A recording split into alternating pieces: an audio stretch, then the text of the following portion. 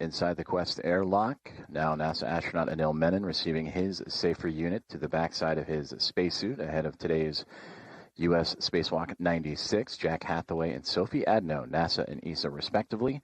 Helping install those is Jessica Meir, is now already inside of the crew lock and in position. For Meir, this will be her 6th spacewalk. And for Anil Menon, this will be the very first of his NASA career.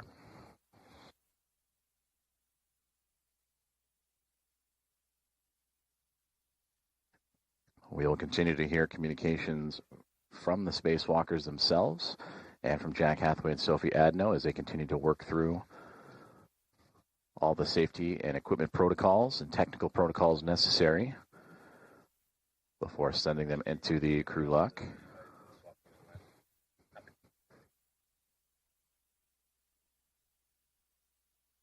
And once inside the crew lock, it will begin to depress, bringing the pressure down from what's inside the International Space Station down to the vacuum of space. And from there, the 2 NASA astronauts will venture out and begin today's spacewalk to again begin to install the hardware that will modify the station's 3B power channel and prepare it for the future installation of an International Space Station rollout solar array.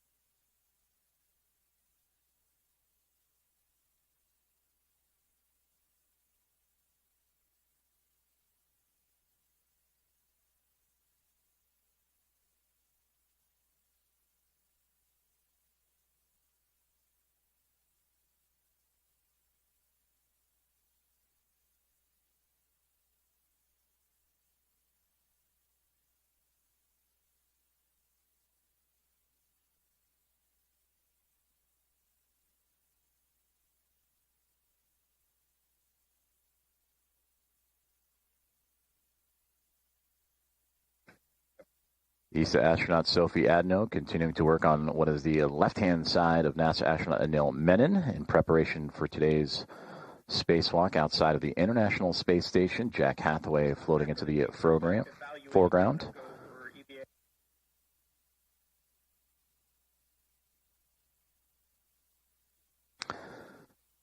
The crew continuing to work through their pre-spacewalk procedures as Jessica Meir joining Anil Menon for today's spacewalk, already in the crew lock in the background there that is illuminated. This view inside of the equipment lock, setting up Anil Menon for eventual entry to join Jessica into the crew lock. Teams on the ground monitoring all these procedures and continuing to work towards the start of today's spacewalk. So far, everything has been on time for both the crew and team here on the ground as pre-breathe procedures have been worked through. Medox canisters to scrub carbon dioxide have been installed. The safers have now been installed with Jessica first and now Anil as they position him.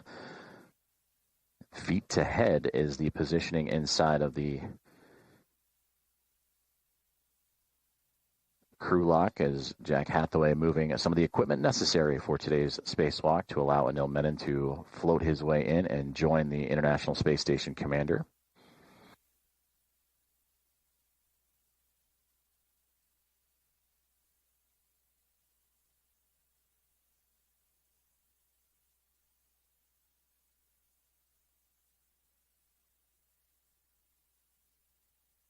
What time do you think we are?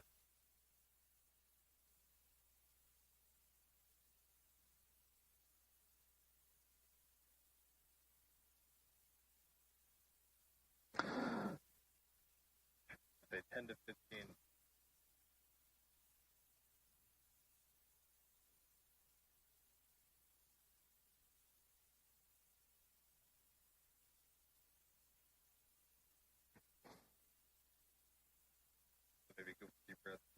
Today's Spacewalk support group and Jack Hathaway and Sophie Adno now positioning NASA astronaut Anil Menon inside of the crew lock of the Quest airlock inside of the International Space Station as crew aboard the station, as well as here on the ground in Mission Control, Houston, in the International Space Station Flight Control Room. About 10 minutes, I expect.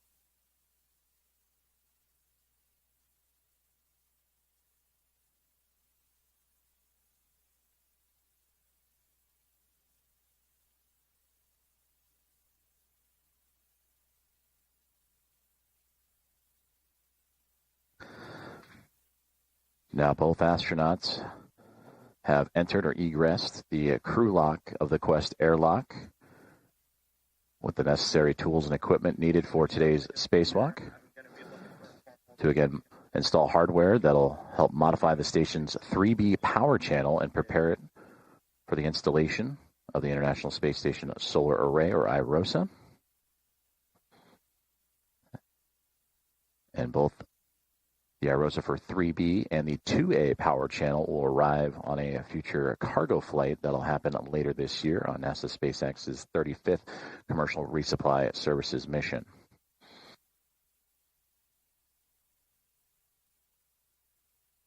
For Anil Menon, he is the astronaut in the spacesuit with his head facing towards Hathaway and Sophie Adno. Jessica Meir just off to what would be Anil's left, our right from our view.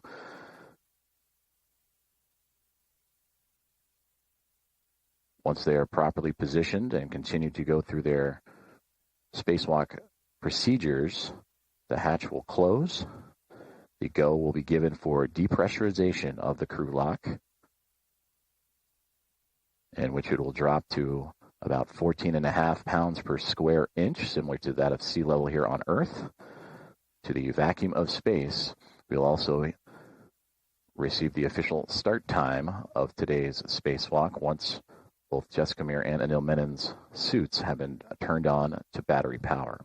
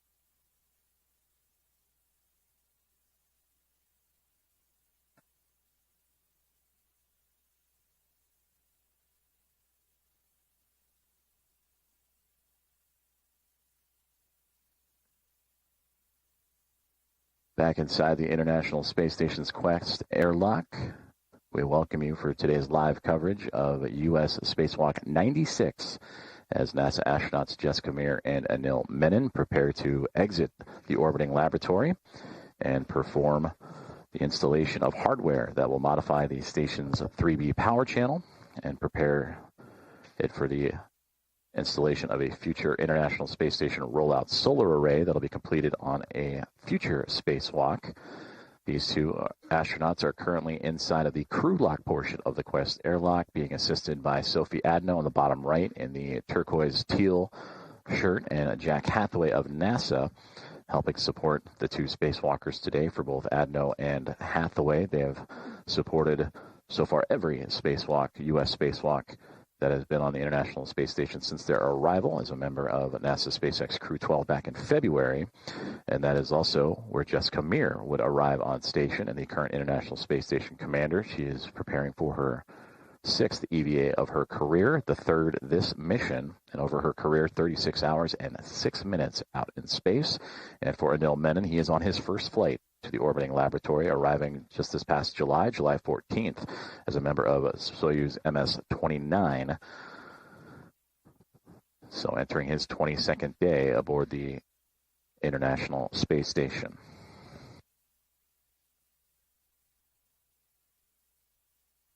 Everything so far has been on time for the crew in their pre-spacewalk preparations, going through pre-breathe procedures, having their metal oxide canisters installed, their HECA cameras, that is the high-definition extravehicular mobility unit camera assembly.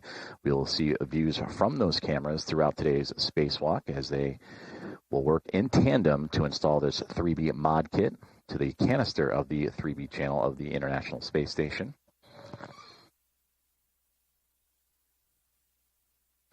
Teams here on the ground in Mission Control Houston continuing to monitor through these steps ahead of the start of today's spacewalk as they continue to communicate down and communicate with the astronauts, making sure everything and every procedure is checked off.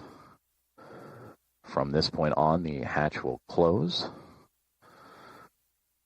and the teams on the ground, as well as both Jack and Sophie, will monitor.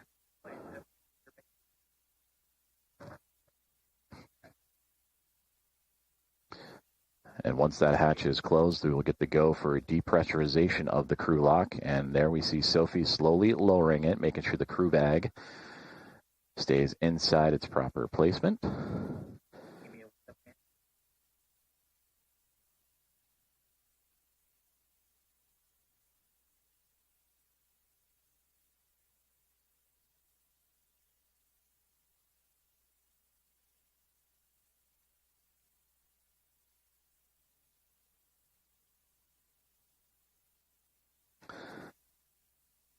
And with that, the hatch has been closed of the crew lock of the Quest airlock inside the International Space Station. We're on the other side of the hatch awaits Jessica Meir and Anil Menon of NASA, ready to venture out into space for today's spacewalk. Sophie Adno and Jack Hathaway in the foreground in the equipment lock portion, continuing to work through today's procedures.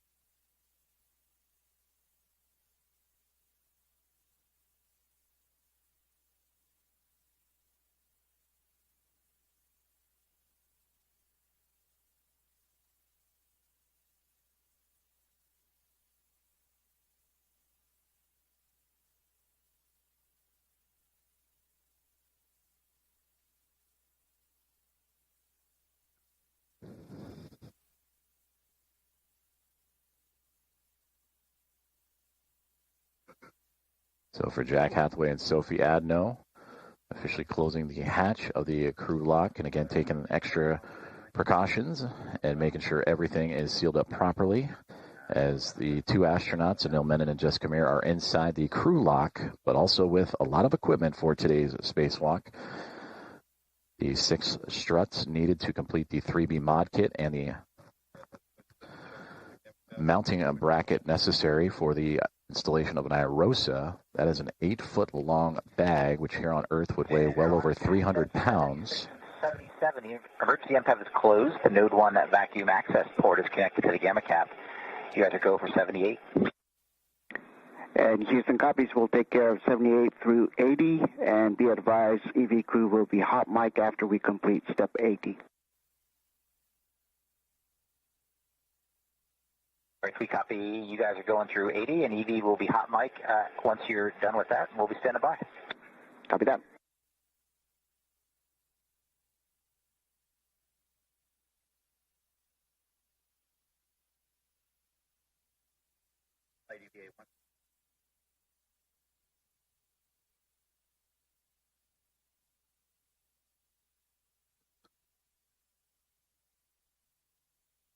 So inside the International Space Station, Jack Hathaway communicating with the teams here on the ground with Flight Director Ronak Dave and his Momentum flight team for today's U.S. Spacewalk 96, continuing to work through the step-by-step procedures ahead of today's spacewalk. On the other side of that hatchway is NASA astronauts Jessica Meir and Anil Menon, our two spacewalkers for today. 6th of the career for Meir, 1st for Anil Menon. And then as they continue to work through their procedures, we will hear communication from the crew as they continue to work through their checklist, but also the go for depressurization of the crew lock.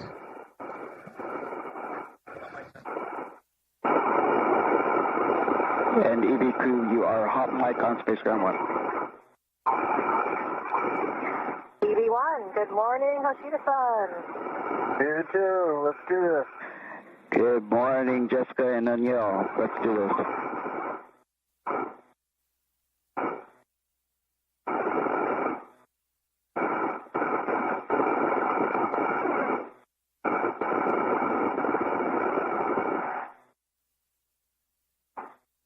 Just to make sure I'm on the same page with you, I think that means that you guys are done with 80 and you're ready for me to do 81.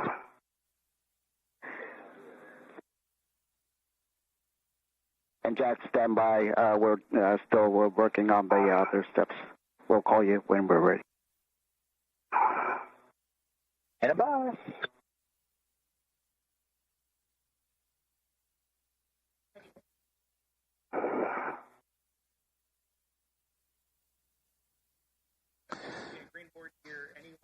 And we heard the first communications down to the ground of today's coverage from Jessica Meir and Anil Menon doing the comms checks with the team here in the International Space Station Flight Control Center. Meanwhile, Jack Hathaway and Sophie Adno continuing to work through their step-by-step procedures ahead of depressurization of the crew lock of the Quest airlock. Pick up in step 81, and in step 84, you have a go to perform the crew lock depress, repress cue card depress section. Some will go to start in 81, and in 84 we have your go to start the cue card. Good copy.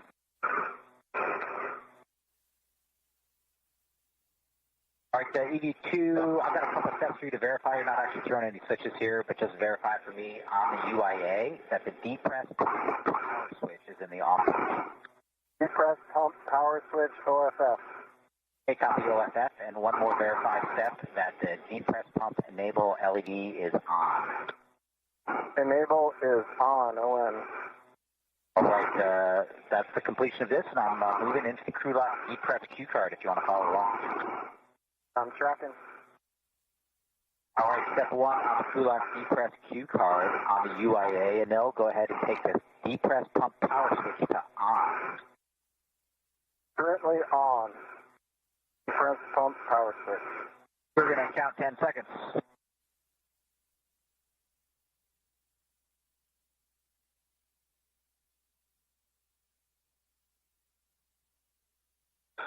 All right, that's a good 10 seconds. Step 2, you're going to take the depress pump manual isolation valve to open. You can expect to get an alert tone.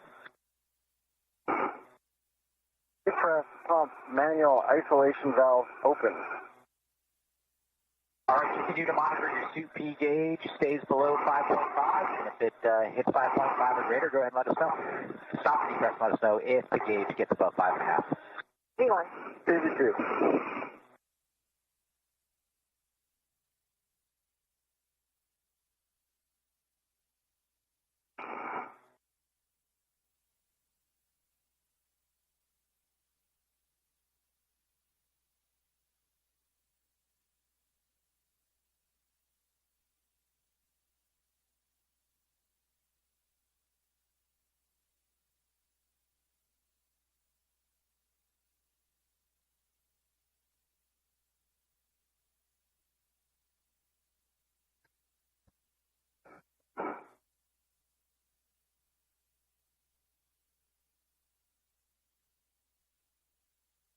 So with those procedures that were read out from Jack Hathaway communicating with Anil Menon, as well as the teams here on the ground in Mission Control Houston, we have received the go for depressurization of the crew lock, which on the other side of that hatchway, you can see through the window the flag of NASA astronaut, or one of the astronauts, Anil Menon and Jessica Meir.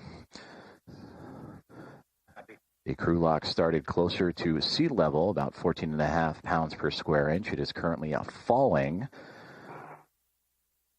and a little more than 11.8 pounds per square inch at the moment. And we'll continue to monitor this depressurization of the crew lock. And of course, the teams inside and Menon and Meir will also monitor their spacesuits and safety systems as the depressurization takes place, along with Jack Hathaway and Sophie Adno, who you see in the foreground.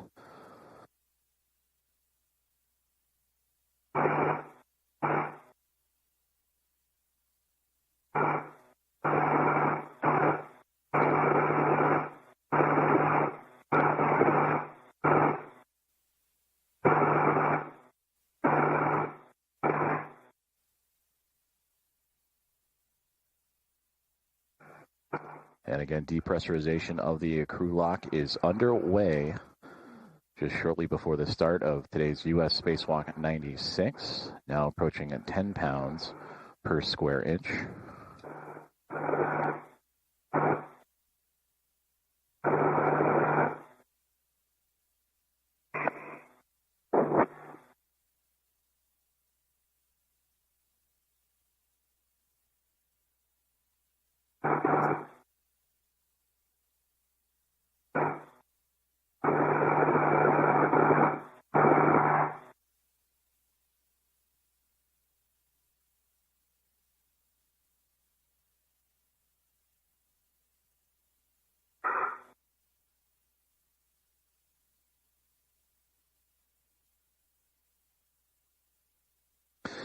We welcome you back inside the International Space Station Flight Control Room here at Mission Control Houston, as we are transferring communication satellites and bouncing between the two, and we will bring you back views inside the International Space Station as depressurization of the crew lock is underway ahead of today's U.S. Spacewalk 96 with NASA astronauts Jessica Meir and Anil Menon.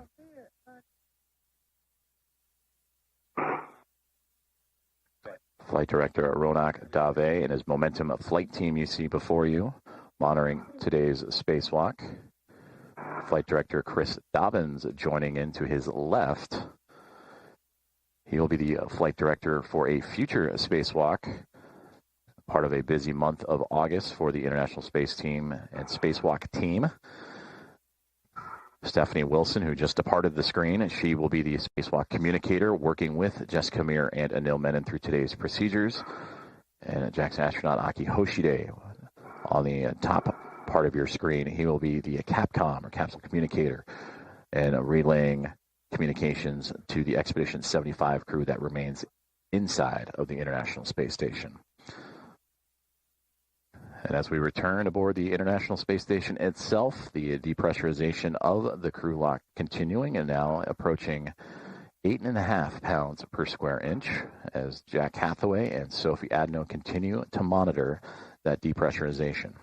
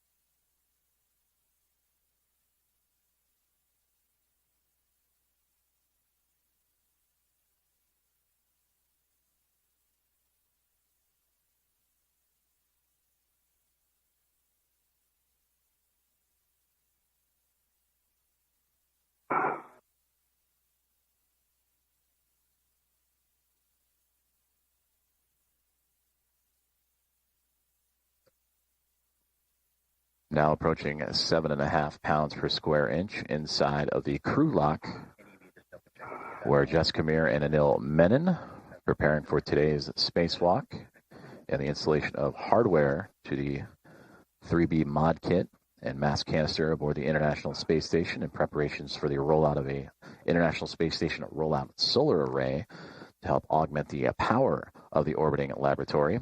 Jack Hathaway and Sophie Adno supporting today's spacewalkers. Also monitoring from the orbiting laboratory. And as we sit this morning at this hour, the International Space Station currently flying over the South Pacific, about to make its way to the northwest portion of South America.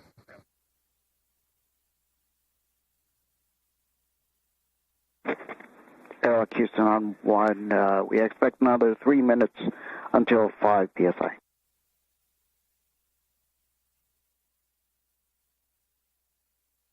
We copy 3 minutes. We're seeing about, and pass through about 6.5 now, and EV1 and EV2, you can expect an alert tone at 6, and we'll check in with you again at 5 psi.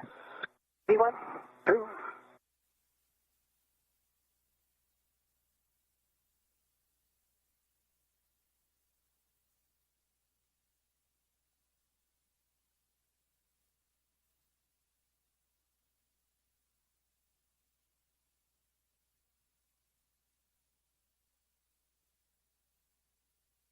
Communications with Jack Hathaway and the team here on the ground inside the International Space Station Flight Control Room. And also relaying those comms to the 2 astronauts inside of the crew airlock as the depressurization continuing on. Now it's 6.3 pounds per square inch inside of that crew lock.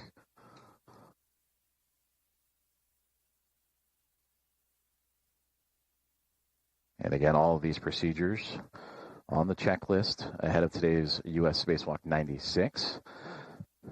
And once the checkouts for both these suits and the safety procedures for both Menon and Meir are complete, the hatch will open outside of the Quest airlock to welcome them out into the vacuum of space, and we'll await the call for the suits to be transferred to battery power, and that will again mark the official start time of today's spacewalk.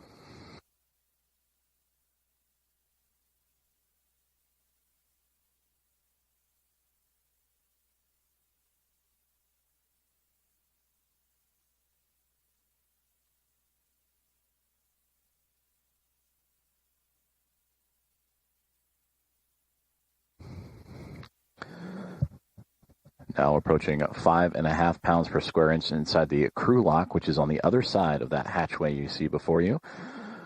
Sophie Adno and Jack Hathaway also monitoring from the equipment lock of the Quest airlock of the International Space Station.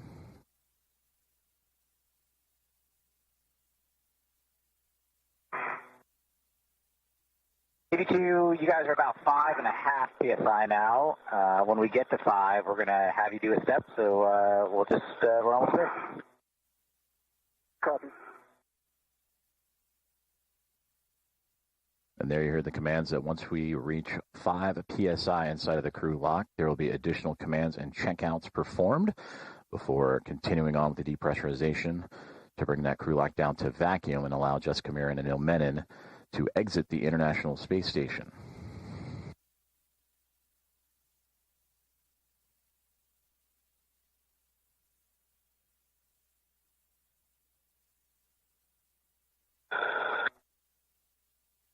All right, to EV2, if you'd reach out and put your hand on the depress pump manual isolation valve and move it to the closed position, you'll get an alert tone.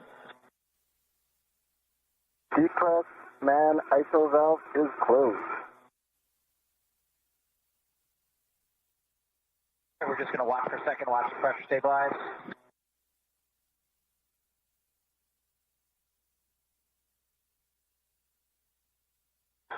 All right, we see you guys stable at 5 for EV1 and EV2. On your DCMs, take your display switch into status until you see leak check ? Then a long yes, and follow the displayed instructions. Let us know when you're done. EV1. EV2.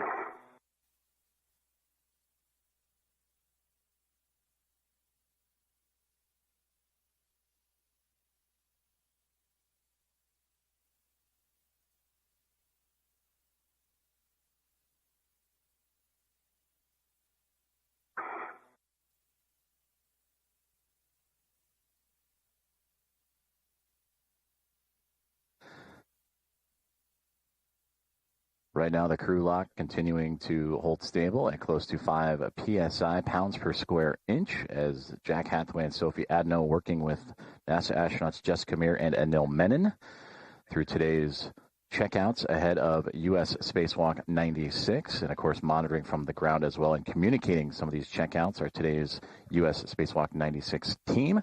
And there you see in the navy blue suit right in the middle of your screen is Ronak Dave, the flight director for today's Spacewalk, and his Momentum flight team overseeing everything.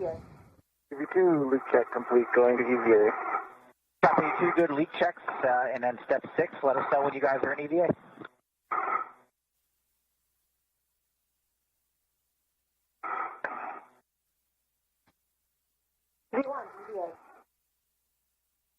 Copy, EV1 EVA.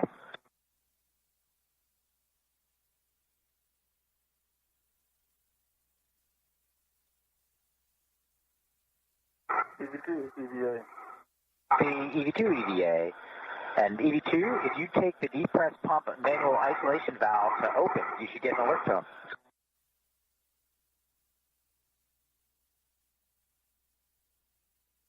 The depress pump manual isolation valve is open. Copy that. Sophie's going to take the emergency MPEV out here to open.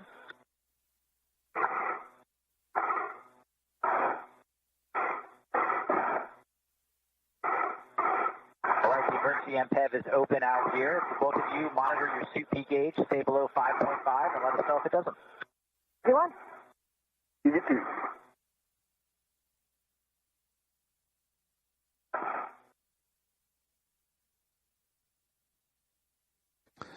Two good leak checks reported by NASA astronauts Jessica Meir and Anil Menon as they are inside the crew lock of the Quest airlock with support from Jack Hathaway and Sophie Adno, as we have now resumed the depressurization of the crew lock ahead of today's spacewalk, U.S. Spacewalk 96, as we approach now 4 pounds per square inch, bringing down that crew lock from about 14.5 all the way down to vacuum.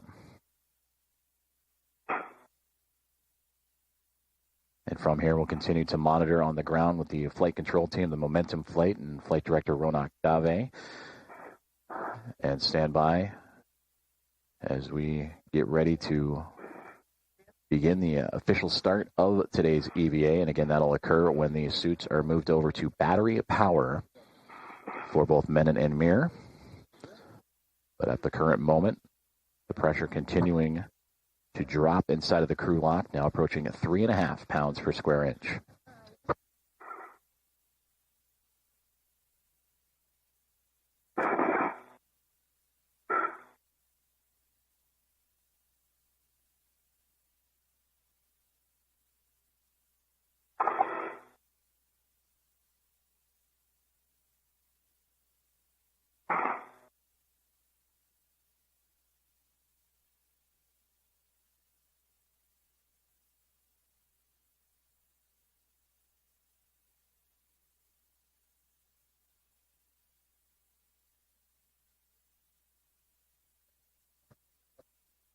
Pressure inside the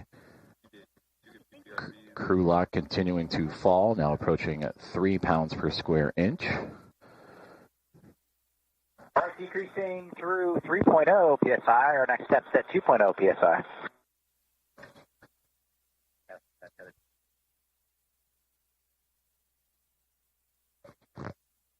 Again, the crew continuing to work with the teams on the ground and the 2 astronauts for today's spacewalk, and Jessica Meir and Anil Menon through their spacewalk procedures. And we heard that the next round of procedures will come as we near closer to 2 pounds per square inch, currently at 2.75.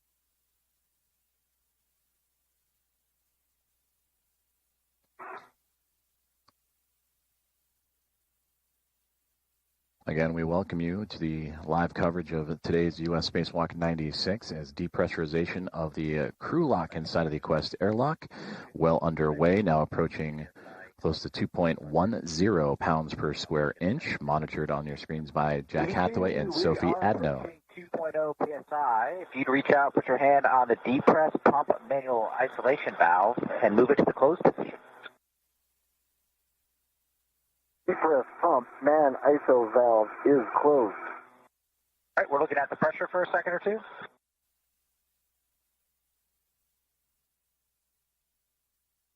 All right, and on the UIA EV2, you can take the depress pump power switch to the off position. Press pump power switch is off, OFF. Copy off, OFF. It's been great working with you guys. We'll see you in a couple hours. Houston, you got them. Thank you so much, Jack and Sophie.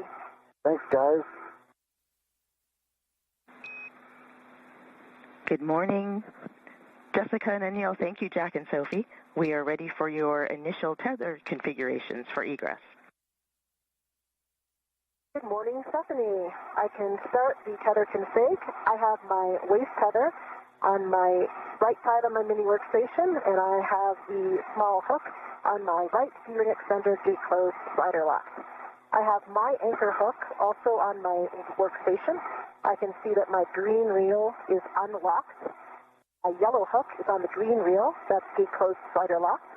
My red reel is unlocked, and I can see my green hook is on the red reel that is unlocked. I have Anil's anchor hook also on the red reel that is gate closed slider locked. I can see his green reel is unlocked. And I can see his yellow hook on his green reel, gate closed slider locked. And I can see his red reel. So that's just disappearing out of my view. And now can you see the rest of yours? Yes, red reel's unlocked, and the green hook is on the red reel unlocked. Starting from my left steering extender, I see the small hook of my left waist tether. Closed lock, black on black. It's attached to the large hook of the airlock waist tether. Both hooks are closed lock, black on black. And that small hook goes to the airlock steering extender, closed lock, black on black. My right waist tether is attached to the D-ring extender, closed lock, black on black with the small hook. The large hook is unlocked on my NWS, and my red hook is on my right D-ring direct. It's closed lock, black on black.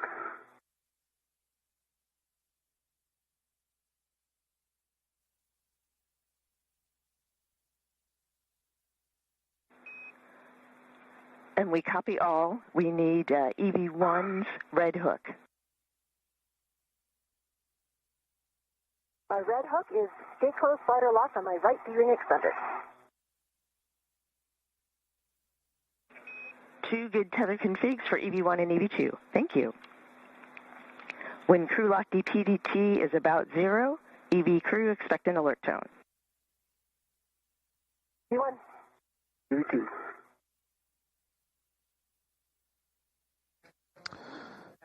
Communications from the team here on the ground in Mission Control Houston in the International Space Station Flight Control Room, relaying information shared with today's NASA astronaut and spacewalkers, Jessica Meir and Anil Menon. That was Stephanie Wilson, the voice you heard on the ground after communications was officially handed over.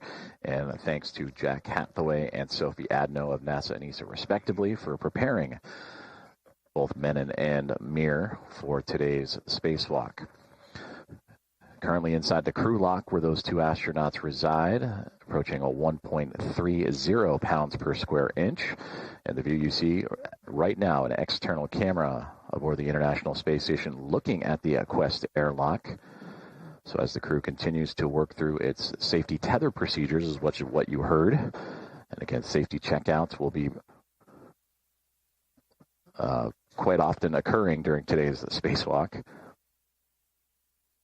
But we will await the suits for both astronauts to be turned on to battery power, and that'll officially mark the beginning of today's spacewalk to install a mod kit on the 3B mass canister to set up for the rollout of an International Space Station rollout solar array to help augment the power of the orbiting laboratory.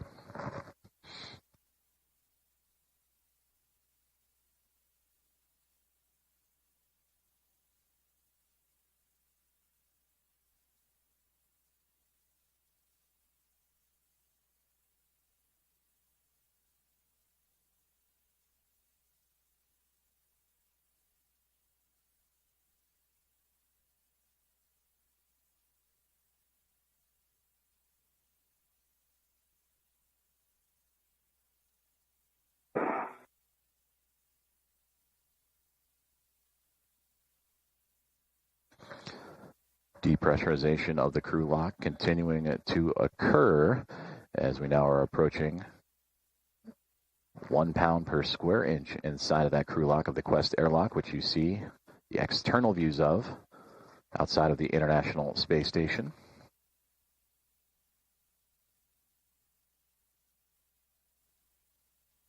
Right now, the International Space Station orbiting 260 miles above the Earth, currently passing over the Atlantic Ocean.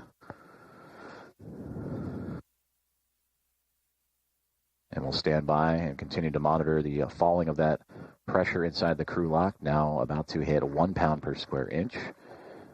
And I'll wait for the calls to have the crew and Jessica Meir and Anil Menon switch their suits onto battery power.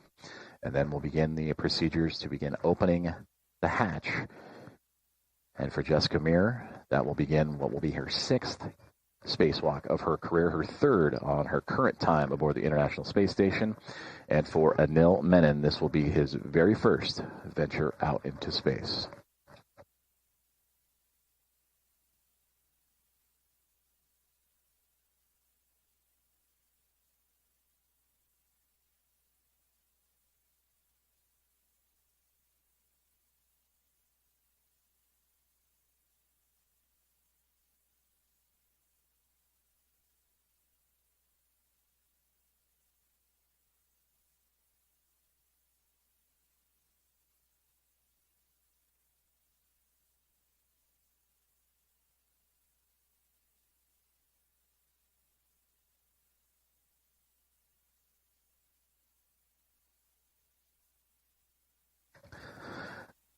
We welcome you to today's live coverage of U.S. Spacewalk 96 outside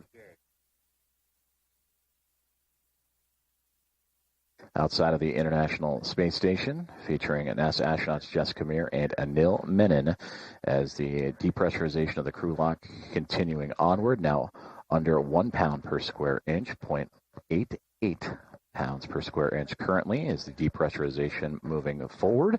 Everything so far in their pre-spacewalk procedures have gone by the book. With the pre-breathe, the install of the safer and Medox canisters, the crew moved from the equipment lock to the crew lock. Additional safety checkouts and procedures performed by both the astronauts themselves and their support groups, both Jack Hathaway and Sophie Adno aboard the International Space Station offering assistance, as well as the teams here in Mission Control Houston.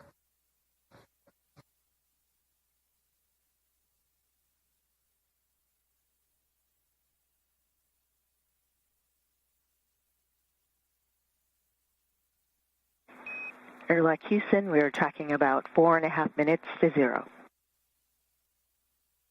EV1.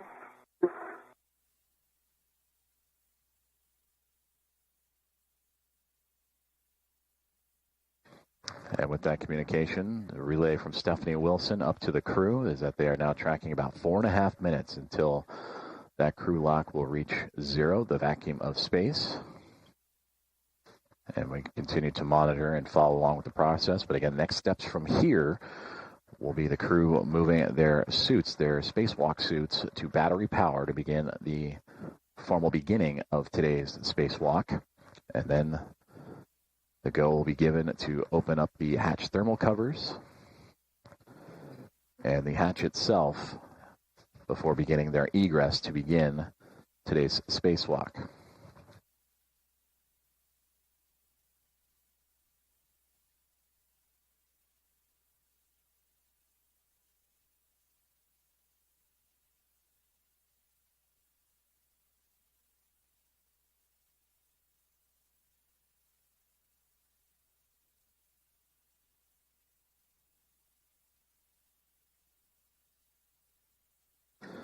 And again, today's spacewalk performed by Meir and Anil Menon. They will exit the Quest airlock here in only a few more moments, and that will begin their journey to install hardware that will modify the station's 3B power channel and prepare it for future installation of an International Space Station rollout solar array. And that solar array will be scheduled for delivery a little bit later this year aboard NASA's SpaceX's 35th Commercial Resupply Services mission. It will be the 7th IROSA and will provide additional power to support critical station operations, including its safe and controlled deorbit. Now, 2 minutes relayed to the pounds per square inch to reach zero, the vacuum of space, currently sitting at 0.68.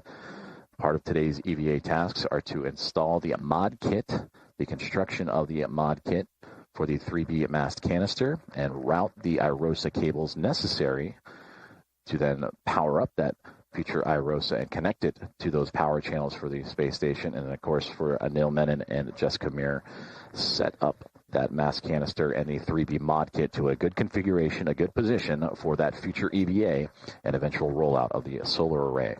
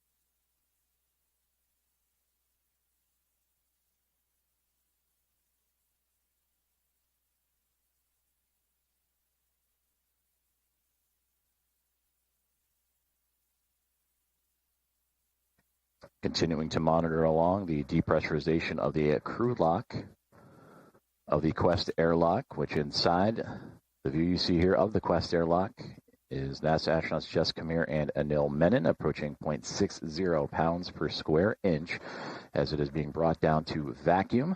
All initial checks and safety checkouts have gone by the book,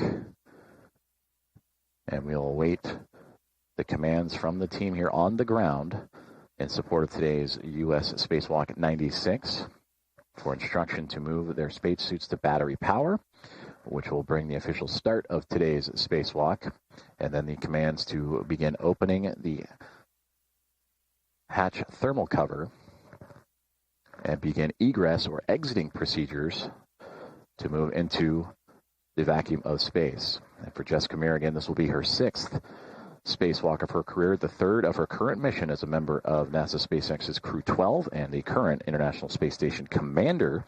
And she will add to what has already become an impressive total of time out in space, 36 hours and 6 minutes as it stands this moment.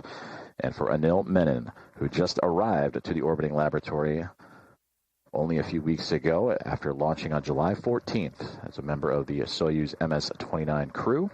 This is his first space flight, and this will be his first adventure outside into the vacuum of space. And for today's 3B mod kit installation, we mentioned that this would be a part of a package deal that will be brought up to IROSAs and pairs on the NASA SpaceX 35th Commercial Resupply Services mission. The 7th IROSA set will be a part of the 2A mod kit channel that was completed in portions back in March of 2026 and beginning in May of 2025. And then for this 3B power channel mod kit, it would be the 8th rollout solar array to make its way out of the International Space Station.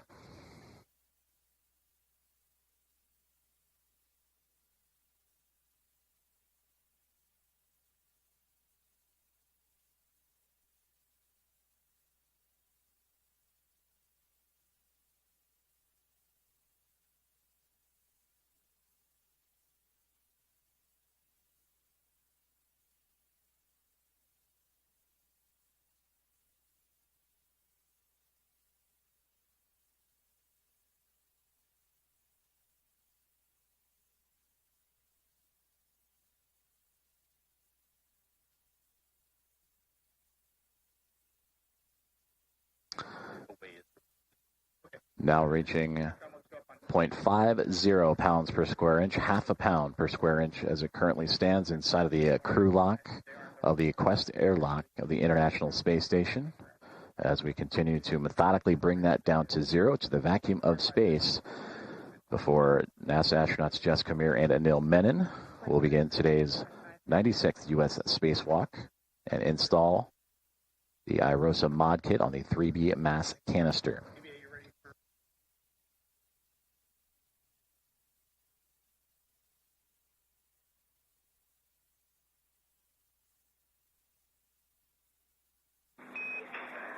Airlock Houston, we see crew lock P less than 0.5. We are ready for you to verify EV hatch gauge. Work. And now I'm coming left a little bit toward your feet to reset. I'm moving my feet up. I see negative 0.4.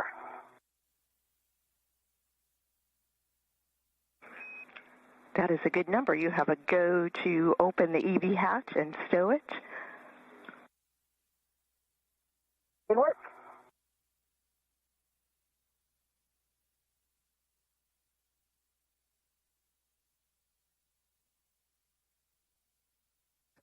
Communication is there as the team has received the go to open the EV hatch.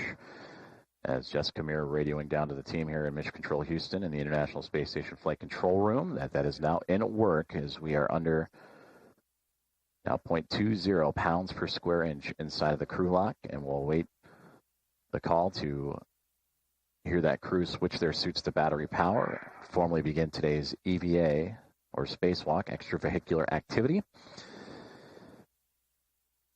And then from there, the views you see on your screen, the external cameras on board the International Space Station will begin to see movement and eventual exiting and egressing of the two NASA astronauts. A little bit toward you. Yes.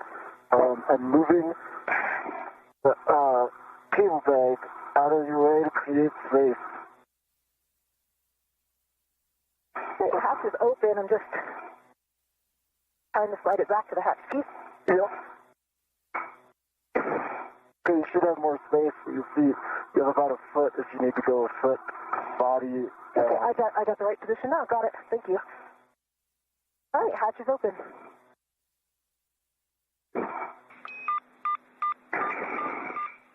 Copy, hatch open. For Jack and Sophie, take emergency MPEV to closed.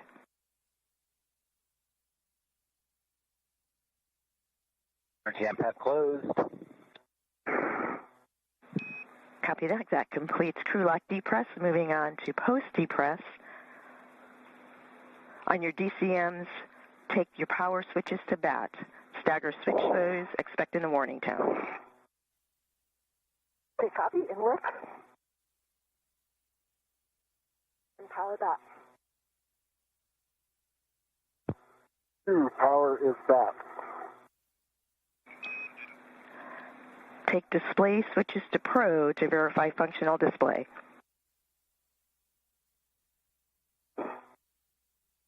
V1 functional. EV2 functional. On the UIA, take power EV1, EV2, 2 switches to off, OFF.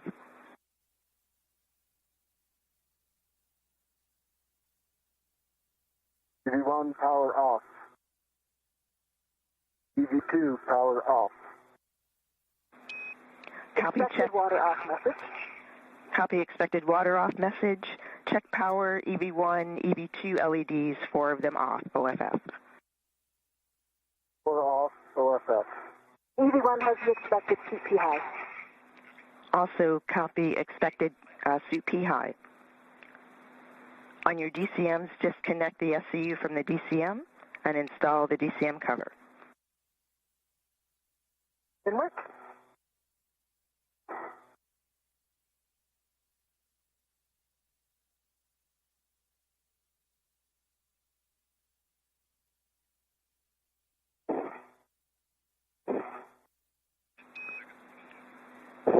Ten seconds, 20-second handover.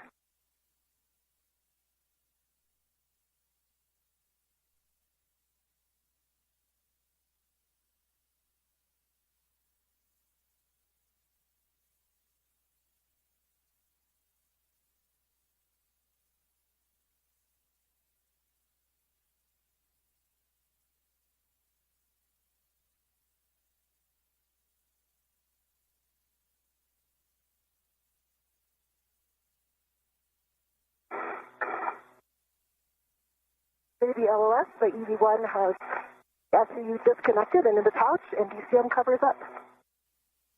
EV2 is disconnected into the pouch, DCM cover is up. Copy all EV1, EV2. On the crew lock, check depress pump man ISO valve is closed. Press pump man ISO valve is closed. On your DCMs, take temperature control valves to max hot.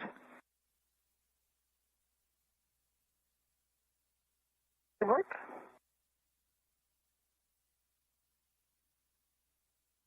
EV1 max hot.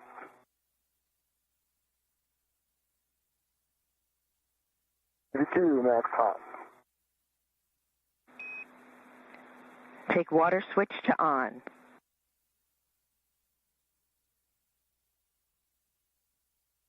EV1 water on. EV2 water on. Check DCM blank, bite off. DCM blank, bite off. DCM blank, bite off.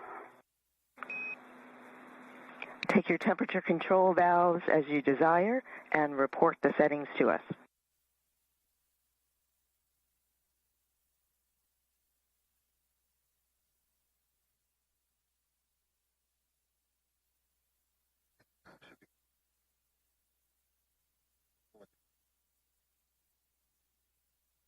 Thank you for joining us for today's live coverage of EV2 set at 7.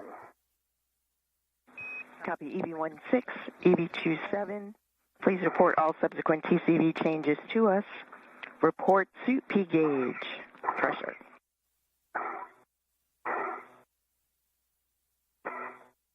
EV1 4.2 on the 50 gauge.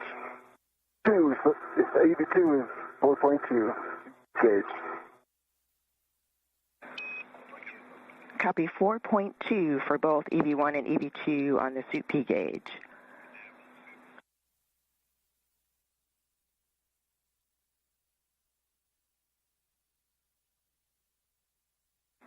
You can set your visors as required for day.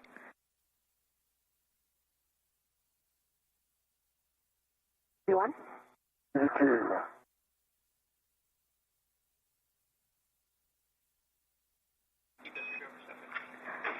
And we have good suit parameters on the ground. We will take the airlock VRIV step also from the ground. That completes post-depress. Jessica, we are ready for you to open the hatch thermal cover, release the hook from the magnetic plate D-ring, attach the hook to the stowage tether point, and cinch the strap until snug. Confirm 6 lines visible. Okay, copy and work. And we again welcome you to today's live coverage of U.S. Spacewalk 96. We're just a couple of moments ago at 7:33 a.m. Central Time, 8:33 a.m. Eastern. The suits to NASA astronauts Jessica Meir and Anil Menon have been switched on to battery power. They just completed their post-depress checklist that you heard in communication with Spacewalk communicator Stephanie Wilson, you see on your screen here, sitting next to Flight Director Ronak Dave. So again, the official start time of today's Spacewalk, 7:33 a.m. Central Time, 8:33 a.m. Eastern, as the International Space Station was flying over Germany. You can egress the airlock and turn on your HECA. Good work. We are currently experiencing communications handovers between satellites as expected, and the team is monitoring, so we will keep things here inside of Mission Control Houston in the International Space Station Flight Control Room, as the team's actively working through today's pre-spacewalk procedures. Steve Villano, the lead spacewalk officer, along with Drew Burr and Lucas Winder, the spacewalk task officers to support today, along with Matt Hahn, the spacesuit support team, and Andrew Francis and his airlock support team. We also heard commands on Jessica Meir, NASA astronaut currently in work I have a tether down. And I have my HEPA turned on. And as we regain communication and receive views, there we see Jessica Meir outside of the Quest airlock as she has now formally begun her 6th spacewalk of her career. And we will monitor Jessica's progress through today. You can see towards the top of her backpack the portable life support system, the red stripes. On your BRT, taped towards your head, and you can use an adjustable from your mini workstation as a load alleviating strap as desired for translation. You want copies? Strap bag is between the hatch and the staging bag, so it's going to take me a second to try to free that. Okay, take your time. I'm getting my BRT ready.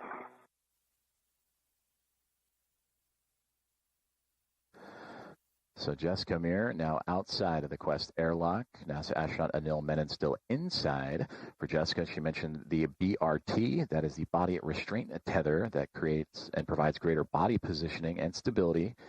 And that is when working in close proximity to the International Space Station and being able to retain the use of both of her hands. And she will need that because Anil Menon is going to hand her the strut bag for today's spacewalk. That consists of 6 struts and a mounting base for the future use of an International Space Station rollout solar array. And that bag, quite large, 8 feet in long, and weighing here on Earth what would be 330 pounds.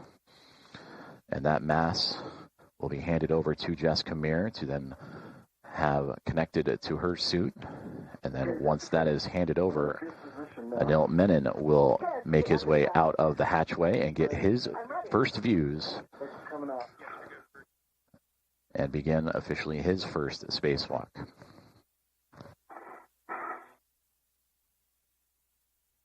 Stand by there. I'm going to try to rotate to the handle side. Handle yet.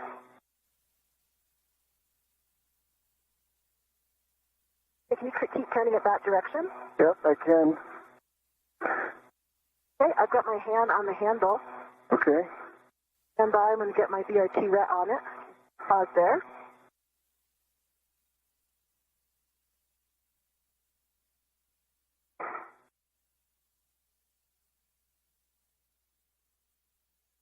Okay, I have my BRT ret on it. I'm going to release this. Have the ret side actually. I do have the. I can easily release the ret if you'd like me to. You can go ahead. I have it retted.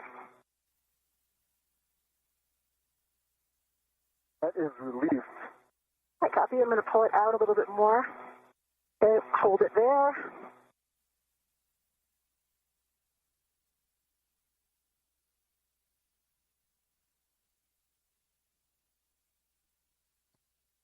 And we get our first views from the helmet cam of NASA astronaut Jessica Meir outside of the Quest airlock being handed the strut bag for today's U.S. spacewalk. Being handed over to her from NASA astronaut Anil Menon. And you can see those body restraint tethers attached to the side of the space station. And there in the background, you can see the solar array wing and the Northrop Grumman NG-24 vehicle and cargo craft attached to the station. And again, that strut bag, quite large, 8 feet long, weighing over 300 pounds, that has now been handed over to Jessica Meir.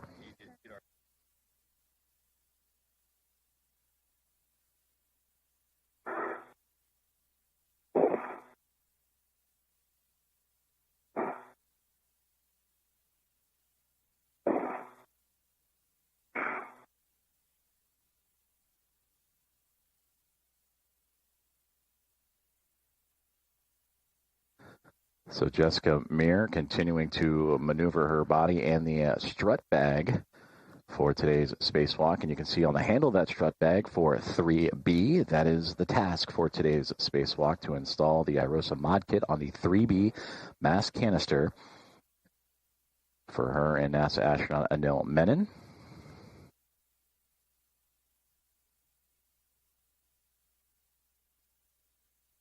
Got the adjustable, and I'm putting that over to my mini workstation for some extra maneuverability.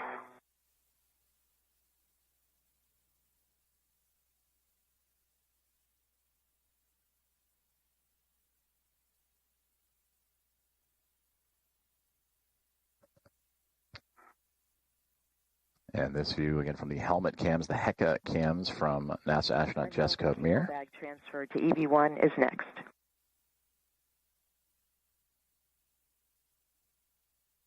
No copies. In place. I'm going to refine this bag, I think, a little bit after, come out a little bit more. I like the position I'm in right now to receive the cable bag. Okay. My handle's coming out first. And give me some station coordinate directions to get it to you. Wait, stand by. I'm going to get a rep.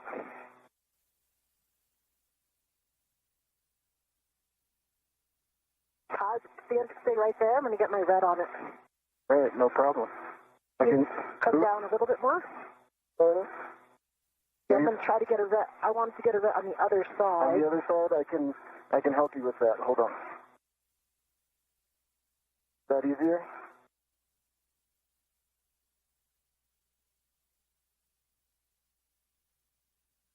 Handle feature with you.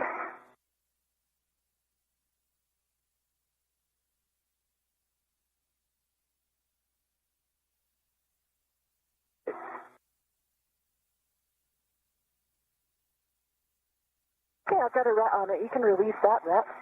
Okay.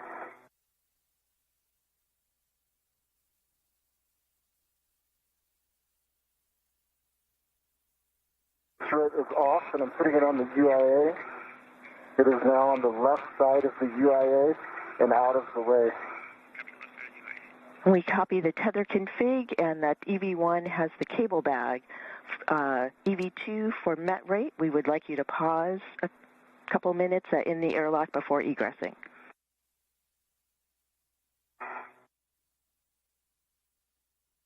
Copy, pause. So no, just to plan out this egress, I am immediately on the forward side. I have the strap bag on my left and the cable bag on my right. The cable bag is out of your way, I think, but it's just kind of underneath the hatch. You can see it. I can see it. But if you come out and then go straight aft, we should be in good position. I'll do that.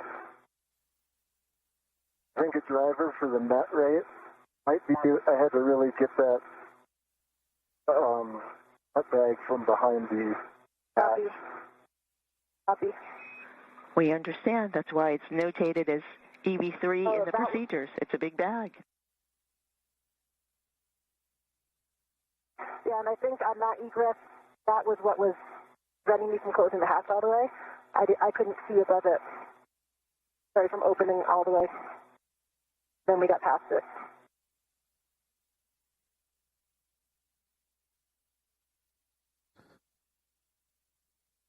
NASA astronauts Jessica Meir and Anil Menon working through their procedures as we are now 15 minutes into today's spacewalk, U.S. Spacewalk 96.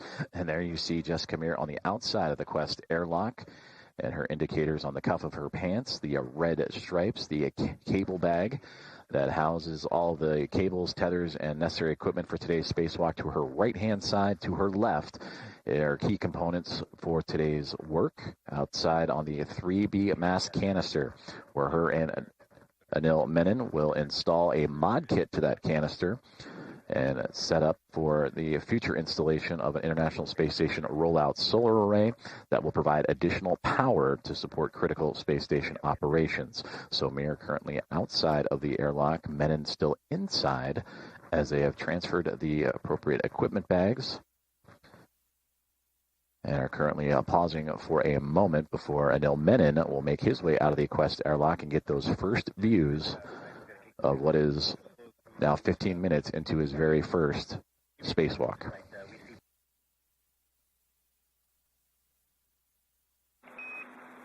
EV2, nice work on the pause. We show good met rates continue. You have a go to egress the airlock. Please go to egress.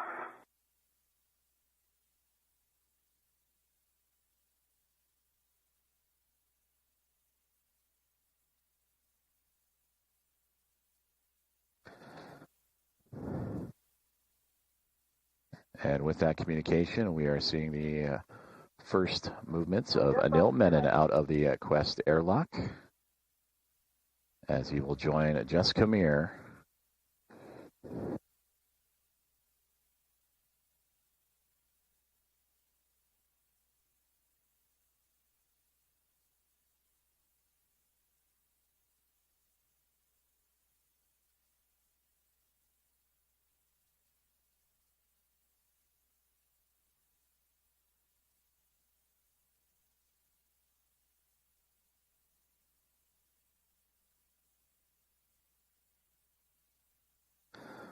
So now both Menon and Meir have exited the Quest airlock. Meir, with the red stripes on her cuff of her pants, closest to this camera view. Anil Menon just on the other side to her right, as they will continue to maneuver into position.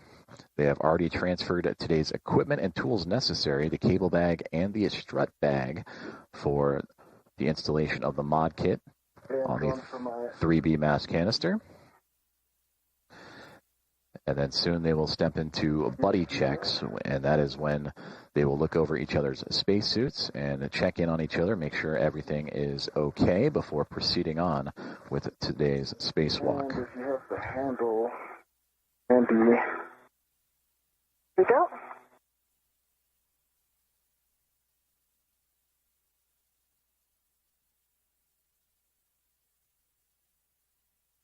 So the official start time of today's spacewalk, 7:33 a.m. Central Time, is when the suits were transitioned over to battery power, and we are now 19 minutes into U.S. Spacewalk 96. Once you get a red on it, you can release that. Okay, my red is on it, and it's on my DOT as well. Okay, I can't reach my enough. You can push it to me, or you can get it off. I think given this position, I'm going to rotate towards you. Okay, I see it. Stand by right there.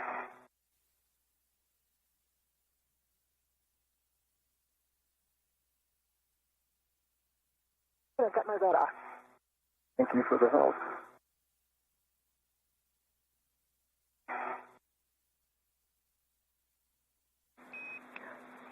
Copy. Nice work between the two of you on that choreography. Jessica, when you're ready, 10, the hatch thermal cover closed. And you'll turn on your HECA when you have... Open until...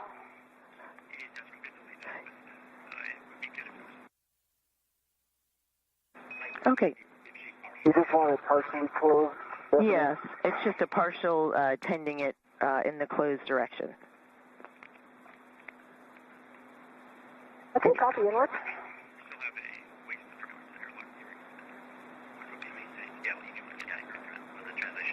And Anil, you can turn on your HECA when you have an opportunity, and after that is buddy checks.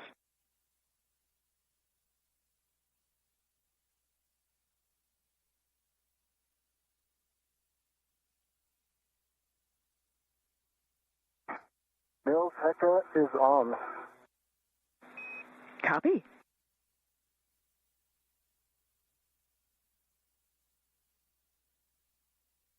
Depends on the thermal cover. Could you move those cutters a little bit? Bring them. There we go. Here.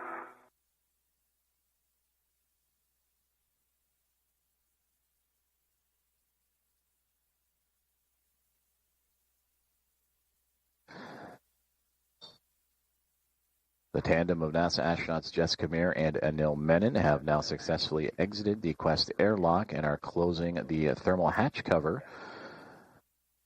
Jessica Meir would depart first. Anil Menon would hand her the cable bag and strut bag for today's US EVA and spacewalk. Okay, let me move the cable bag out of my way.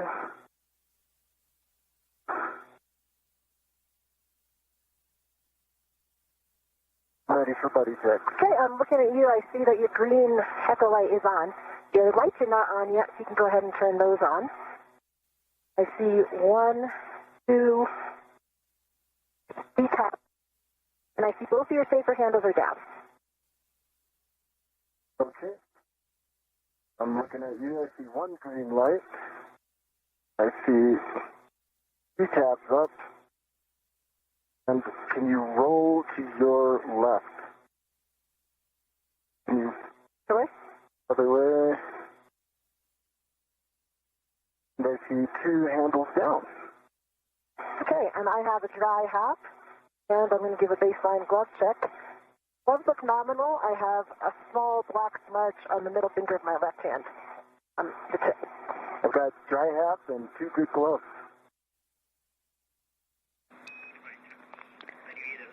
Copy. Good buddy checks, good hap, and good gloves.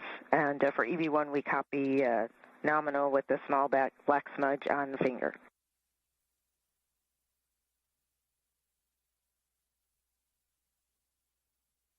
Okay, and the thermal cover is not going to stay closed with the cutter coming out there. Do you want us to try to get it closed again?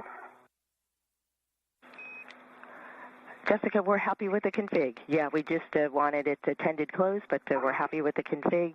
We are ready for you to start translation. I have 2 cautions for you both and 1 caution for EV1. Avoid inadvertent contact with deployed test cable, zenith and nadir cedar rails to prevent kinks, folds, or real issues. Avoid contact with radiator and flex hoses. And for EV1, keep translation rates below 0.7 feet per second with the strut bag on your BRT. EV1 copies. EV2 copies. You good? Great. All right. Yeah, I can do all the adaptations while you translate. Sounds like a plan.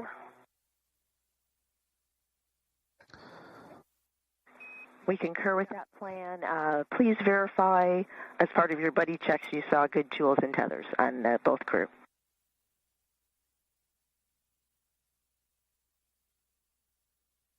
Confirmed.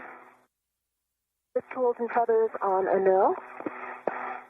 And a reminder, we've got our slingshot here, so all those wheels are in the middle. I don't see any twists that we don't need.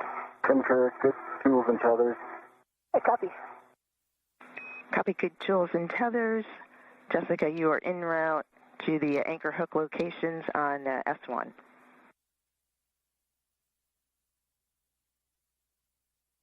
V1.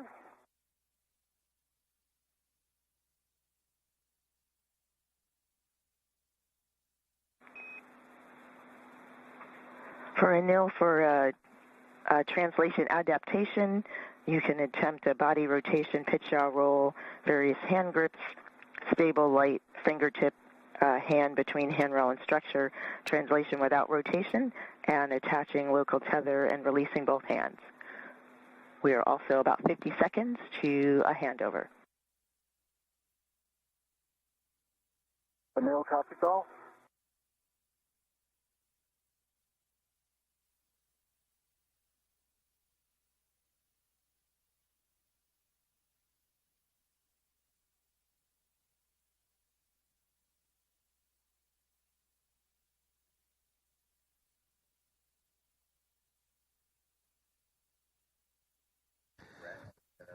Side-by-side views of NASA astronaut Jessica Meir and Anil Menon as they have just recently completed their buddy checks after exiting or egressing the Quest airlock, successfully handling over the tools.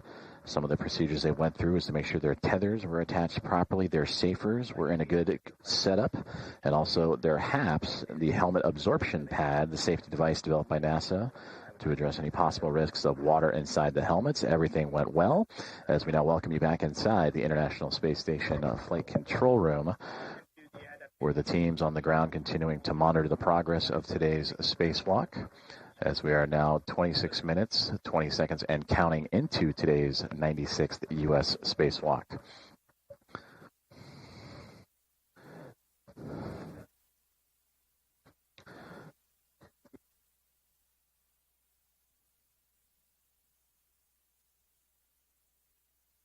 We're currently switching over communications satellites, and we will bring you back those live views and communications with the NASA astronauts, Ronak Dave and the Momentum flight team overseeing today's spacewalk.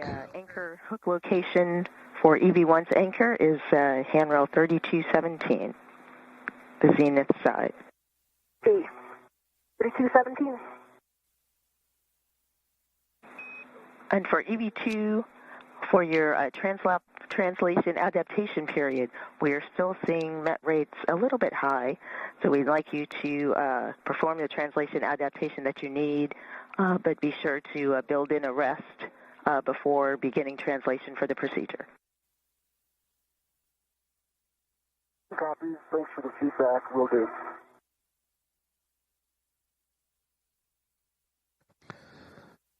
As we return to views from the helmet cams of NASA astronauts Jessica Meir and Anil Menon. This is Jessica Meir's camera as she is translating across or moving around the International Space Station in preparation for receiving additional equipment necessary for today's spacewalk to install the 3B mast mod kit on the 3B mast canister.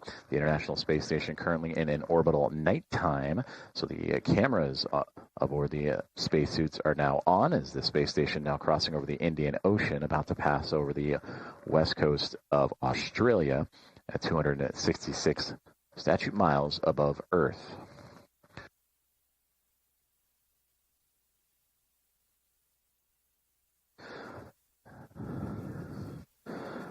And that is a view of Anil Menon that is still close to the Quest airlock, continuing his translation adaptation as necessary.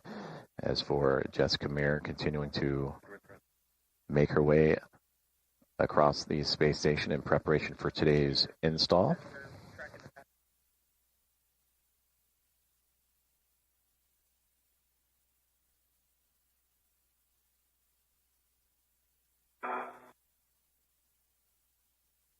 And side-by-side views, there you see Anil Menon and his helmet cam looking back into the International Space Station in the Quest airlock on the right-hand side. As for Jessica Meir on the left, continuing her movements across the space station. As the two will be working in tandem today to install that 3B mast, or the mod kit to the 3B mast canister.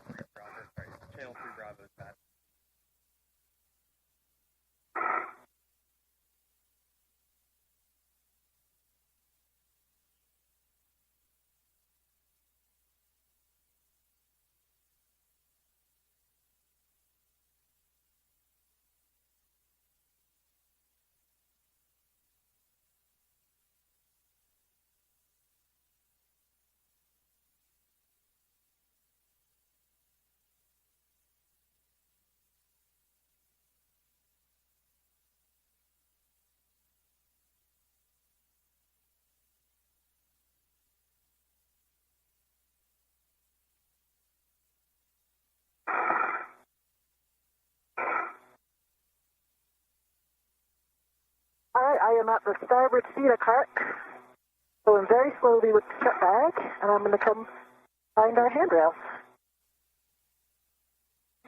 Copy, EV1.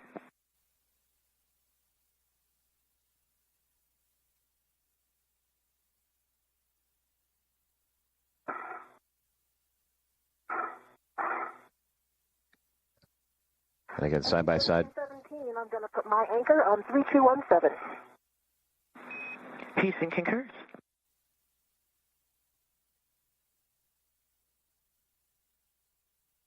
My anchor hook is on 3217, gate closed, slider left.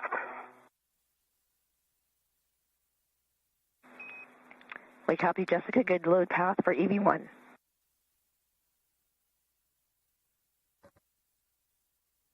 "31 minutes into today's U.S. Spacewalk 96 as Anil Menon still in his translation adaptation near the Quest airlock, and you're hearing communications between Jessica Meir and the teams on the ground as Jessica has arrived to a crew equipment translation aid cart, a seated cart.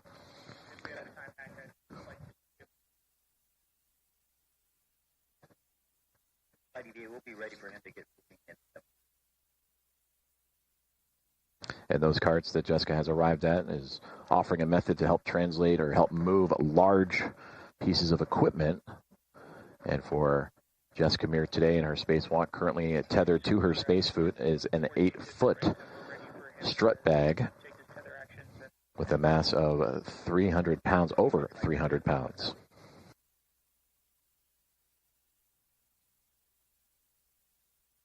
EV2's anchor hook is on 3215.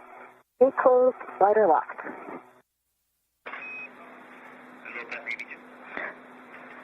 Copy all, Jessica. Good load path for EV2.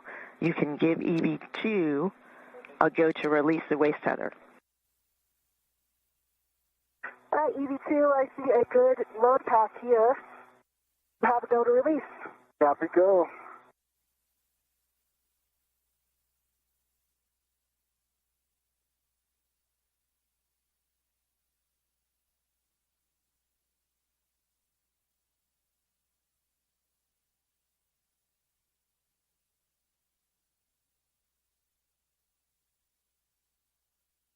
Stephanie, do I have a go to continue my translation starboard?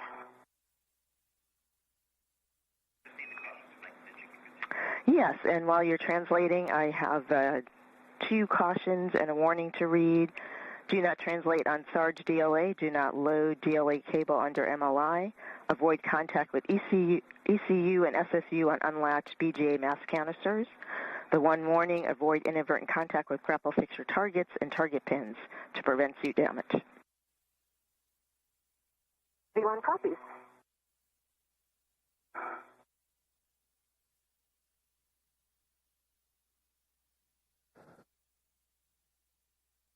.5 minutes into today's spacewalk as we get side-by-side views of the helmet cams of Jessica Meir and Anil Menon. Closing the thermal cover. Thank you. Thermal cover is closed. Copy closed. Translate to port CETA cart with 2 for the WIFX bundling to the cable bag. CETA port translating now. V2. So for Jessica Meir on the left-hand side of your screen, at a CETA cart that will help offer her extra support in maneuvering large pieces of equipment, much like the 8-foot-long, 330-pound strut bag that is attached to her space suit. And you just heard commands for NASA astronaut Anil Menon on the right-hand side to begin translation to another crew equipment cart to pick up a WIFX, a worksite interface extender. And this will allow the crew member to reach work sites that are not easily accessible with the articulating portable foot restraint. We'll hear a lot of those acronyms here soon as well, the APFR. And this WIFX with the APFR adds additional length and maneuverability that will be necessary to help out with today's spacewalk activities. And again, these crew members will be installing an ISS mod kit on the 3B mass canister of the International Space Station. They will build an upper triangle portion, attach the right and left struts to connect that upper triangle, which also contains the mounting bracket for today's EVA and future IROSA, or International Space Station Rollout Solar Relay install. They'll route the cables and then set up that stage for the future EVA that will see the installation of that rollout solar array.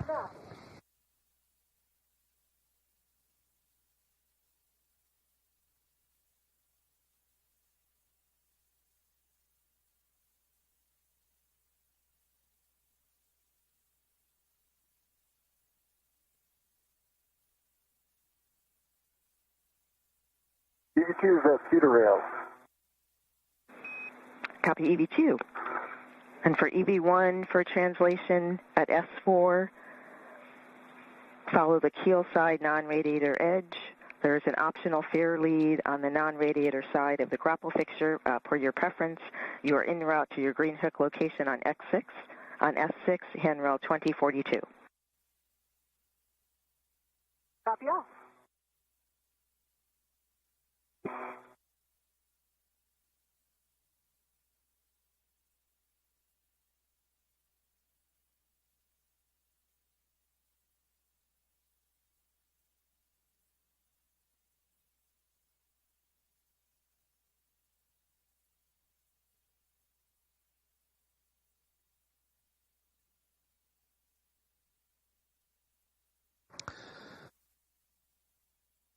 That is NASA astronaut Anil Menon with the cable bag attached to his left, currently translating along the truss of the International Space Station, where he will pick up some additional equipment necessary for today's spacewalk.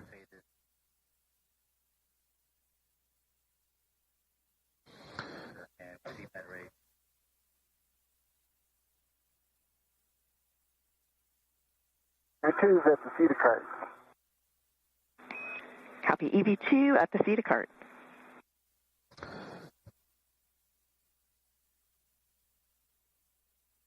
So he has arrived, Anil Menon. You just heard to the CETA cart, that again, the Crew Equipment Translation Aid cart. And that is where a lot of the extra equipment outside of the International Space Station and orbital replacement units also could be found. And you're doing great. Slow is smooth, smooth is fast.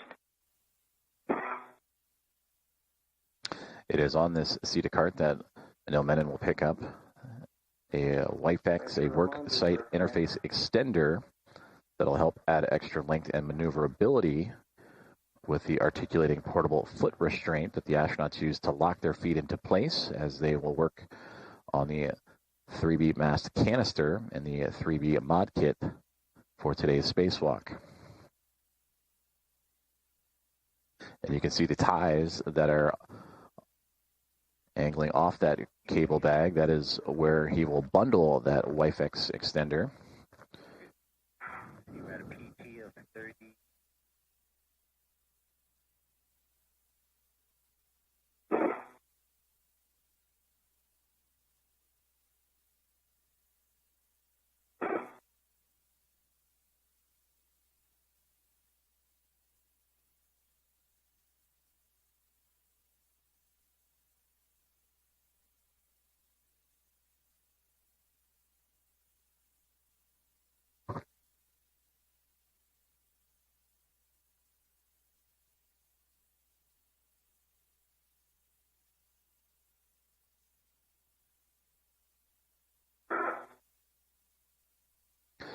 A view from the helmet cam of NASA astronaut Anil Menon, as that is the worksite interface extender that he is currently manipulating and maneuvering, that he just removed from the CETA cart.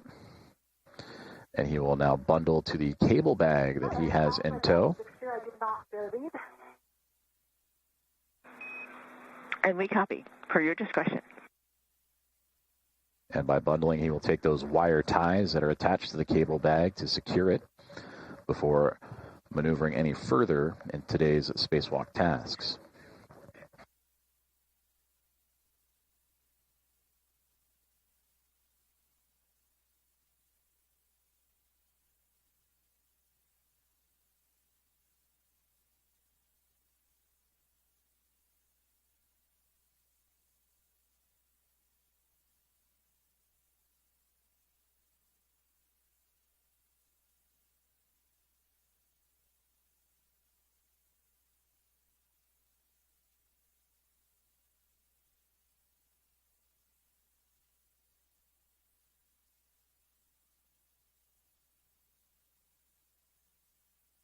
Is secured.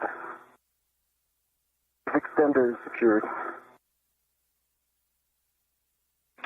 We copy. You have the your bundle of joy now, the WIFEX bundle to the cable bag. And next is the translation to S6 IEA. Prior to crossing the Sarge, check gauntlets in place. How's my met rate doing?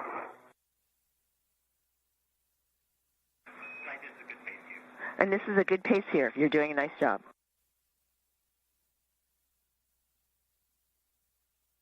Okay, gauntlets are down, and I'm headed out.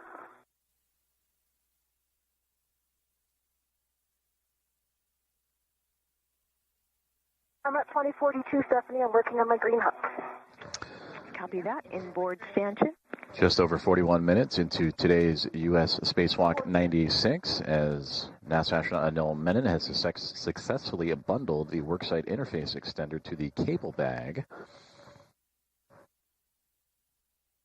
And now we'll translate across or move across the International Space Station to the IEA, the Integrated Equipment Assembly.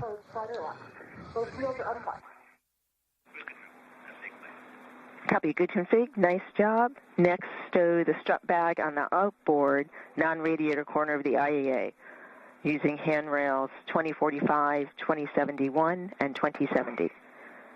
Tape towards the mass canister. I'm headed there.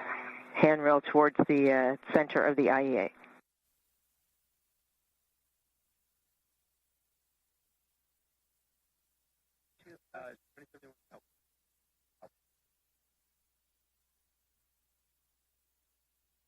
I will be very happy to do this strut bag.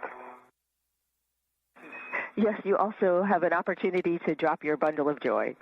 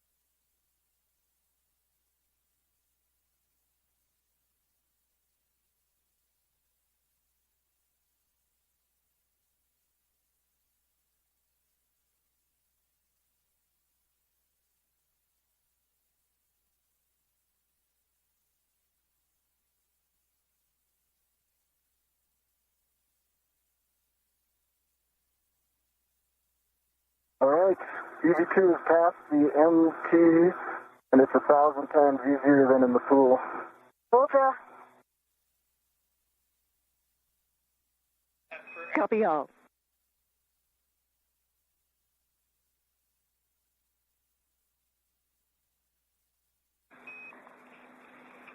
For EV2, for your translation at S4, you'll follow the keel side non-radiator edge, also optional fair lead per your discretion on the keel side of the grapple fixture.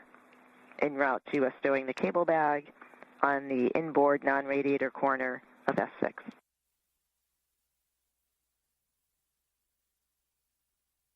Copy, non-radiator side.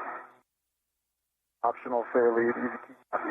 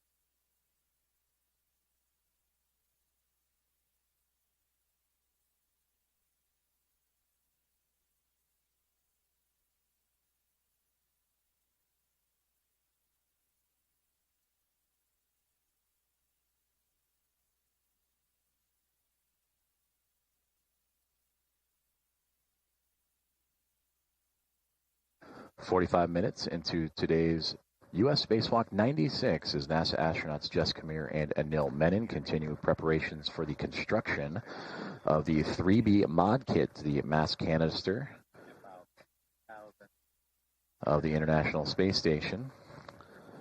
After exiting the Quest airlock and doing quick buddy checks, they would begin their movements across the station to pick up additional equipment necessary, including the WIFX worksite interface extender, also a quick stop off at the crew equipment translation aid cart or CETA cart, and that helps them move large equipment across the International Space Station as needed.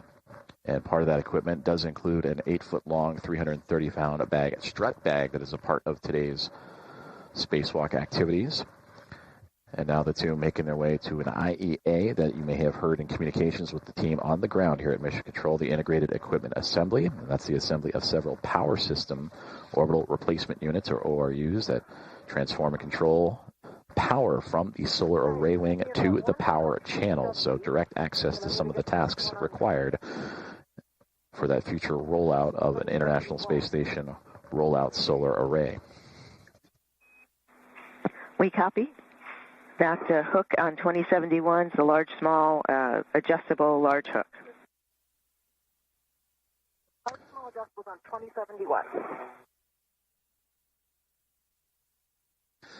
The crew currently working in an orbital nighttime for the International Space Station, which orbits Earth every 90 minutes, so a sunrise and sunset every 45.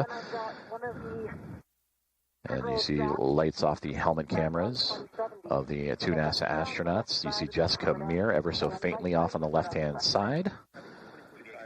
And you can identify her by the red stripes on the cuff of her pant leg of her spacesuit today. And for Anil Menon, in the foreground, you see his helmet lights really shining and reflecting off of the International Space Station, as those two will be working in tandem to build today's modification kit to the 3B mass canister.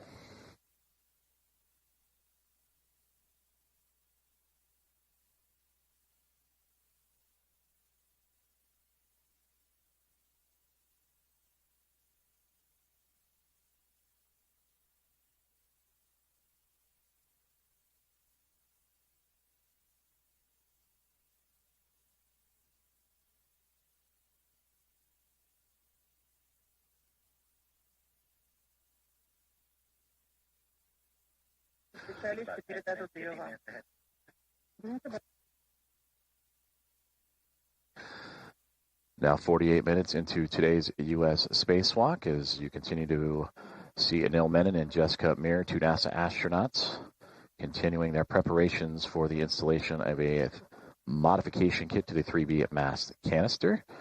And with that, I am thrilled to welcome in colleague and friend of NASA Communications, Ken Appel, for additional commentary.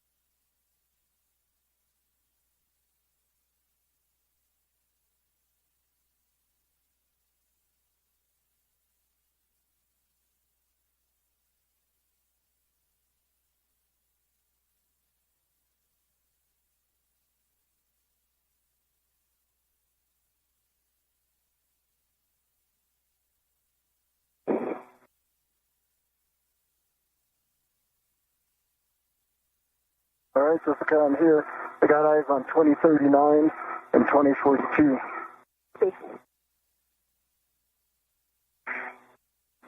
Those are good handrails for EV2 for the cable bag.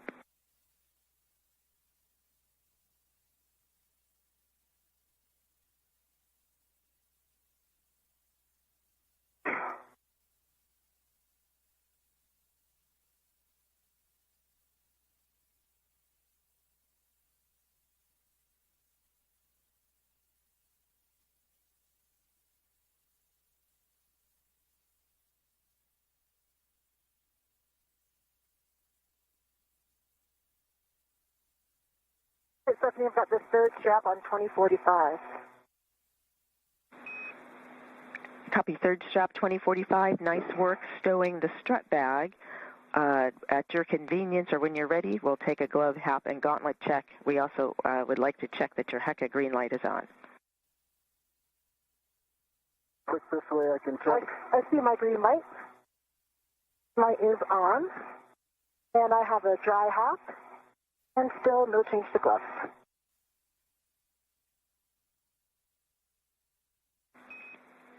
No change to gloves, dry hat, gauntlets down, check, good green light on your HECA for EV1.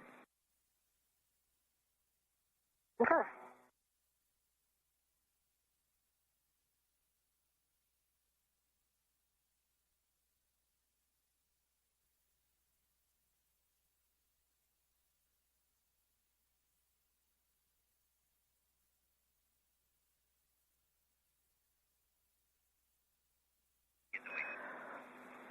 For EV1, we would like a power cycle on your HECA. Anil, as you work to stow the cable bag with the handrail towards the center of the IAA, we'd like you to take a few-minute pause.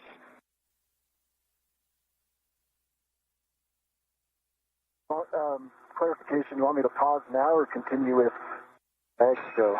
After the bag stow. So once you've got the bag stowed, friendly reminder handrail towards the center of the IAA, then we'd like you to pause.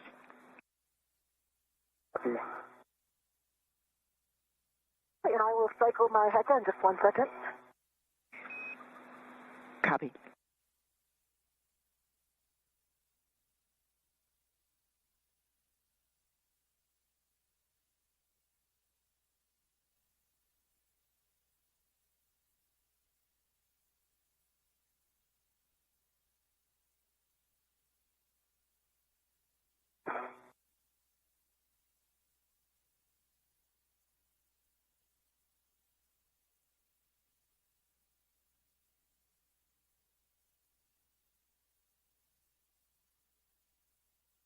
HECA is off, and I need to wait a certain number of seconds to just right back on.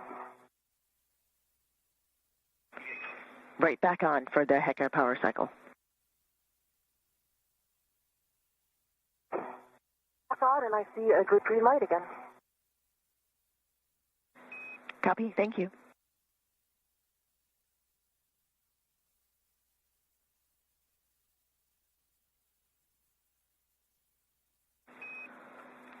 With that work, Jessica, we are ready for you to begin working to build the upper triangle. Open the strap bag, securing the straps as needed. Retrieve the mounting bracket from the strap bag, keeping that tethered to the bag, and you may lock out the ret if required. Copy.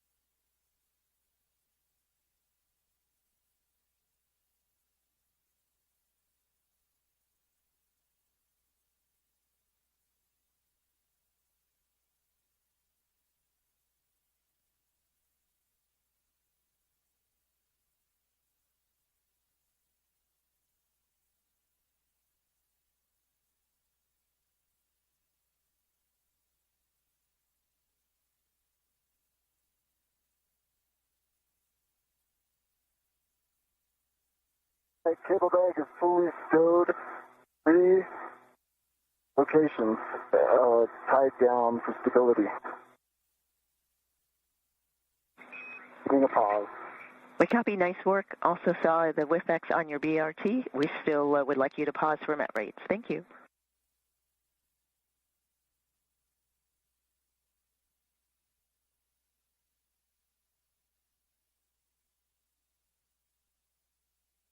I'm going to increase my TCV during this pause. Full report. Copy.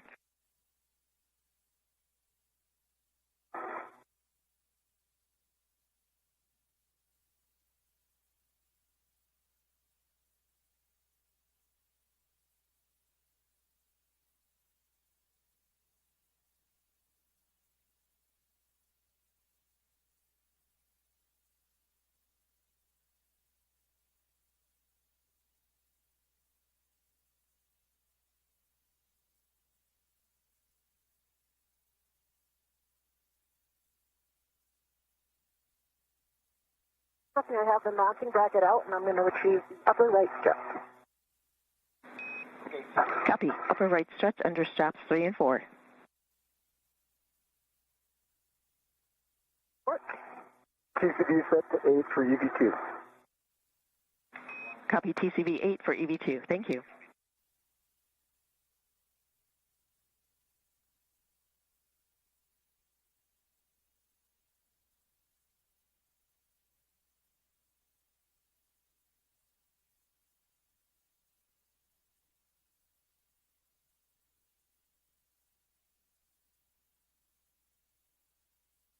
Stephanie, just for feedback from the team, when I do something like install an APFR, I'm going to try to do it a little bit slower. It seems like when I take action, it pops my met rate, so I'll just maybe slow down those procedural steps a little bit. And we copy, Anil. We think it'll stabilize as you ingress the APFR and work throughout the EVA. We're just trying to be conservative with the pacing. Copy. Let me know if that hypothesis is accurate. Else I'll just continue doing as I'm doing until the APFR with your pauses. And your hypothesis is correct.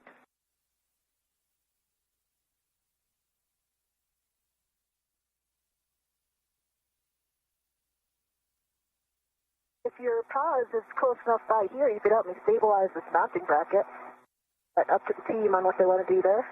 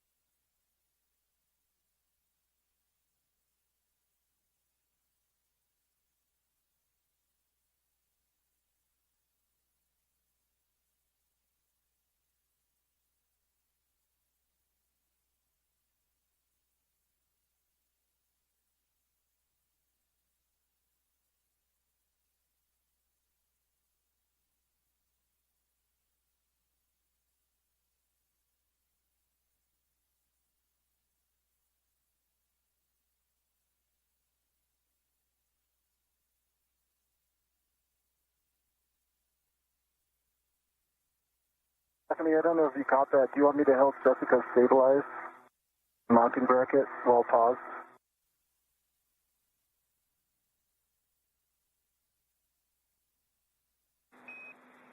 Anil, yes, you can help Jessica stabilize the struts. We're almost done with the pause, and once we show good met rates, we'll get you moving.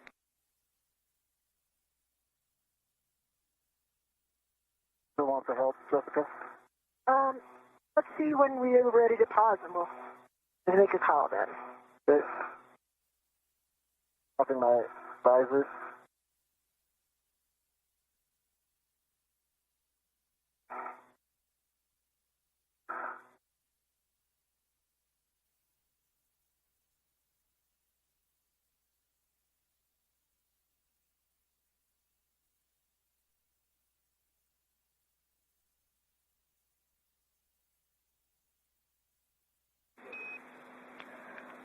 For Anil, we show good met rates. We're ready for you to translate to your green hook location, S6, handrail 2029.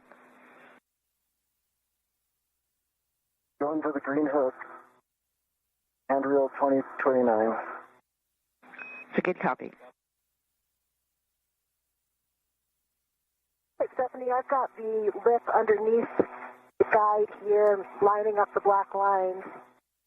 See if I can try to hand start it all.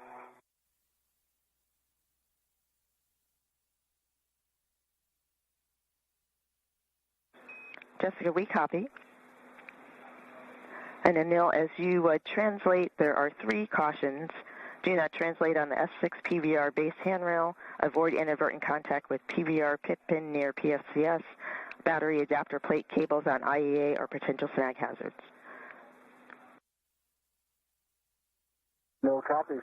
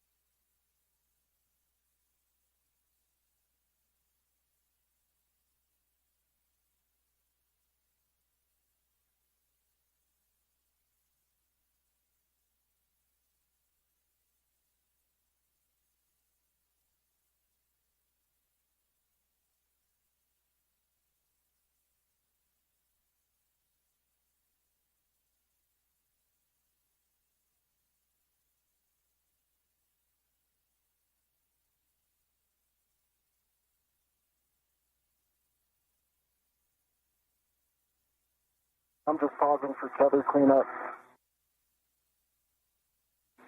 We copy.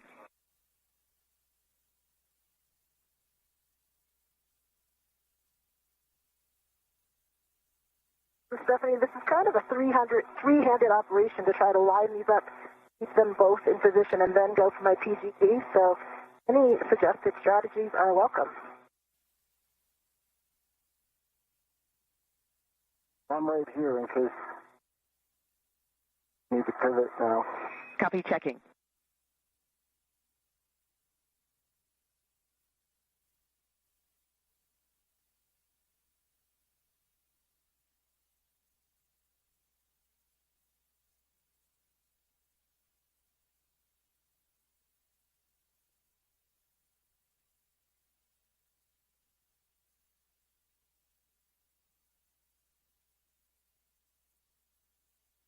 The other thing is, Jessica, once I get the APFR install, I'll eventually be able to help them too.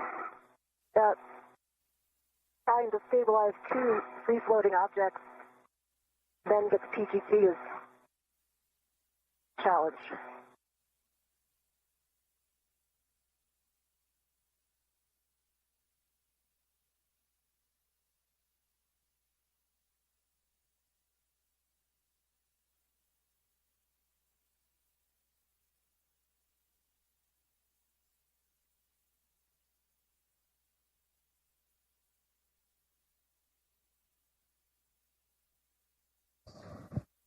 This is Mission Control Houston, and if you're just joining us, we're covering U.S. Spacewalk 96 that began at 7:33 a.m. Central, 8:33 a.m. Eastern this morning.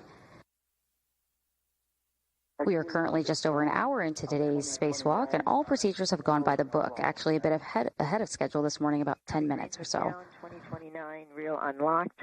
Also double check on the outboard. Today's spacewalk prepares the 3B power channel for the future installation of new rollout solar arrays. Once installed, the arrays will provide additional power to support critical station operations. That handrail is not. NASA astronauts Jessica Meir and Anil Menon, who you see on your screen, are currently assembling the upper triangle, which is the first portion of today's construction. This assembly consists of the IROSA mounting bracket and two struts that will connect to the 3B canister. Just 37.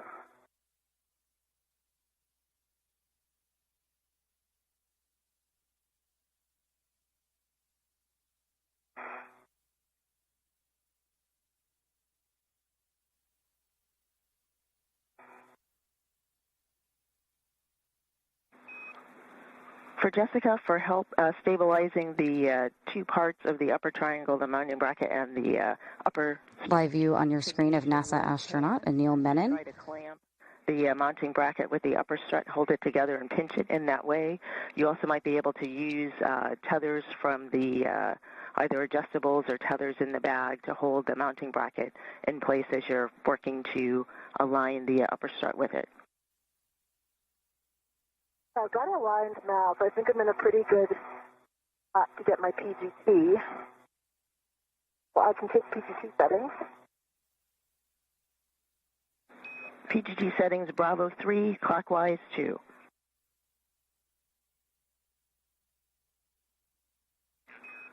And this is the EV3 PGT. It is the PGT from the strut bag. Oh, that's right. With the 2-inch rigid.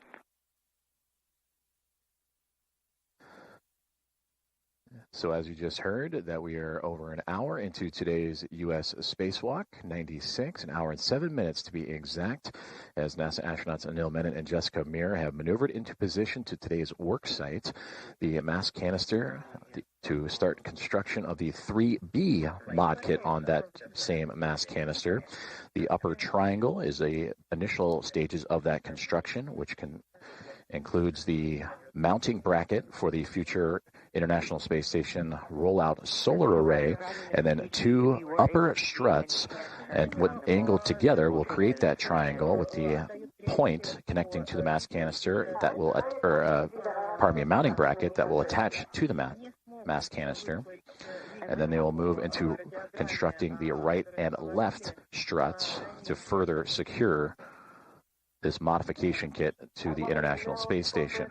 And with this view, you see the teams working in tandem together, and you had a great view there. And then now in the hands of Jessica Meir, who in this view looks like she is upside down, but we can identify her due to the red stripes on her pants and backpack of her spacesuit, the portable life support system. She has the pistol grip tool, or PGT, the powered drill that will help assemble today's struts to the mounting bracket and attach it to the mass canister. 3 clockwise 2. Bravo 3 clockwise 2. Drive M13 and M14, 4 turns.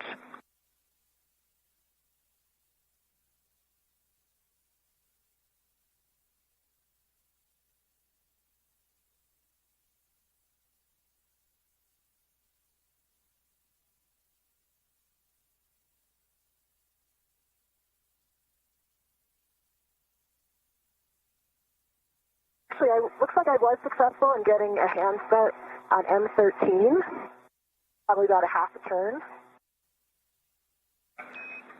Copy, half a turn, M13.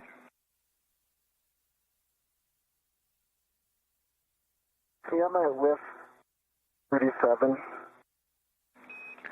With 37, the WIF-X takes a clocking of 6. And there you see in action the pistol grip tool securing one of the upper struts to the mounting bracket. The mounting bracket, the more vertical portion in Jessica Meir's left hand, the strut portion that will go from the bracket to the mass canister on the right hand side. And using that pistol grip tool to start securing the pins and bolts as they continue to work through procedures to build again the upper triangle. And a part of this construction consists of 6 struts. You have the 2 struts that'll help build this triangle, but you also have the right struts, a mid strut and a lower strut, and then also mirror that on the left-hand side, a mid and lower, so 6 in total. That will be needed to construct this modification kit to the 3B mast canister.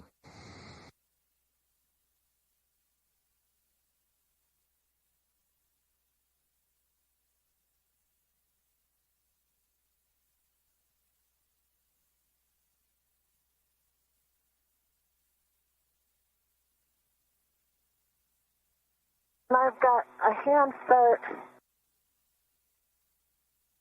1.5 turns on M14.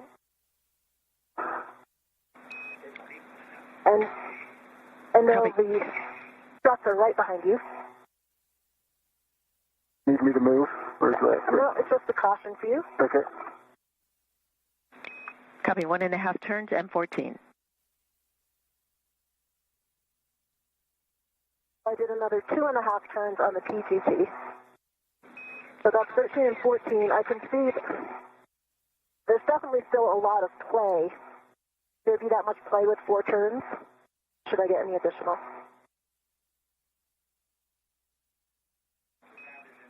This is as expected. We copy a 4 turns total on M14. And verify the tab is in the groove. Verify the tab is in the groove. Tab is in the groove, and I can no longer see the first black line. We copy, that's a good config. Next, retrieve the left upper strut from the bag. Copy left upper, and that'll be center pad first. And I'm going to change my settings first because I think this one is Bravo 1, correct? That's correct. Bravo 1, clockwise 2 on the strut bag PGT, 20 seconds to a handover. 2 minutes to a handover. Stephanie, the whiff extender is 6, Golf 5, full twist test, black on black. Copy 6, Golf 5. Black and color, black on black. Good pull twist test.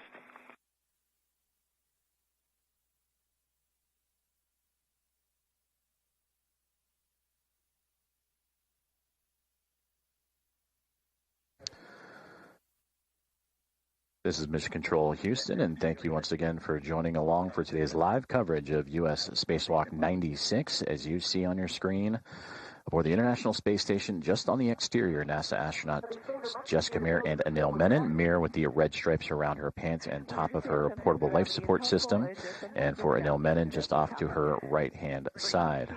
We're ready for you to translate to Lift 31 to retrieve the APFR. So fair lead on handrail 2066. And you're moving zenith on the outboard side of the trunnion pin. This outboard side is T, and I'm headed to Lift 31, the opposite side. Copy, fair lead 2066. Good readback. So tasks so far have included a full translation from the Quest airlock all the way to the 3B mod kit and power supply that the mod kit will then attach itself onto for the International Space Station rollout solar array. Jessica Meir, with some additional assistance from Anil Menon, have started the construction of the upper triangle, which you see Meir holding on to right there. But as we have transitioned communications between satellites, we welcome you back inside of the International Space Station Flight Control Room here in Mission Control Center, Houston, Texas, as the Momentum Flight Team, manned by Ronak Dave, Flight Director, with Stephanie Wilson as the spacewalk communicator. That is her voice that is relaying instructions to Anil Menon and Jessica Meir. There you see her sitting just to the right-hand side of Ronak Dave. And to the right side of Stephanie Wilson is Aki Hoshide, the Capcom. He has taken over communications with the crew inside of the International Space Station and the Expedition at 75 team. And then for Ronak Dave, you can identify him in the Navy suit. Just to his left side is Flight Director Chris Dobbins, who is on tap for a future spacewalk coming up here quite shortly. Again, this is the first of 3 in the month of October, all outside of the International Space Station. Today, the 281st in support of ISS assembly, maintenance, and upgrades, the 6th in the career for Jessica Meir, and the very first for Anil Menon. Houston's back with you. Jessica, how's it going with the left upper strut L2 clevis to the center pad L2? I'm working on the clevis right now. Excellent, thank you.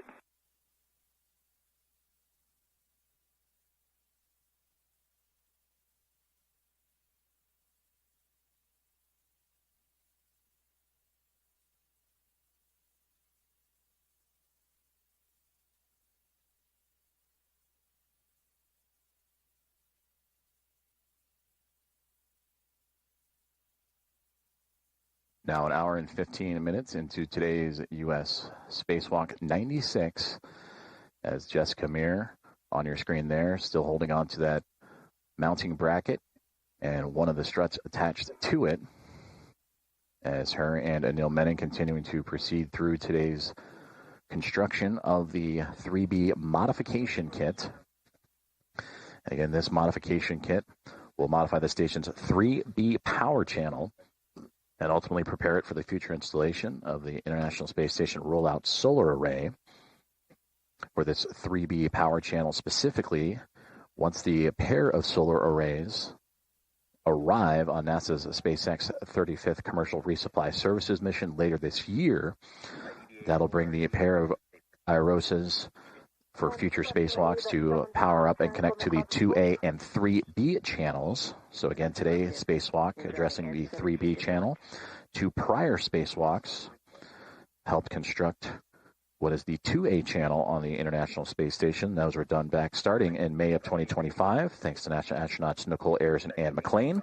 And the rest of that construction of that modification kit on the 2A channel was just this past March on U.S. Spacewalk 94, in which Jessica Meir, who you see on your screen there with the red stripes, was joined by NASA astronaut Chris Williams to complete that construction. But for today on the 3B mod kit, it'll be from start to finish, as again, they are working on that upper triangle. And you see Jessica Meir working with the strut bag, 8-foot-long bag that contains the 6 struts and upper mounting bracket.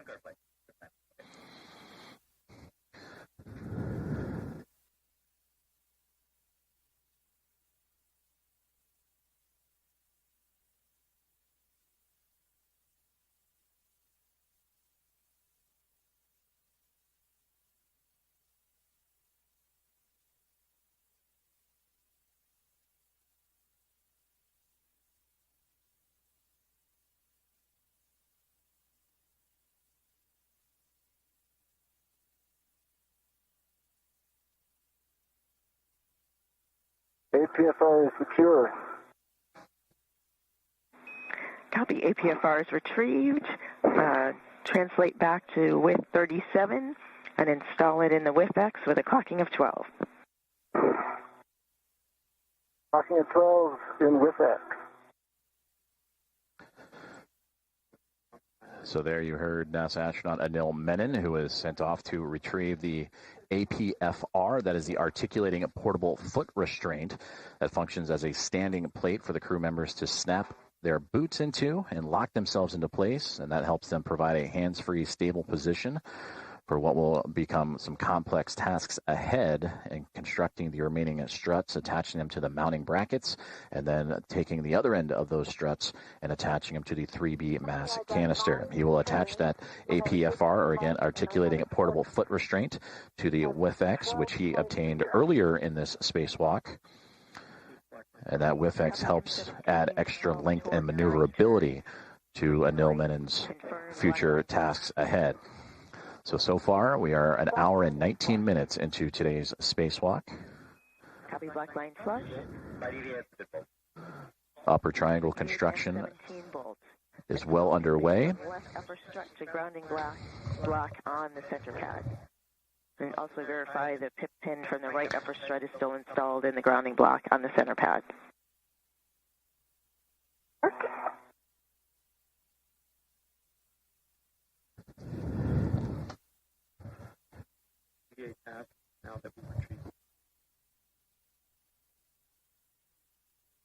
I can confirm that the right side is installed, and I'll work on the left. Copy.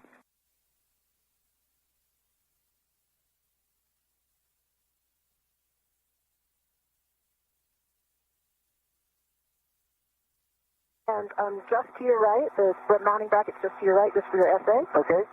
I'll stay tight.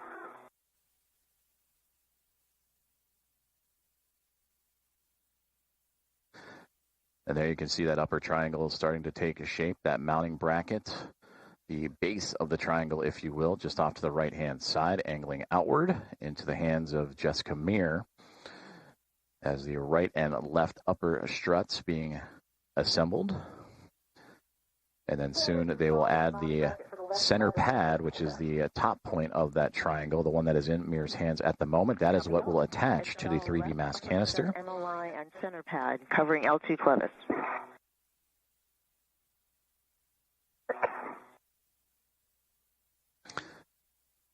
Jessica currently installing the left upper strut to the center pad, the portion that will attach to the 3B mass canister. And then complete the triangle. You can kind of see it just above Jessica's head.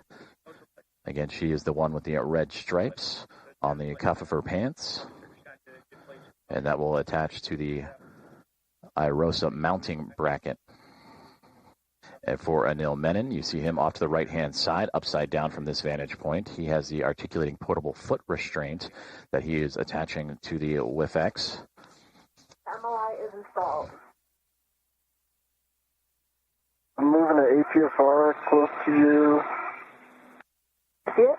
And Stephanie, am I okay now that this bolt is on the center pad? Can I remove the strut, the rep from the left strut? Checking.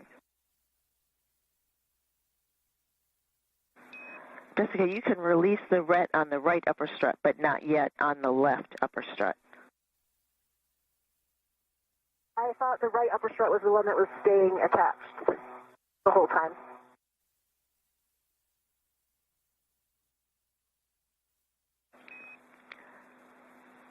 Jessica, the ret on the mounting bracket will stay attached the entire time. Okay, copy that. One remaining step for MLI, verify right upper strut MLI on center pad covering L1 clevis.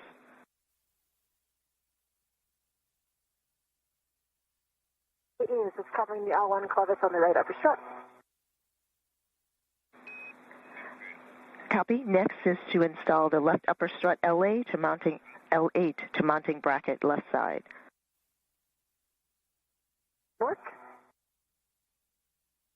And APFR CPFR is attached, clocking 12, locking color black on black, good pull and twist on it.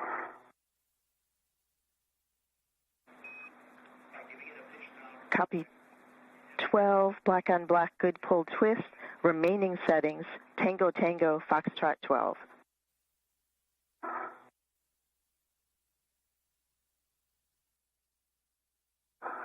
And Stephanie, I'm back to Bravo 3 for these folks. Bravo 3, clockwise 2 on the strut bag PGT, drive M15, exactly 4 turns. 4 turns on 15, Bravo 3, clockwise 2 set. Good settings.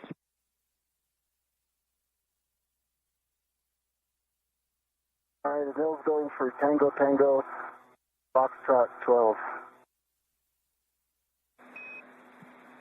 Those are good settings. Verify pitch knob can be depressed. Oh, sorry, I'm initiating that. I haven't done it yet. Copy. Thank you for the clarification.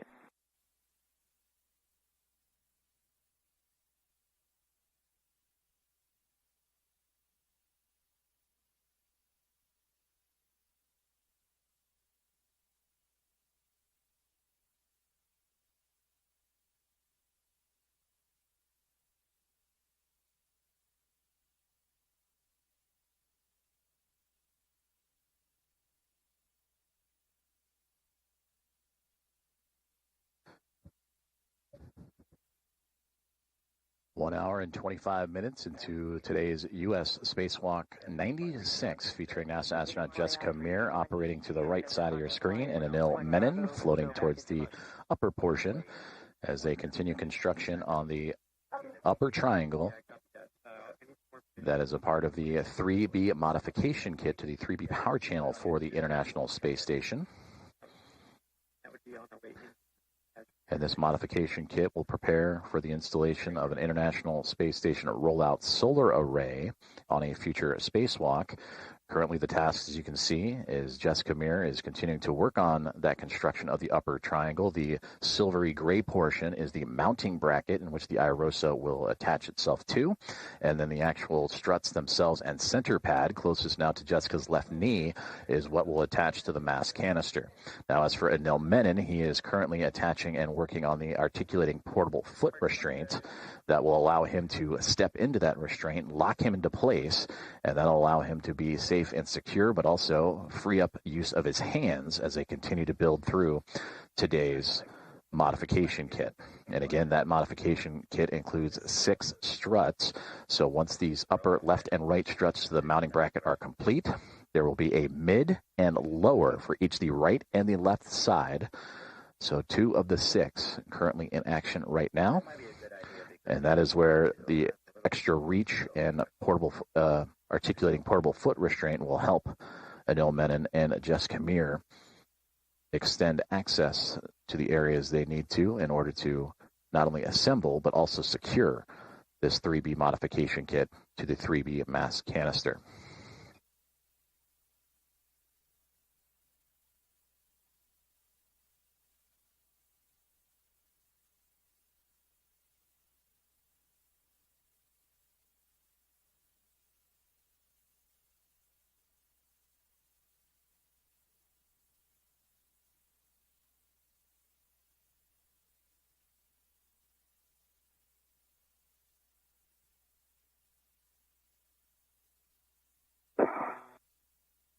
And I know I'm right behind you. Yeah, I'll be out of your way in a second. And again, Jessica Meir and Anil Menon on the left and right sides, respectively, upside down from our vantage point here on NASA Plus and the NASA channels, constructing that upper triangle for the 3B modification kit. Today, the 281st spacewalk for support of the International Space Station assembly, maintenance, and upgrades. For Jessica Meir, this is her 6th spacewalk, and the crew member wearing the red stripes on the left. For Anil Menon, this is his very first.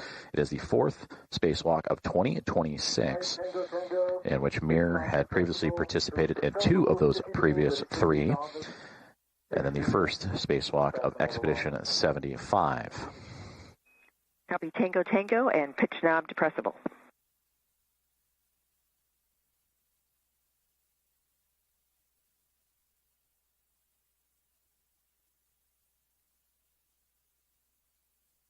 I've got some hand start turns on M15.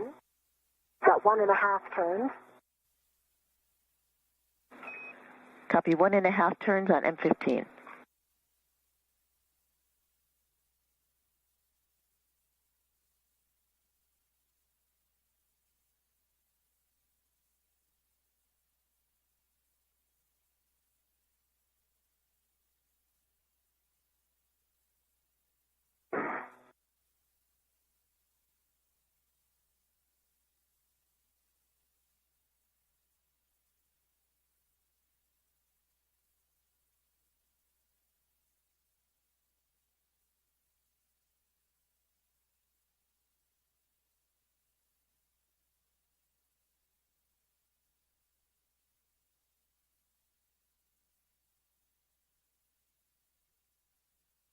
Two and a half more turns on M15 with PGT.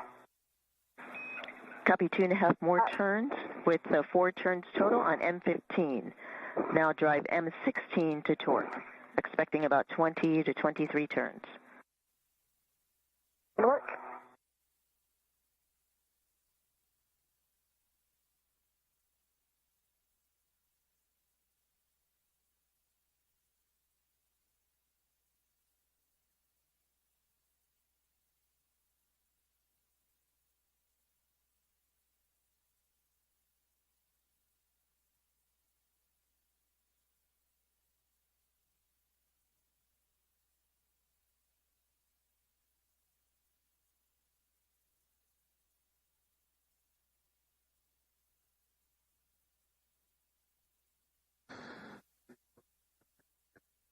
We have hit the 90-minute mark. 1 hour and 30 minutes have gone by in today's U.S.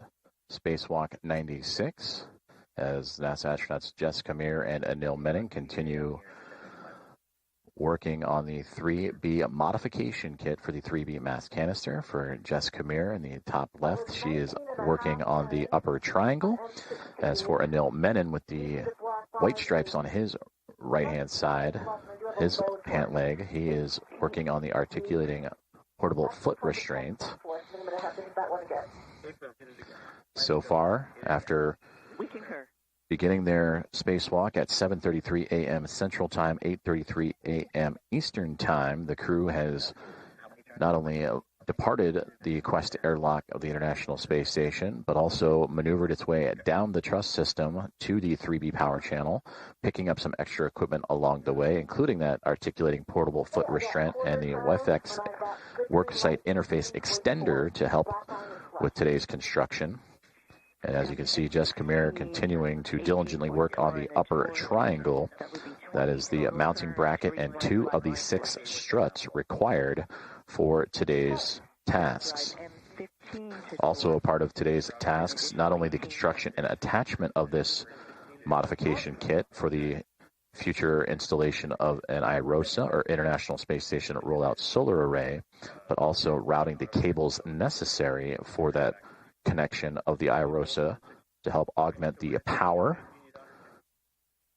of the orbiting laboratory.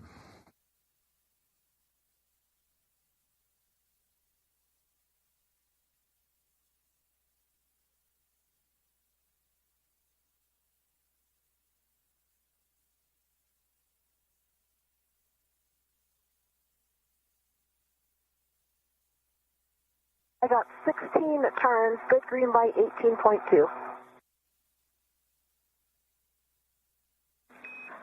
On M15, 18.2 torque, 6 turns, green light, 16 turns. 16 turns, sorry, check black line flush. Confirm, black line is flush. Right. Stephanie, I'm all set on the APFR.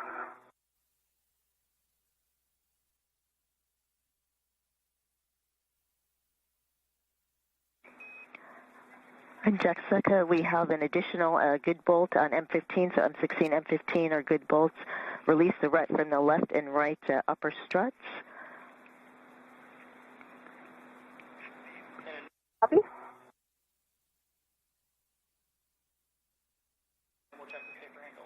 And for EV2, we will take a glove, hap, and gauntlet check from you. Gauntlet's down, gloves look good, and hap is dry.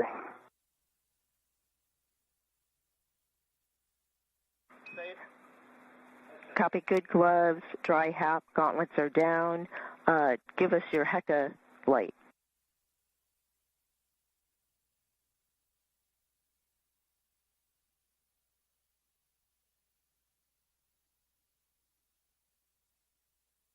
I see, green light. Copy, green light, verify, left safer handle down.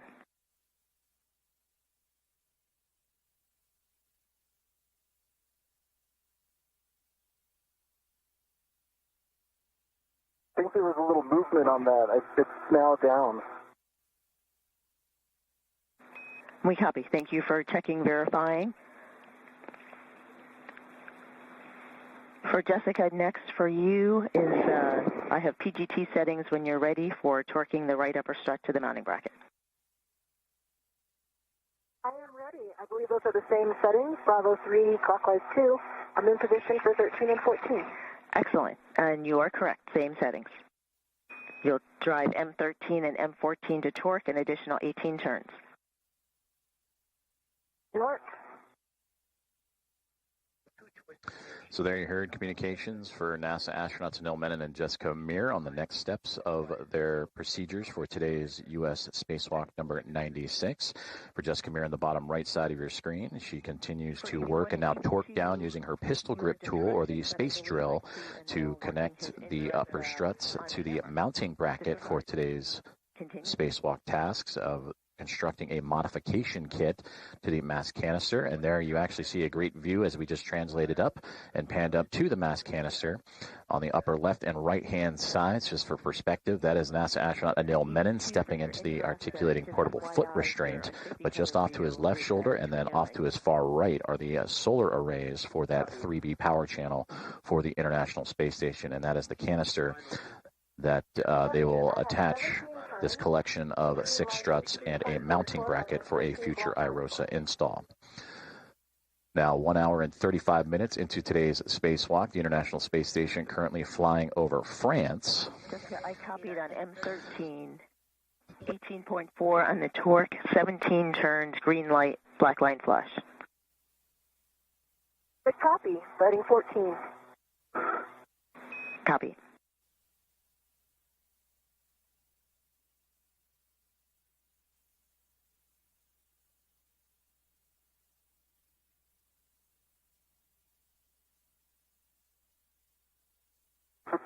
When you get a chance, let me know.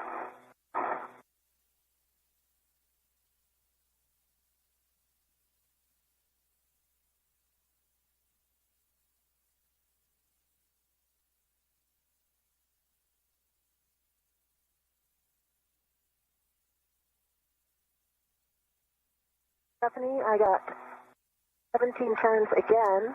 18.2, good green light. Black line is flush on M14.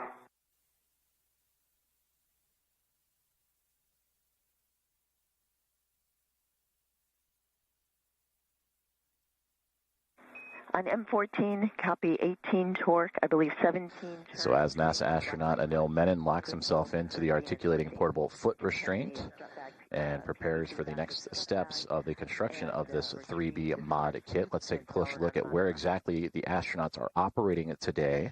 They're on the starboard side of the International Space Station, down the backbone of the truss system, the S6 portion of the truss system, and where you see the 3B highlighted in yellow, they are all the way at the tail end of the orbiting laboratory, and at the base of that 3B construction along the truss structure is where the 2 astronauts are currently operating to assemble the collection of 6 struts and the mounting bracket for a future rollout of an International Space Station rollout solar array. Now, what do those look like, you may wonder? If you look at the far right-hand side of this graphic, there is an example of what that IROSA, or International Space Station Rollout Solar Array, would look like once fully unfurled. And again, those will arrive to the International Space Station for both the 3B and the 2A power channels later on this year. I'm going to release the adjustable that's on the scoop. And as we were explaining that breakdown of where Jessica, Meir, and Anil Menon are, we just received confirmation that the upper triangle has been completed. And there you get a great illustration at the bottom of your screen right there of what that looks like. It is the mounting bracket with 2 struts, and then the center pad, that is the small gray structure. That is what will attach to the 3B mass canister. And then the mounting bracket is where the International Space Station rollout solar array will be affixed to on a future spacewalk. Top is dry. My gloves are nominal, no change.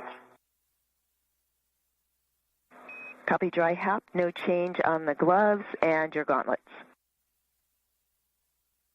My gauntlets are down.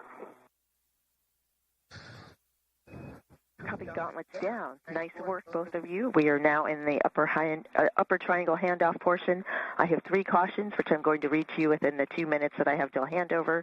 No sudden movements on the ECU, 4-bar linkage, BGA, mass canister, or mod kit. Maintain less than 0.45 feet per second on BGA. Limit loads to 40 pounds. Avoid cyclic loading. Do not impart forces into the mod kit struts before they are fully installed. V1 copies all, and I am changing my TCV. I am now at a setting of 4. Copy TCV4, EV1, and copy EV2, copies the cautions. When you're ready, EV1 present non-tethered left side of upper triangle to hand off to EV2. Okay, stand by now. I'm going to come get into position for that. Can you do a quick boost check to make sure my heels are in? Sure thing.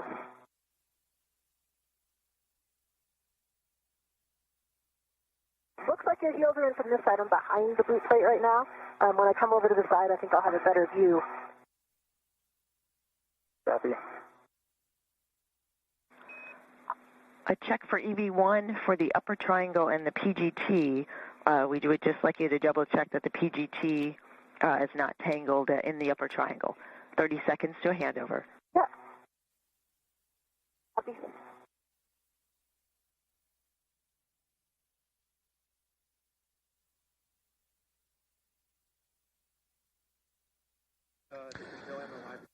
You heard the communications as we prepare for the handoff of that upper triangle from Jessica Meir to Anil Menon and begin preparations of installing that to the 3B mass canister. You have also heard from both Anil Menon and Jessica Meir some safety checks as they check over their gloves, their gauntlets, their HAPS, which is the helmet absorption pad, the safety device developed by NASA to help address the possible risk of water inside the helmets as they sweat through today's EVA opportunities and task list. And everyone, so far, so good, working through. Again, the upper triangle build has been completed as we are now an hour and 41 minutes into today's spacewalk.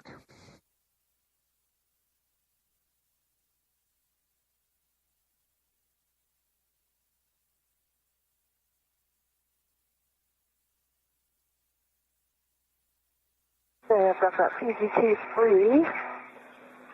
Like that. EV1, EV2, Houston is back with you. We copied partial comm. Sounds like the PGT is free of the upper triangle.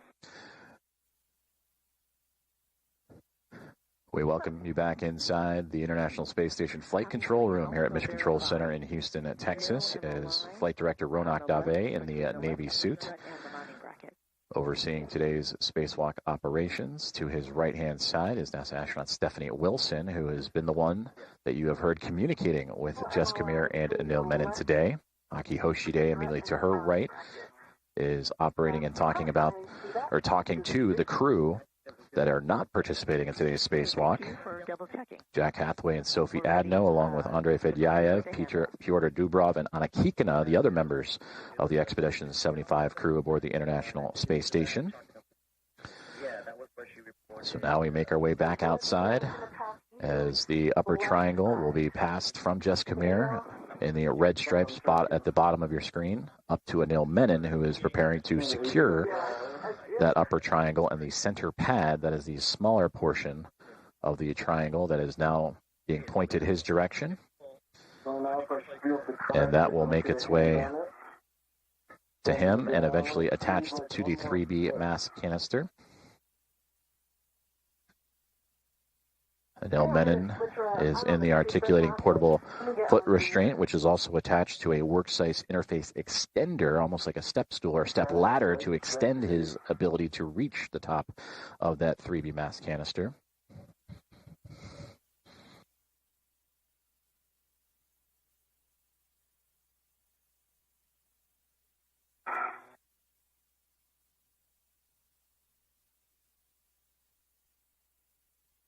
Here it comes. Great. Keep coming. Keep coming. Can you get it up any higher?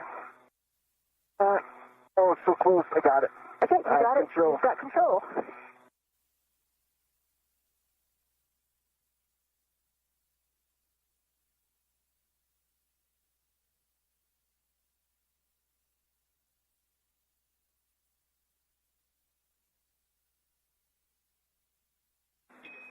And he'll install center pad on mass canister with the arrow pointing towards the array.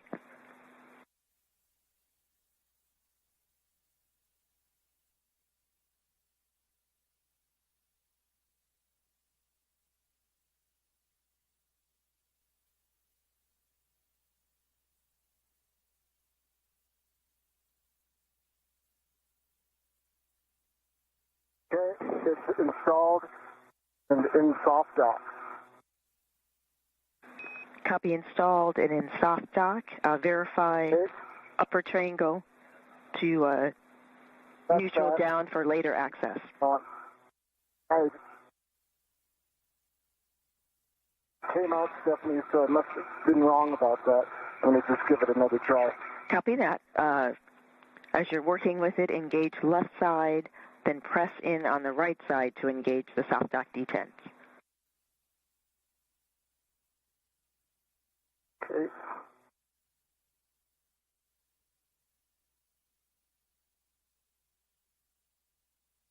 Just going to move this ingress aid.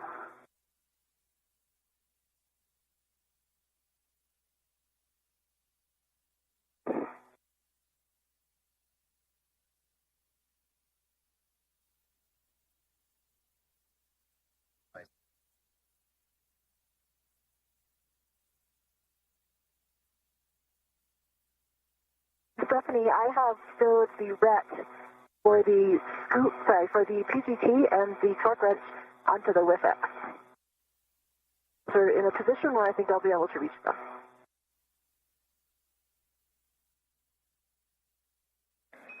And we copy. Thank you. Nice work. Next, visually inspect and report spherical bearing alignment on both sob brackets.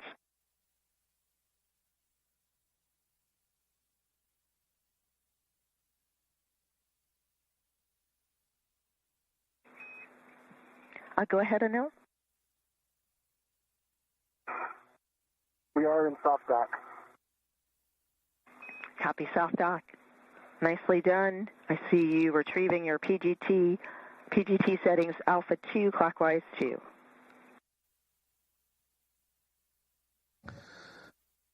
And I see good alignment on both of the spherical bearings. Copy good alignment on both spherical bearings. For EV2, 1 caution. Verify proper alignment for Fairchild fastener installation due to side loading cross-threading sensitivity. 2 copies and alpha 2, clockwise 2 is set and good. Cal. Copy all. We're looking for 2 turns on M5 through M8. Turns M5 through M8.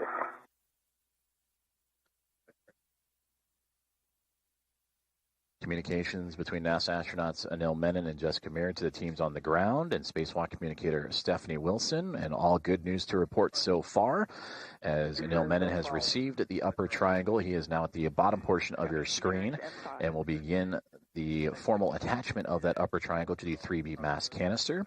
Meanwhile, Jessica Meir, who you see at the top portion with the red stripes on her pantsuit and portable life support system, has begun preparations for assembling the right struts of today's construction. And again, this is for the installation of the 3B mass or modification kit to the 3B mass canister that consists of 6 total struts and a mounting bracket. You see the mounting bracket at the knees of Anil Menon towards the bottom of your screen, with the first 2 struts now connected, and he will attach that to the mass canister. And then they will move into the right side of the construction, and there we see upright as we would view it here on Earth, as the upper triangle, and then they will have 2 more pieces, a lower right side and a mid strut on the right side, and then copy that over to the left-hand portion. So essentially 2 of the 4 struts have been connected and now being formally attached, as you see Anil Menon with his pistol grip tool, the space drill that will help him affix this to the top of the mass canister. And Jessica Meir now out of sight, assembling the next steps in the phase, which is putting together the right lower strut and then right mid strut to follow.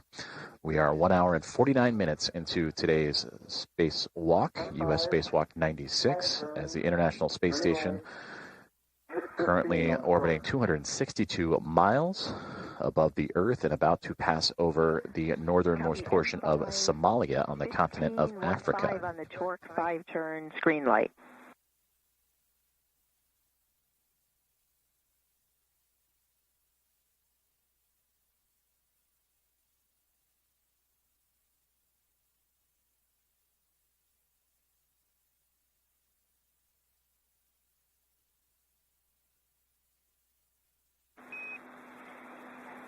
Anil, verify your PGT settings, Alpha 2, clockwise 2. Alpha 2, clockwise 2. Let me just read you this. M6 was 5 turns, green light, and it was 3.7 on the torque.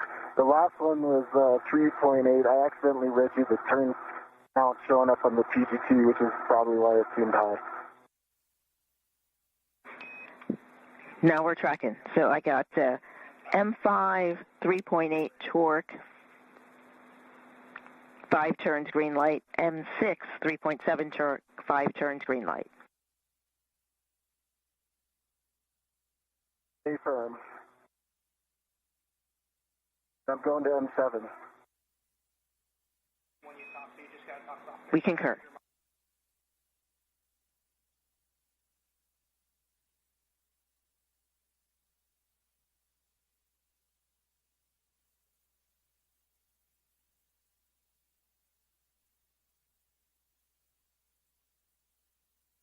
M7, turns, 3.7, green light. Copy on M7, 3.7 torque, green light, and the turn count was clipped.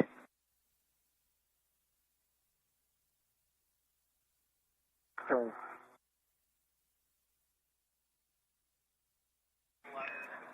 I believe 6 turns.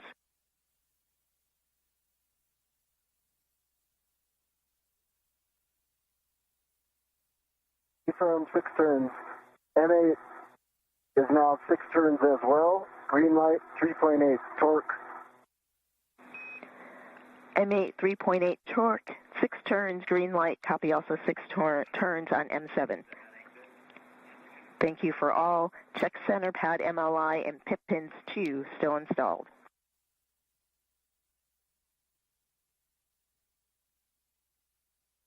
Okay.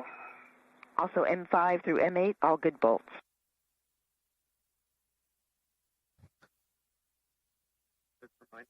That is NASA astronaut Anil Menon relaying the torque and settings of the 4 bolts that are attaching the center pad, which is the top tip of the triangle, of the upper triangle of today's 3B modification kit. And the crew's here on the ground confirming good bolts as he is now attaching that structure and testing out that structure and inspecting those bolts as we see on our screen.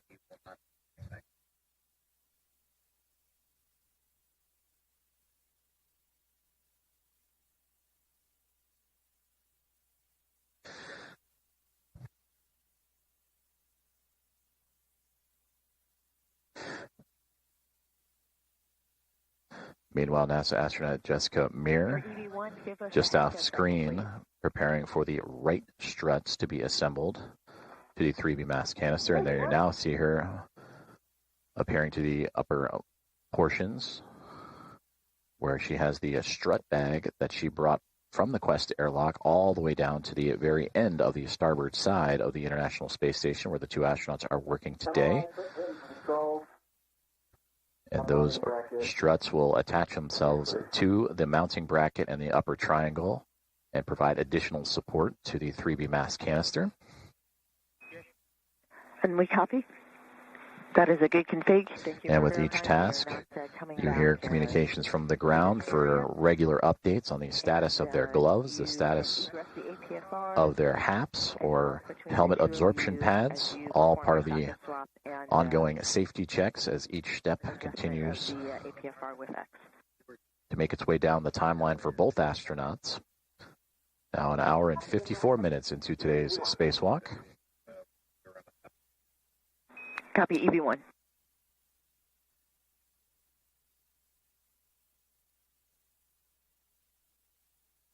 Coming out, Jessica. Hey, copy.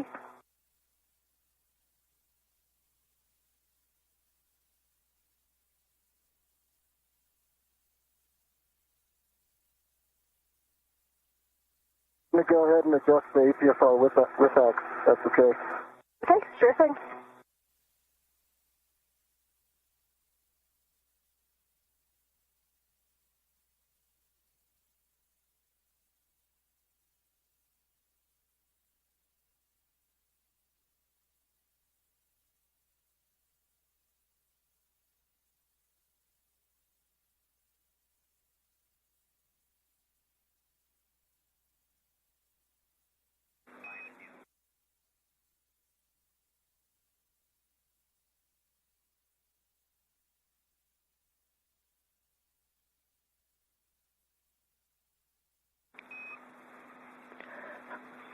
Anil, we see you working to... Stephanie, can you confirm with X?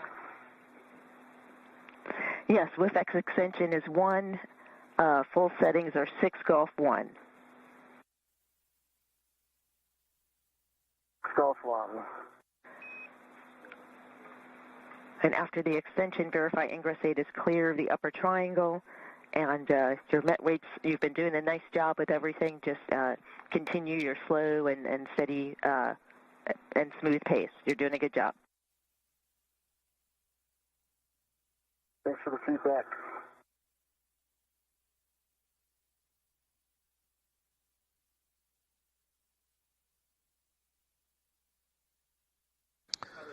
Communication with NASA astronaut Anil Menon as he has removed himself from the articulating portable foot restraint and is now adjusting the WIFX that is attached to the worksite interface extender. He had a bit of a higher setting in relative to his positioning along the 3B mass canister.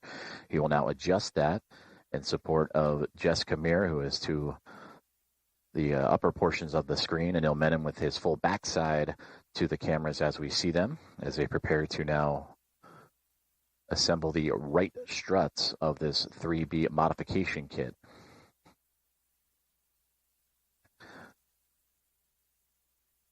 Closing in on 2 hours for today's spacewalk, 1 hour and 57 minutes at the moment. The 6th spacewalk for Jessica Meir's career, the first for Anil Menon. For Anil Menon arriving just 22 days ago launching just 22 days ago aboard Soyuz MS-29 back on July 14th from the Baikonur Cosmodrome. As for Jessica Meir, in her 174th day in space on her current mission after launching with NASA SpaceX Crew 12 back in February.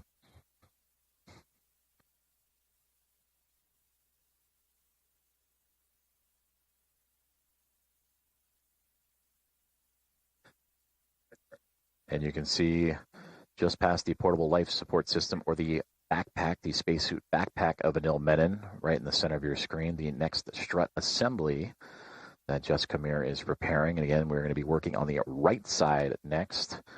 So this will be in total strut 3 of 6 that will be next to be attached to provide additional support to this modification kit to the 3B power channel for the International Space Station. Anil, APFR settings 12, Papa Papa, Charlie 12. 12, Papa Papa, Charlie 12.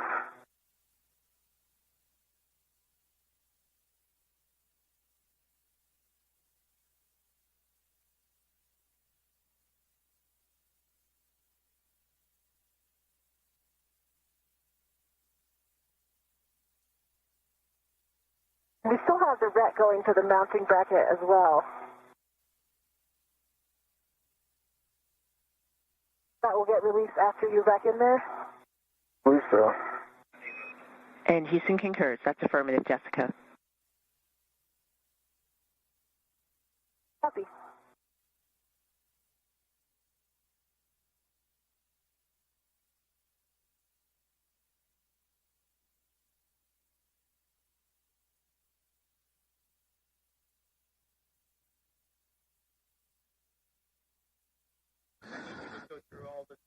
As we see on the screen, it is becoming a little bit darker outside of the International Space Station as they are making their way into an orbital nighttime pass.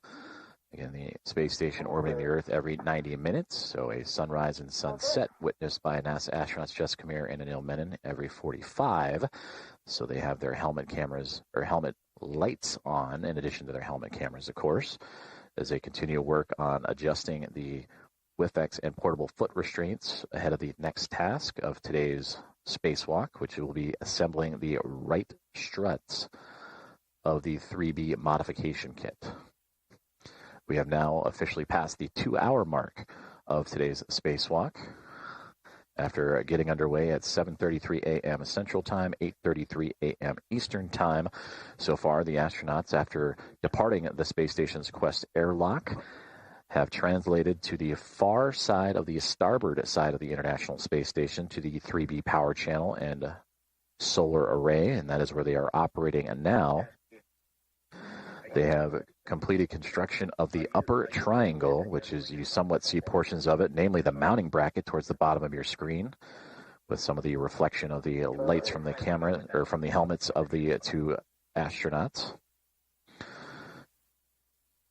So that upper triangle consisting of the IROSA, or International Space Station Rollout Solar Array mounting bracket, which it will attach to once delivered on a future cargo flight later this year, and then installed on a future spacewalk itself.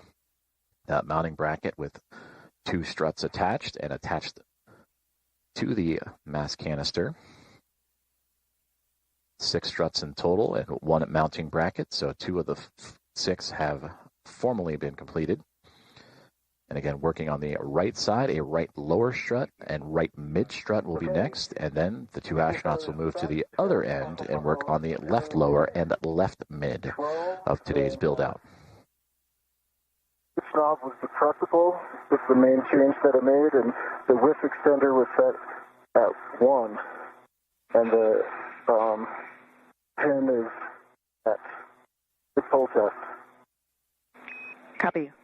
With extender 1, 12 Papa Papa Charlie 12, pitch knob can be depressed.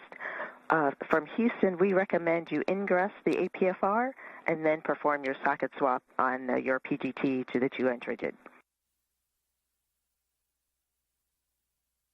That's a great idea. That's what I was thinking too.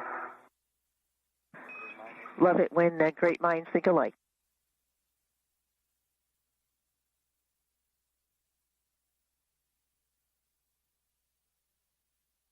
and I see that red in front of you.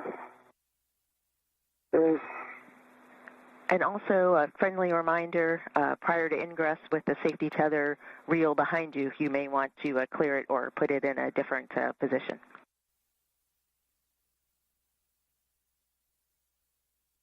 Thanks, Jessica. Looks like you're almost there, so I would continue. I see your toes in. Okay. We are okay with that.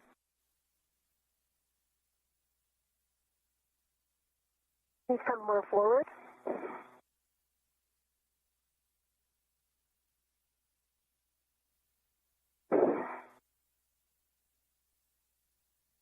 You look in. No, your heel's not in. You need it. Yep. There you go. Keep going a little bit more. Exaggerate that a little bit more in. A little bit more.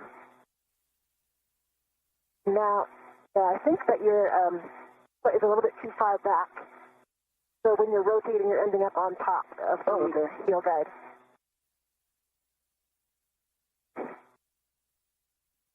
That looks better. That looks good.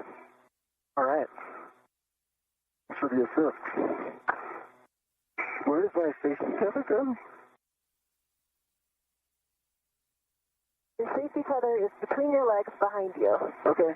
I think I'm okay with that. Yeah, I think just when you come out next time, just watch where it goes and get it on the other side of your leg. Okay. Get it on in front of my left leg, essentially. Concur. Okay. Okay, I have the right mid strut. Are you going to do your socket swap first? Yeah. Okay.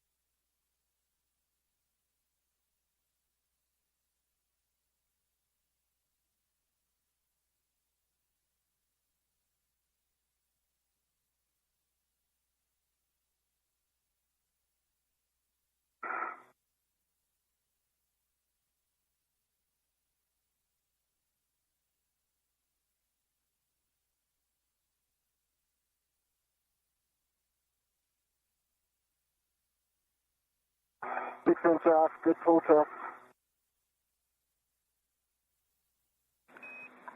Copy. Good socket swap. Good pull test.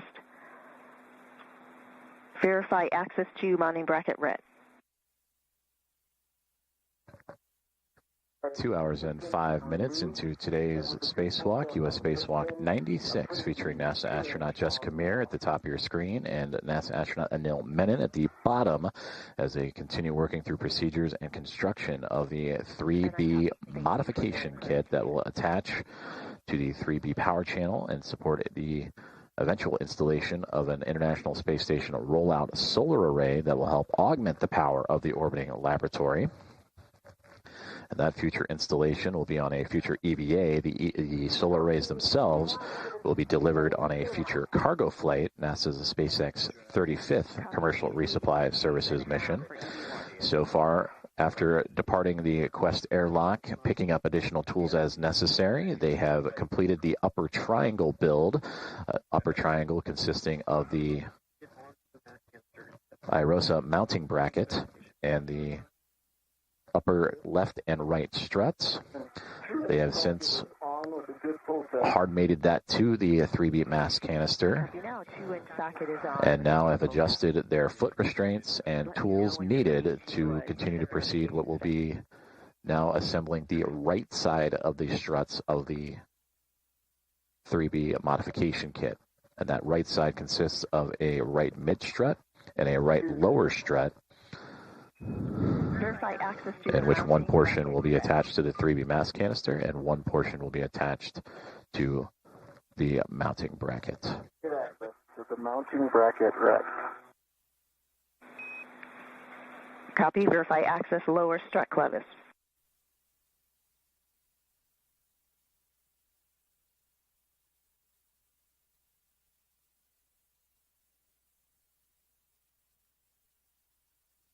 Good access, lower strut clevis.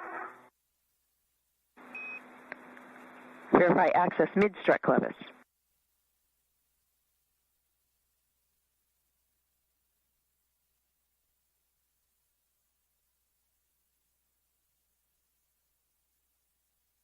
Good access mid-strut clevis.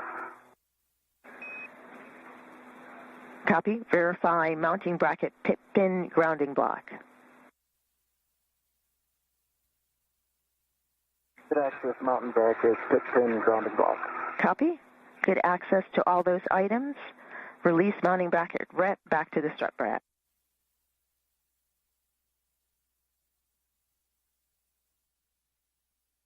All right, Jessica. We've got it all. Okay, I've got a hand on it. I'm tending it. Okay, I'm releasing. Hey, it's back in the bag.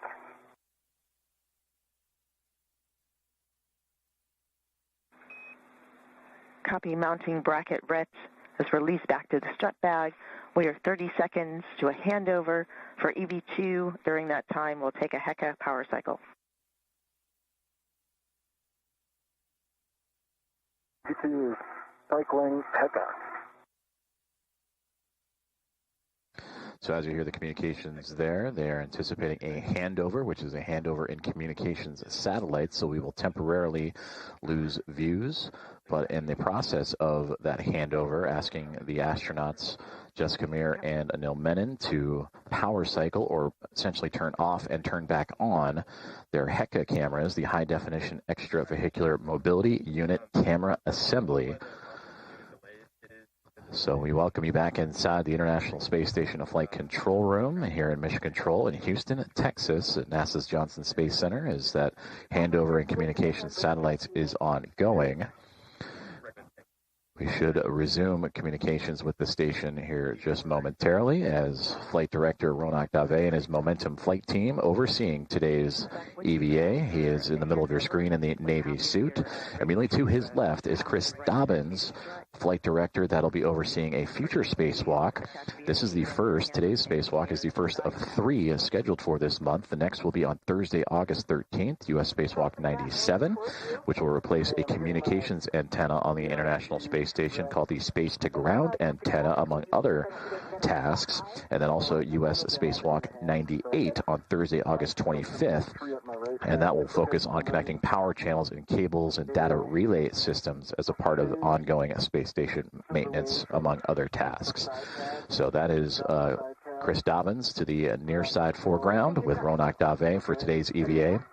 Stephanie Wilson, the spacewalk communicator, immediately to his right, communicating tasks to the team outside of the space station, and Meir and Menon. And immediately to her right is Aki Hoshide. He is the Capcom. He is communicating to the other 5 members of Expedition 75 that are inside the space station right now, and they consist of NASA astronaut Jack Hathaway, ESA astronaut Sophie Adno. Those 2 helped support preparations for today's EVA. Andrei Fedyayev, along with Pyotr Dubrov and Anna Kikina, all 3 of Roscosmos, also inside the space station today, going through their daily activities.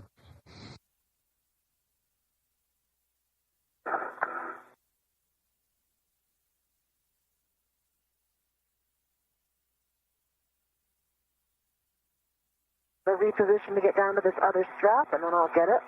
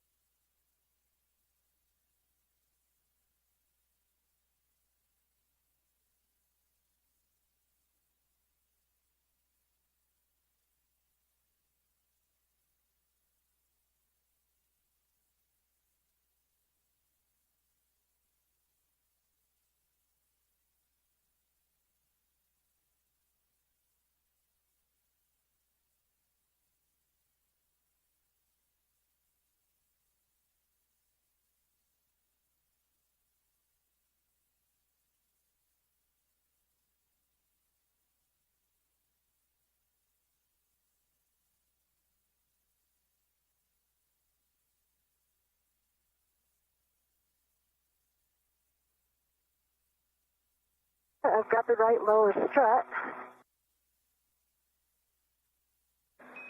Transfer right lower strut to EV2 with the clevis end towards him. Work. Okay, I'm rotating this up and now. Great. Tracking it.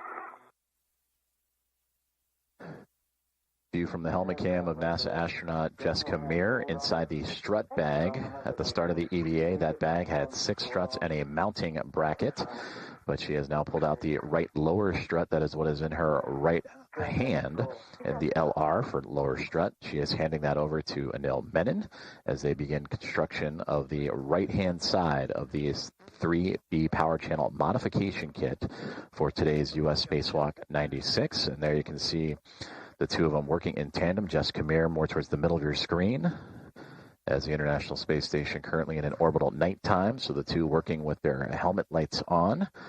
Meir with the red stripes on her pant leg. For Anil Menon at the bottom of the screen, he has one side of the right strut, and as for Meir, she will grab a hold of the other end of that strut as they maneuver it into position. And again, this is the right lower strut that will help secure this modification kit to the 3B mass canister of the International Space Station.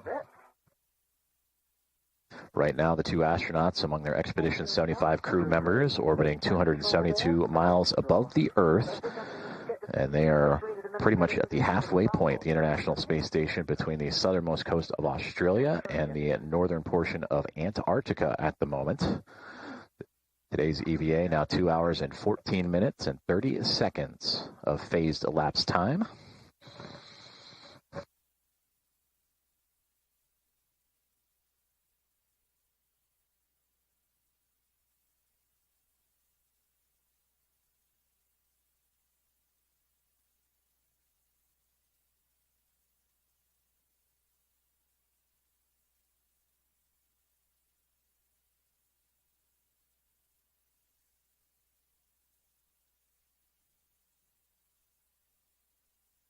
I know this is much closer than it looks in Doug.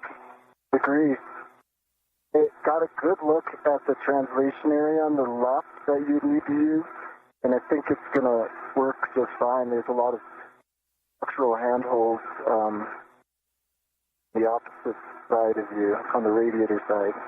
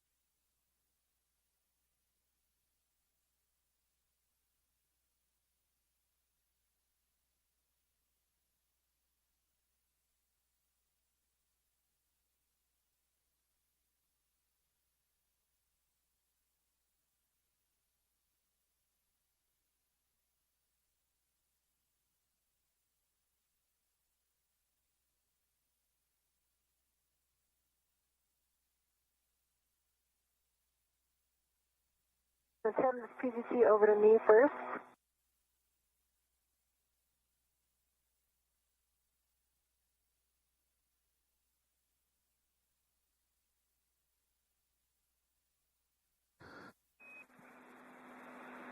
Jessica, A point of view from NASA astronaut Jessica Meir. I have one warning.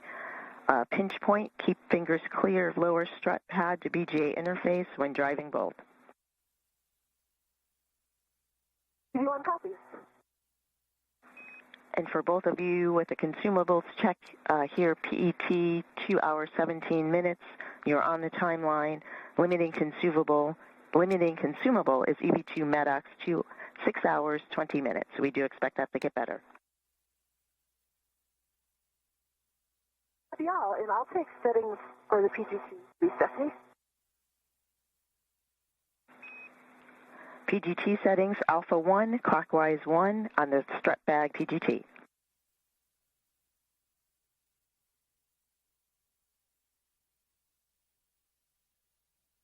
Alpha 1 clockwise, 1 is set. Good settings.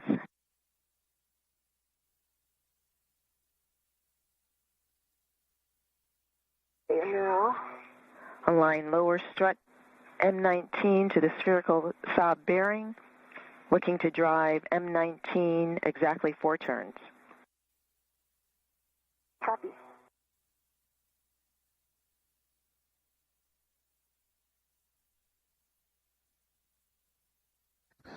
Communications with NASA astronaut Jessica Meir, whose view we had from her helmet camera just a moment ago, but now we see her working with... Rotate a little bit counterclockwise. Rotating counterclockwise. Up there.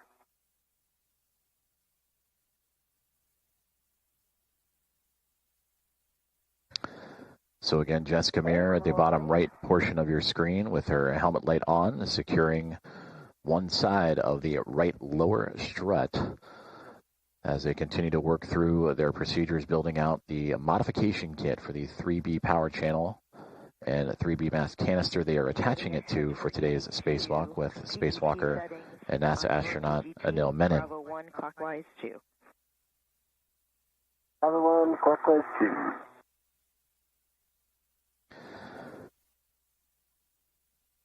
And understand you're helping with alignment, just giving it to you early. I'm with you. That was great. Thank you. Starting turn. So Jessica Meir again on the bottom right-hand side with her pistol grip tool, the space drill, securing that right lower strut to the mass canister as you start to see it slowly but surely become more and more illuminated, the International Space Station and its 2 spacewalkers, currently in orbital nighttime, but will be coming up on a sunrise here shortly. Anil Menon towards the top half, are now onto Jessica Meir, who is using that pistol grip tool to secure that strut to the mass canister. Prior to that, you heard an update from the spacewalk communicator Stephanie Wilson, providing an update. Now 2 hours and 20 minutes into today's spacewalk. They are on timeline, so they are right on time, both Menon and Meir together, working in tandem today. And they also provided updates on consumables, just how their suits are performing, how they are performing. You heard the term MEDOX canister. That is the metal oxide canister. And that is what is installed in the backpack-like structure you see right there on the backside of Jessica Meir. That is what is called the Portable Life Support System, or the acronym here at NASA is PLIS. And that contains everything that an astronaut needs to venture out into the vacuum of space: breathable atmosphere, carbon dioxide scrubbing, cooling, power, water supply, and the like. PGT turned off. Copy that. PGT turned off. I'll give it another cow. We copy.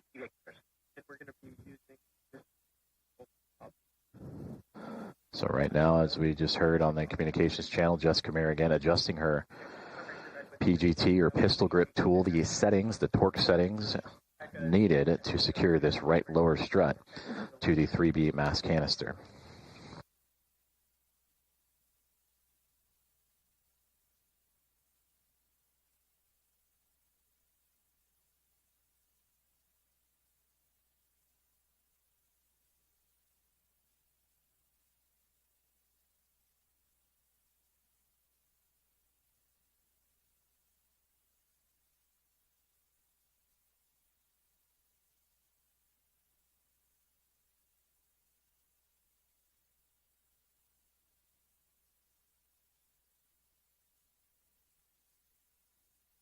All right, Cal pass. I've got a good LED test. Battery is 42.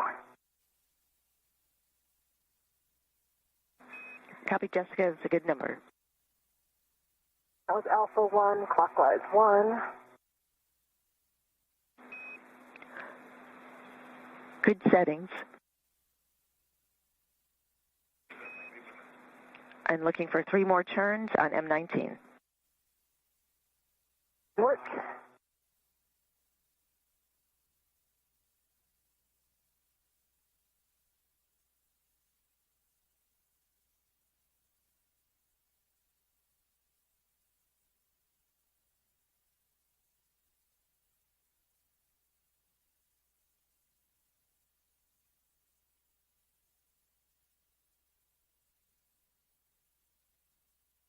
PGT turned off again as soon as I put it on the socket. Not sure what happened there. And we copy PGT turned off. Definitely did not hit the button, so interesting. I think this is similar to what happened on the last EVA. So we get back into Cal again.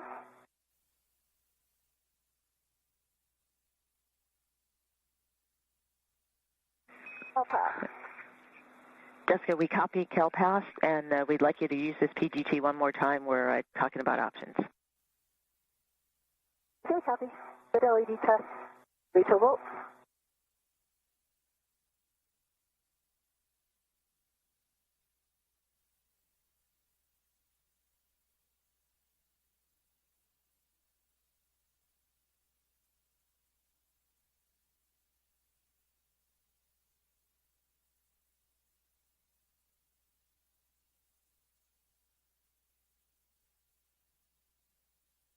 It is not driving. It appears to be off again. And I'm seeing, when you hit the button, I see 2 red lights, 2 green lights. It says LED test. Is it still on the, okay, so maybe it didn't get all the way switched. Am I? Okay, I didn't get all the way over it.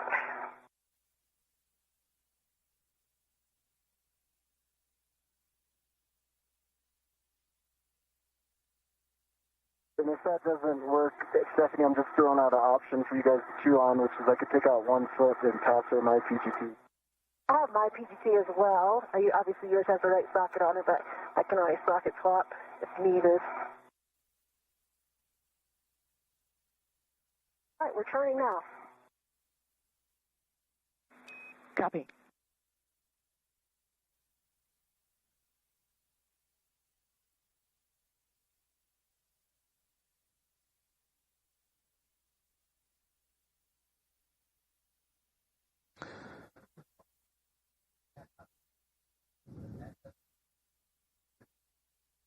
NASA astronaut Jessica Meir, front and center on your screen with her pistol grip tool, currently troubleshooting some settings and ability to use that tool to help secure the right lower strut with the teams here on the ground.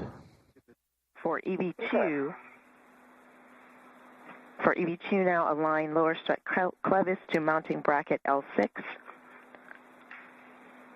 You'll drive M20 exactly 2 turns with Bravo 1 clockwise 2.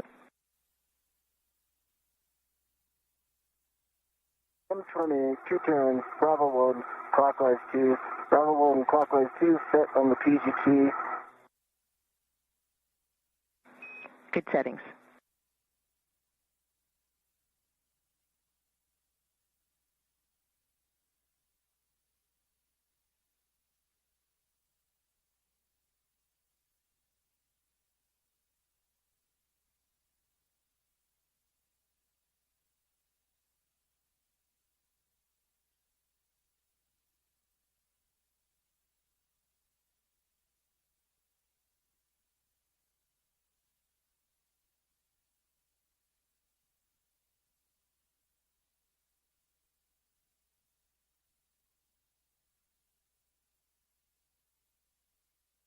Two turns.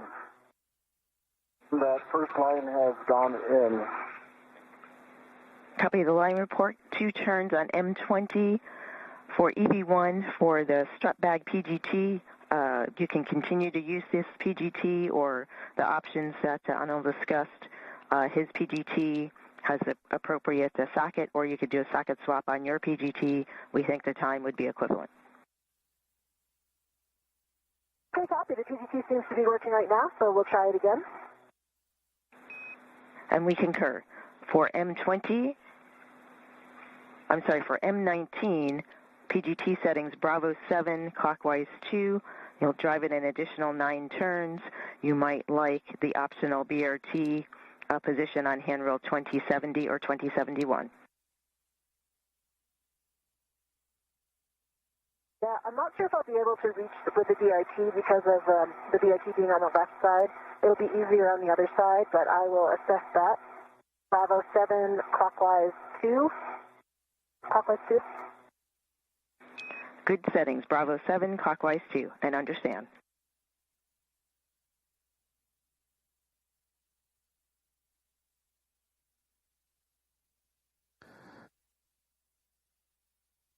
NASA. Bravo 7, clockwise 2 is set. Good settings. And remind me how many turns are expected here? We're expecting an additional 9 turns. Copy 9. And this bolt, you will drive to torque. Copy to torque.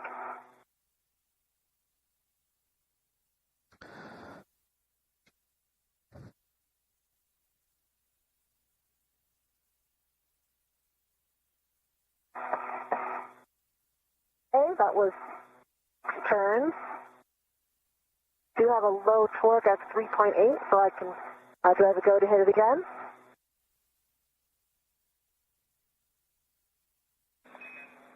Jessica, say again the turn count. 6 turns, and I had a low torque. Copy 6 turns, low torque, checking.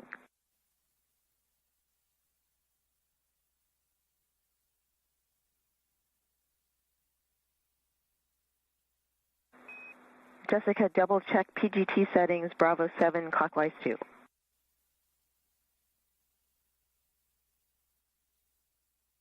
Bravo clockwise 2 is set.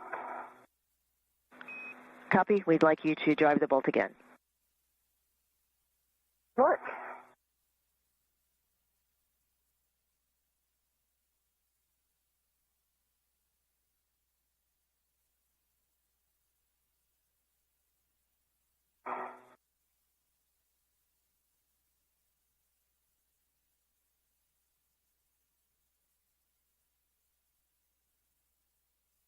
I did get a good green light that time. I have a 23.2 torque. It only turns maybe an eighth to a quarter of a turn.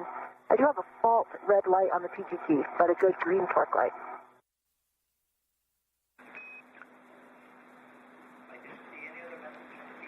Copy for M19, you had a torque of 23.2, an additional, after the 6 turns you got an additional 1/8 to 1/4 turn, green light with the red fault light.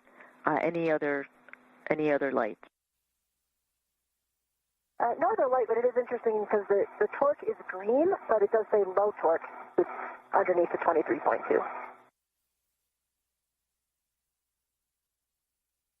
Copy, checking.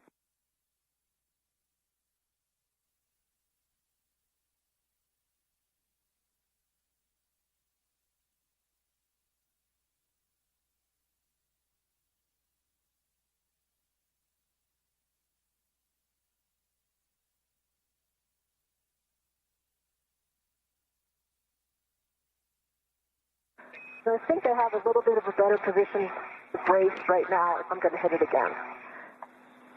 Okay, that's good. We do what you are seeing is expected. We would like you to drive it again with the PGT, and then we'll go to the torque wrench.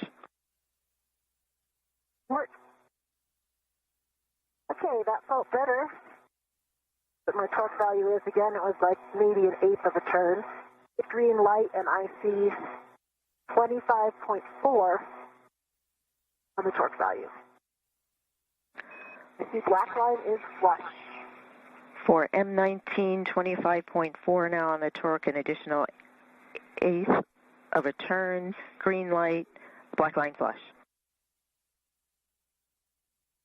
Got a good view of the bearings right now, too.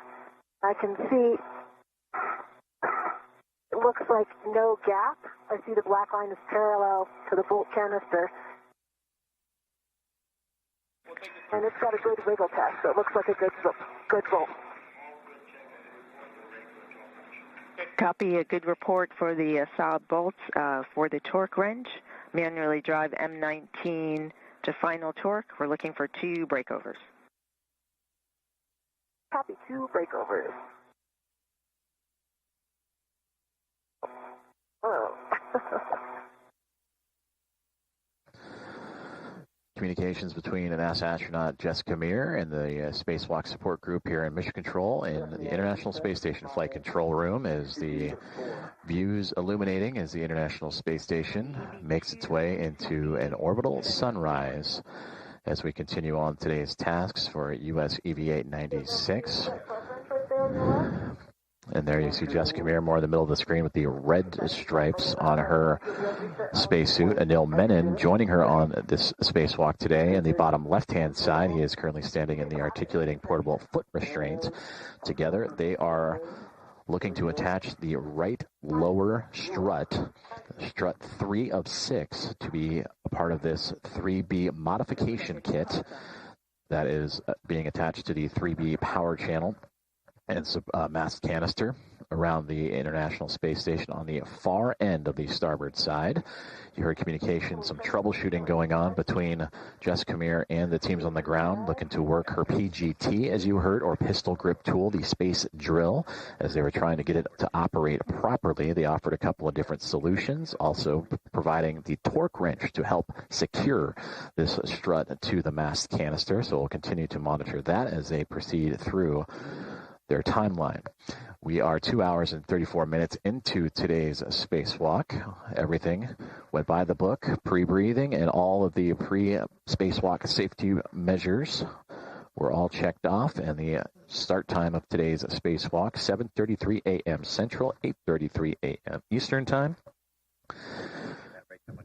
And again, now approaching 2 hours and 35 minutes into today's spacewalk as both Jessica Meir and Anil Menon now orbiting right over the Pacific Ocean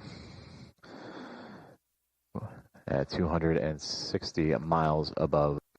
So to, again, recap the process so far, after egressing or exiting the Quest airlock, the two astronauts working together would move down the starboard side truss, the backbone and support structure of the International Space Station, to make its way all the way out to the far end of the starboard side. And that is where that 3B mast canister and power channel will be occupied.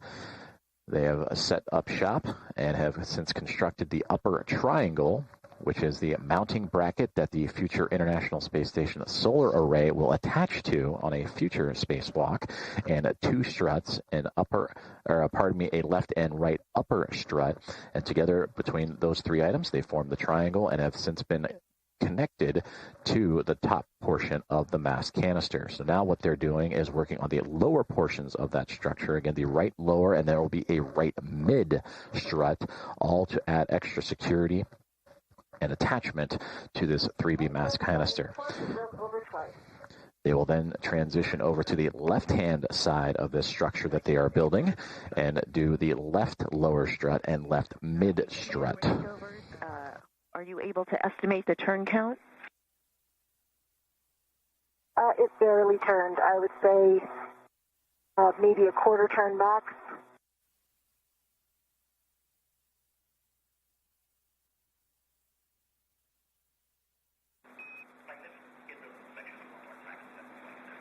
And we copy a quarter turn and 2 breakovers with the torque wrench on M19.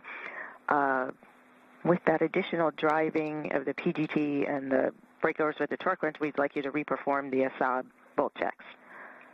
Verify black line, parallel. Okay, yes, go ahead.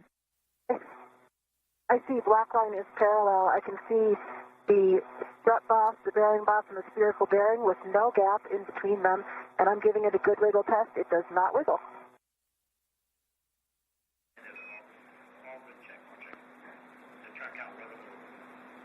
Good checks. We are checking the bolt. Also verify lower strut MLI covering the strut pad. I need to pull the MLI back down a little bit. That's in work now.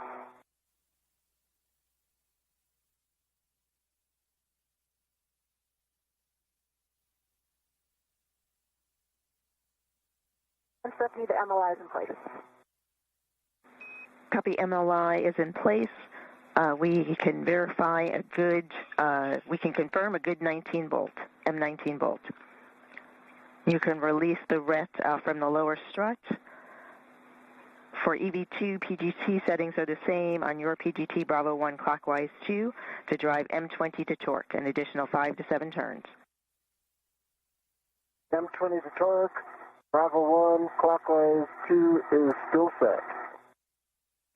Good settings, go to drive. The ret's been released. Copy, ret released.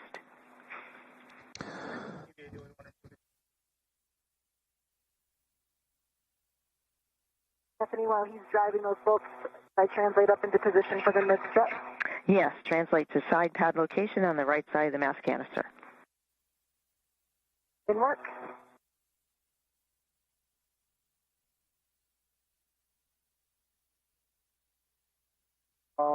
Five turns. Low torque. Line is half a millimeter off of being flush.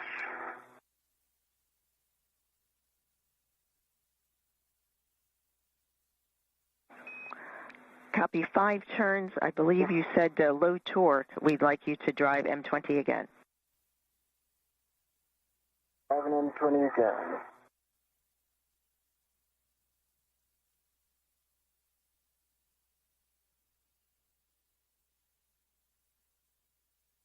All right, one additional turn. Green light. 11.9 torque, black line flush. Copy, M20, 11.9 torque, 6 turns total, green light, black line flush, good bolt M20. Stow PGT, install lower strut grounding pit pin into the grounding block on the mounting bracket, and then install the MLI over the lower strut clevis. EV2 is moving to pit pin and MLI. Stephanie, I'm in position for the mid-strut. I've got my BRT down the long handrail.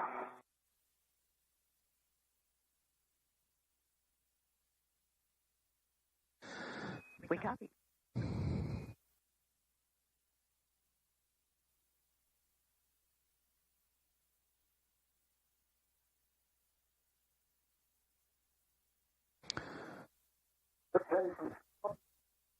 Wrapping up the MLI. I'll be ready.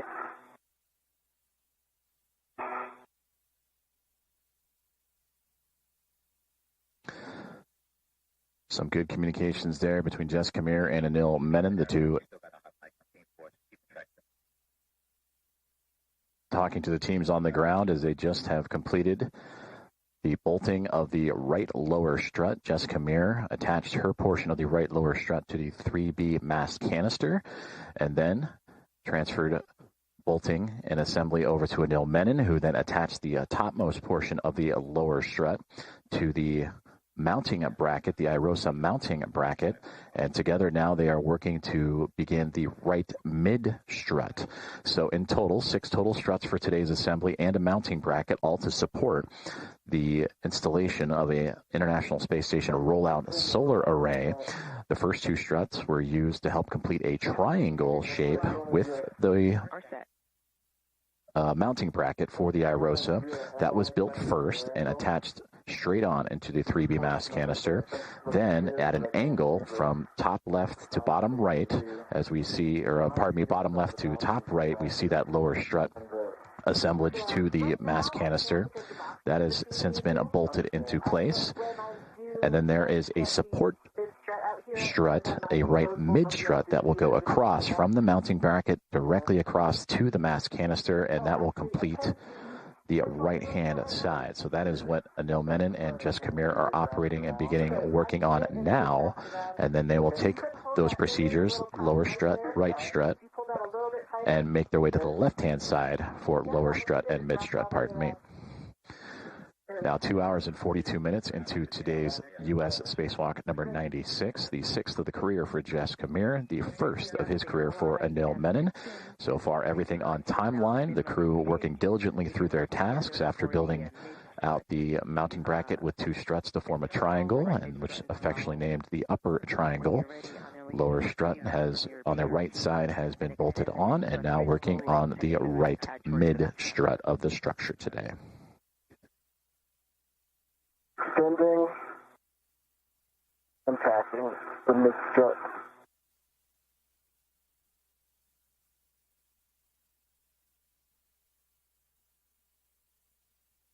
I've got a hand on it.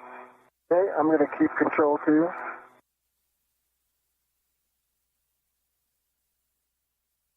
Hey, if you can hold it right there for a minute.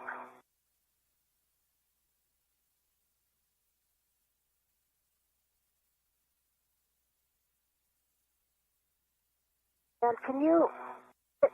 So right now I need you to bring your end up a little bit.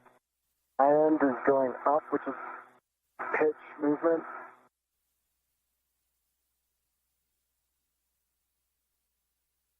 Here we go. We are in soft dock. Okay. Just FYI, the threading seems about 2 inches out, so we might experience an MLI challenge. Understand. Good call. Copy soft dock. 1 caution, verify proper alignment for Fairchild fastener installation due to side load cross-threading sensitivity. PGT settings for EV1 PGT, Alpha 2, clockwise 2, driving M9 through M12, exactly 2 turns.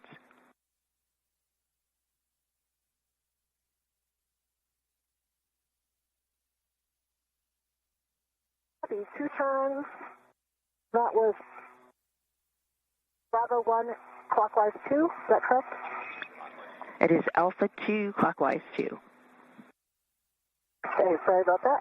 Alpha 2, clockwise 2. PGT is off, so I'll get it on.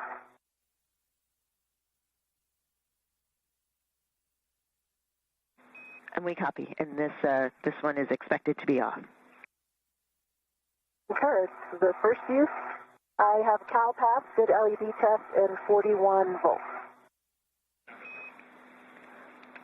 Those are good numbers. Go to drive M9 to M12, exactly 2 turns, 1 minute to a handover. Alpha 2, clockwise 2. Good settings. And 2 turns. Concur. Starting turns on M9. Copy M9.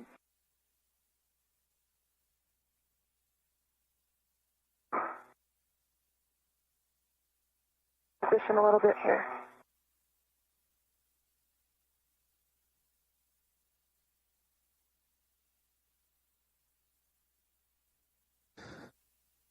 NASA astronauts Jessica Meir and Anil Menon continuing progress on today's build-out of the 3B mass canister and 3B mod kit attachment modification kit.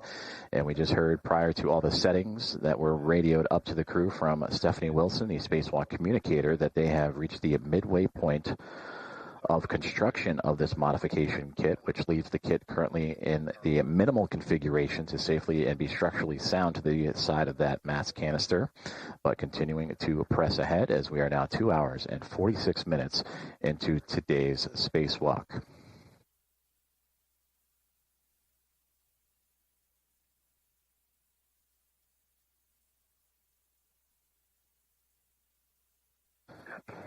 We are currently in a communications handover, and we welcome you back inside the International Space Station Flight Control Room at NASA's Johnson Space Center in Houston, Texas, where the team's on the ground continuing to follow along and work step by step in procedure with NASA astronauts Jessica Meir and Anil Menon. I've got 2 turns on M9 and 2 turns on M12. I'm about to start M10. Copy 2 on M9, 2 on M12, M10 in work. Thank you. And there you see Stephanie Wilson, that spacewalk communicator, right in the middle of the screen. Ronak Dave to her left-hand side in the Navy suit, the flight director for today's spacewalk and his Momentum flight team overseeing. And Aki Hoshide, the Capcom, to Stephanie Wilson's right side, managing communications for the other 5 members of this Expedition 75 crew aboard the International Space Station. So he handles the internal space station communications, Wilson the external for Menon and Meir. As we return to views outside of the orbiting laboratory, and again, these two working in tandem to now assemble the right mid strut, and they're working through their bolt settings to how to attach that to not only the mounting bracket, but the actual 3B mass canister itself using the PGT. You've heard that acronym used several times here recently. The pistol grip tool or space drill they're using to attach all of these struts to the mass canister.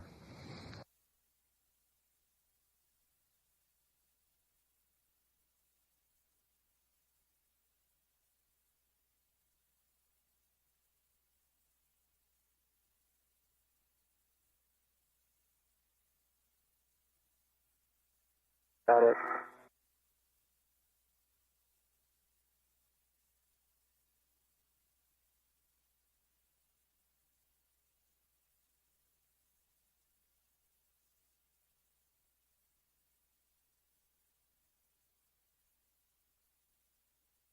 So I can get lined up a little better. Yeah, I can see a little bit of a side load. That's probably the tricky part. That's it. It's a 6-inch.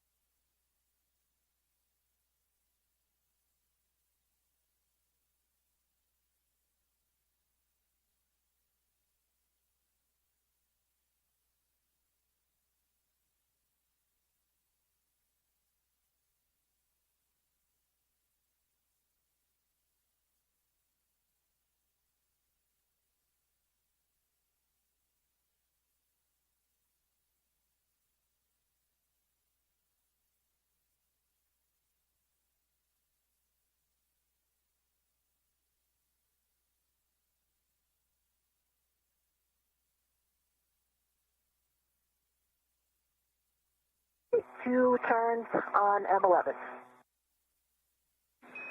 Copy, 2 turns on M11. Nicely done. Now drive M9 to M12 to torque, expecting an additional 3 to 7 turns.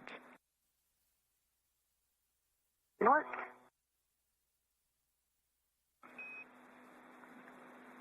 For EV2, align the mid-strut L7 with the upper strut L7. If needed, you can egress 1 foot from the APFR.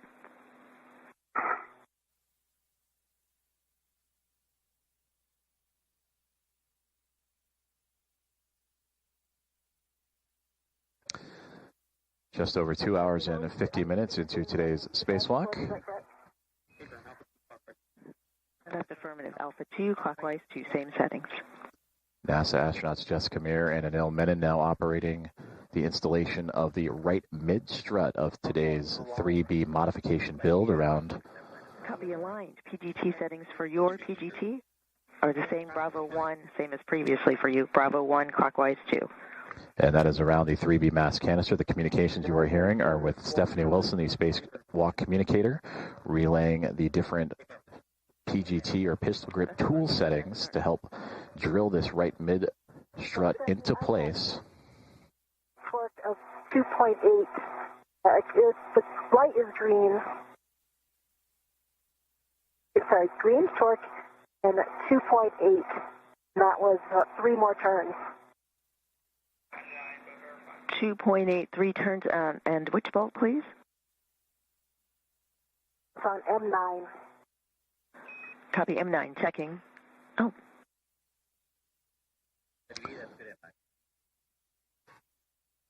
And that's a good M9. We're ready for the remainder of M10 through M12. North.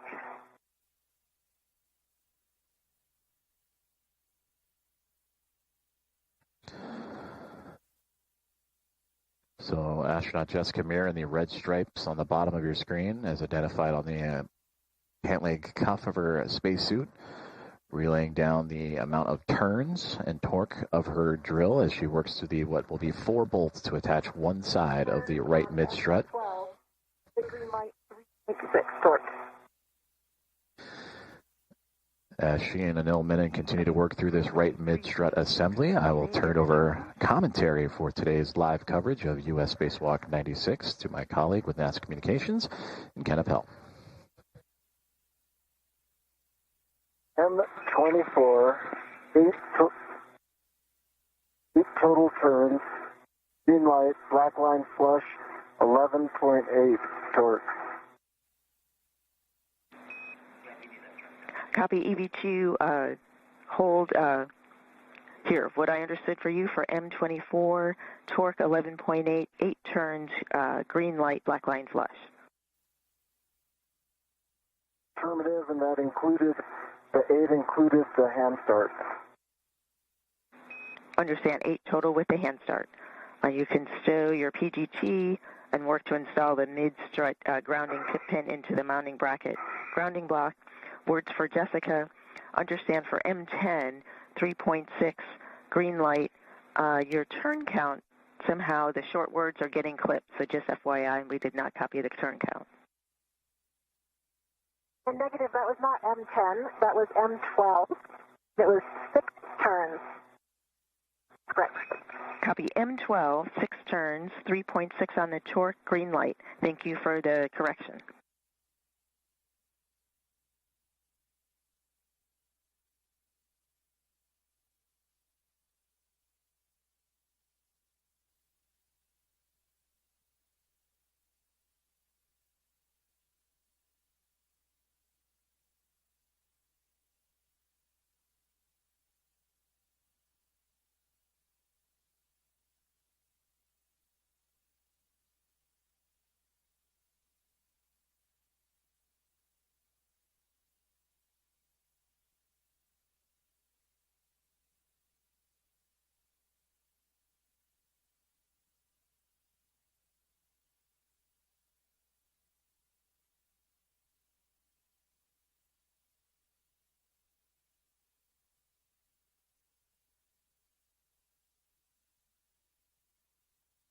And Stephanie, did you copy my last? I last copied your report for M12. Sounds like a bit ratty comm, Stephanie. That was broken.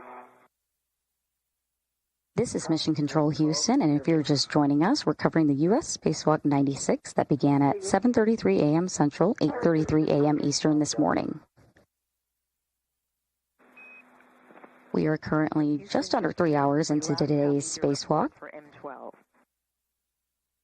The International Space Station is currently flying 259 statute miles over the United States over the state of Iowa. Sorry, we did not hear that. You can move on to M10. Today's spacewalk prepares the 3B power channel for the future installation of new rollout solar arrays.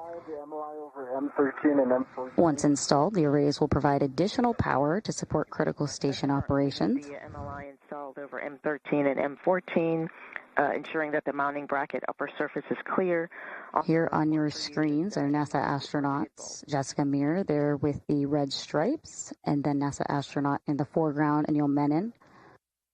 And Stephanie, I had 5 turns on M10. To recap, they have completed assembly of the upper triangle, which you see in front of Anil Menon there on your screen. M10, 3.8 torque, 5 turns, green light.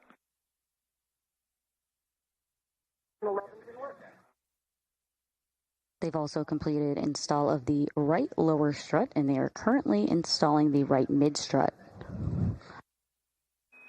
Understand M11 in work, your go.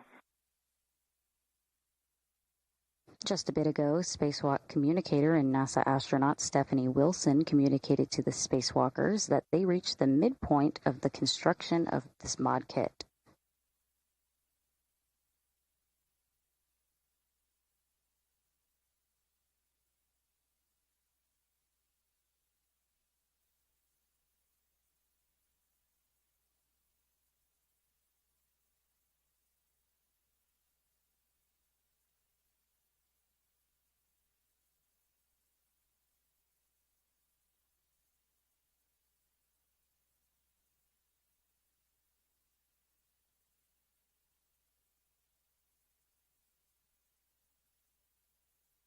Stephanie, 7 turns on M11, good green light, 3.7 torque. Copy M11, 3.7 torque, 7 turns, green light. We would like you to drive M9 again. Copy M9 one more time.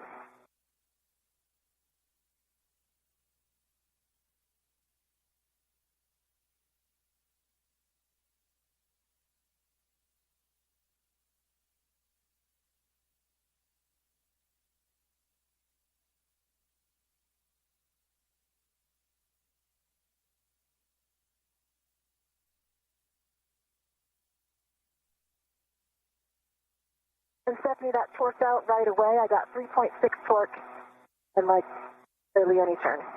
Big green light.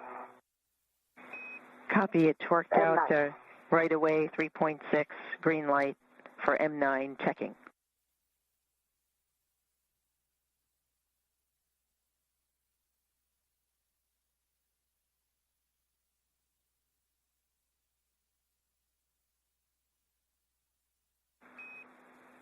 Meanwhile, while we're waiting for either verification or additional steps, both EV1 and EV2 turn your HECAs off. Back here in the International Space Station Flight Control Room here at NASA's Johnson Space Center in Houston, Texas. This Momentum flight team is led by Flight Director there in the Navy suit, Ronat Dave. To his right is NASA astronaut Stephanie Wilson, who is supporting today's spacewalk as the spacewalk communicator, speaking to both NASA astronauts directly, Jessica Meir and Anil Menon. And to her right is JAXA astronaut Akio Shide, supporting as today's Capcom and communicating with the crew inside of the International Space Station.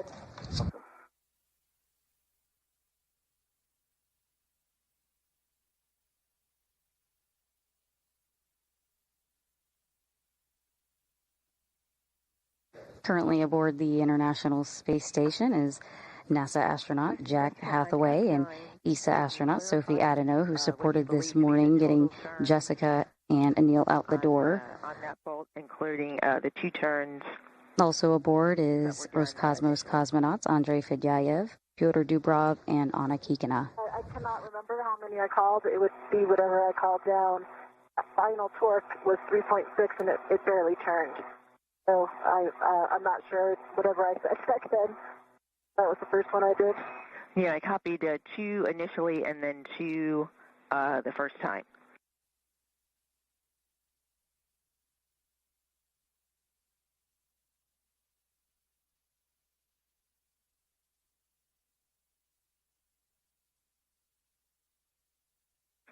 I copy Jessica. We're checking the bolts for EV2 at a good time. I can take a glove, hap, and gauntlet check from you.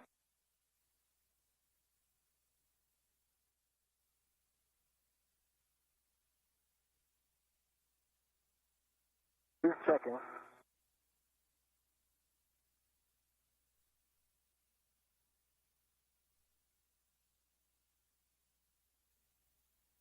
EV2 above nominal, just a little black scuffing. Outlets are down and half dry.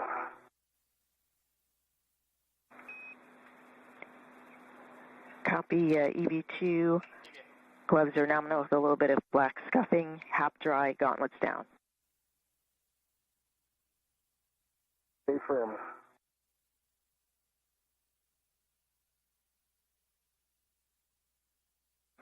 For EV1, while we are discussing bolts, release EV2 rep from the mid-strut and verify side. We are currently in a brief but expected loss of signal. Installed in the side pad, and MLI standby. Just release EV2 rep from the mid-strut and verify the side pad final config.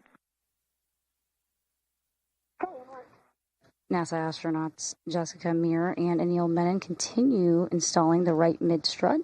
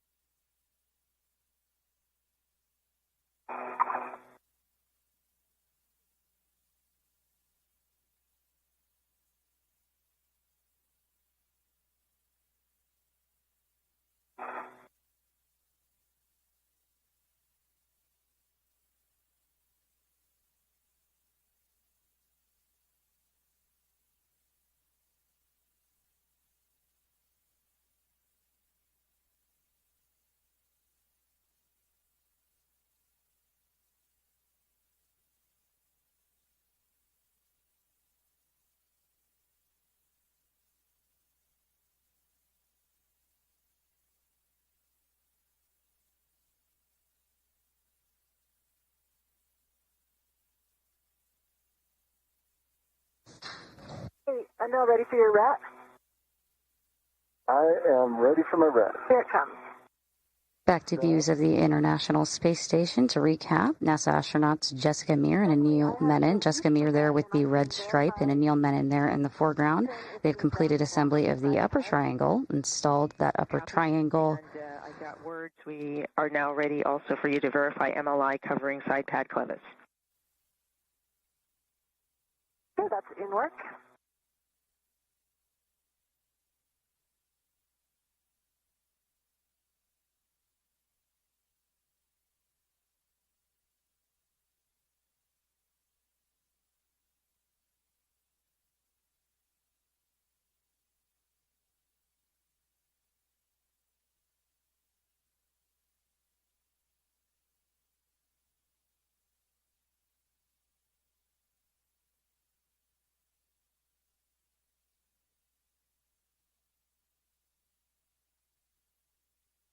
And Stephanie, it's covering the clevis now. Can you verify for me whether or not pit pin should also be covered by the MLI? Checking. Pit pin should not be covered by the MLI. Okay, copy. And I think we're in a good config here. Clevis is covered. I'm giving it a good squish. Copy. It's a good side pad final config checks. I'll take a go of HAP and gauntlet check from you. EV1 half is dry. Gloves are still nominal. I have a few black smudges, one on each pinky finger and one on my right thumb. My gauntlets are down. Copy. EV1, nominal gloves, few black smudges, pinky and right thumb, HAP dry, gauntlets down. Today's spacewalk prepares the 3B power channel for future installation of new IROSAs, or International Space Station Rollout Solar Arrays. We are still Once those are installed, the arrays will provide additional power to support station operations. To recap, NASA astronauts Jessica Meir and Anil Menon have completed assembly of the upper triangle, which you see there in front of Anil Menon on the foreground of your screen. They've also completed installation of the right lower strut and are currently finishing install of the right mid strut.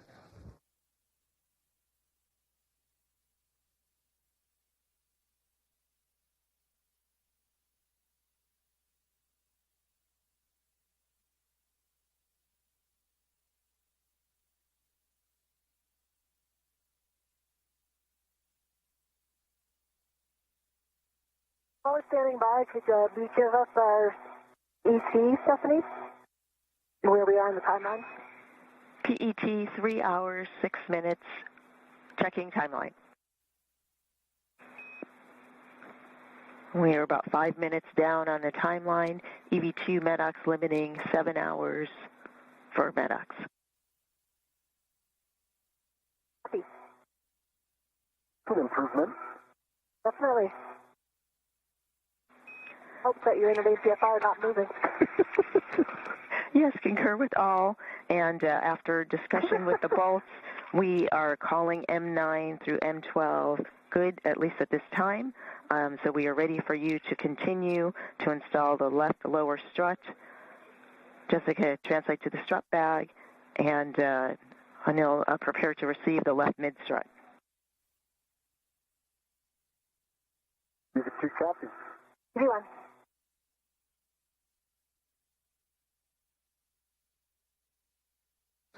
And with that communication to the crew from the ground team here at NASA's Mission Control Center at NASA Johnson Space Center, that they have instructed that Jessica Meir and Anil Menon, the 2 spacewalkers for today's U.S. Spacewalk 96, have moved on and have completed the assembly of the right mid strut. They were going over reviews of the bolts that were needed, the 4 bolts to attach that right mid strut to the 3B mast canister.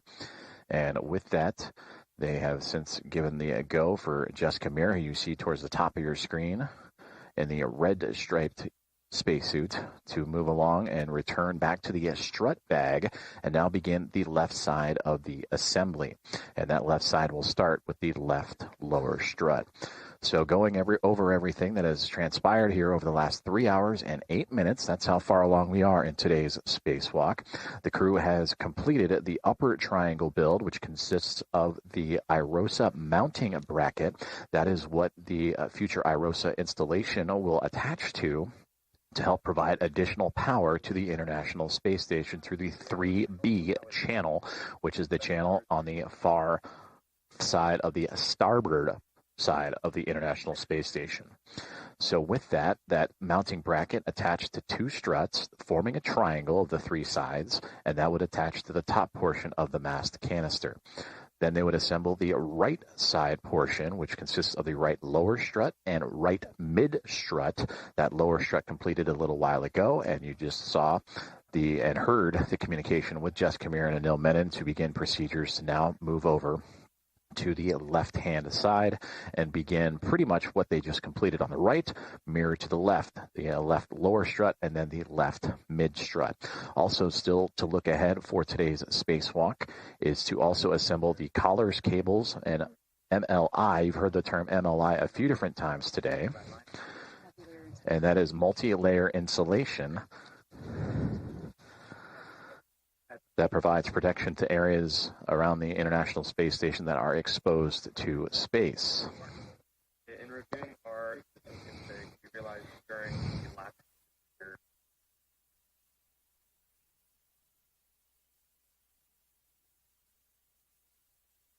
On your way, Anil? Oh, there we are.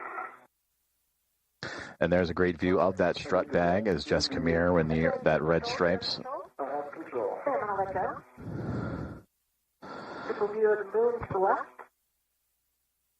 I am reading to the side here. It's the side pad, right? Sure, side pad side. Okay, side pad side is redded. That's affirmative. I'm going to take off the bag rat. Yes. I can't see it. Can't see it, but it's. I mean, just let it go. There it is. You got it. I got it.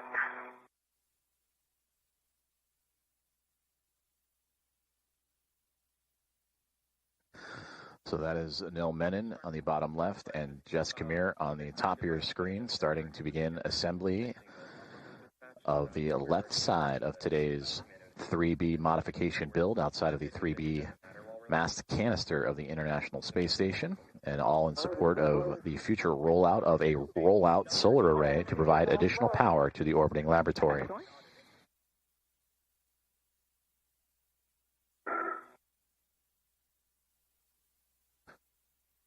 The strut bag that you saw images of, 8 feet in length, weighing over 300 pounds on Earth. Though they do not feel that weight in space, they do carry the mass of that bag as they manipulate it around their work site.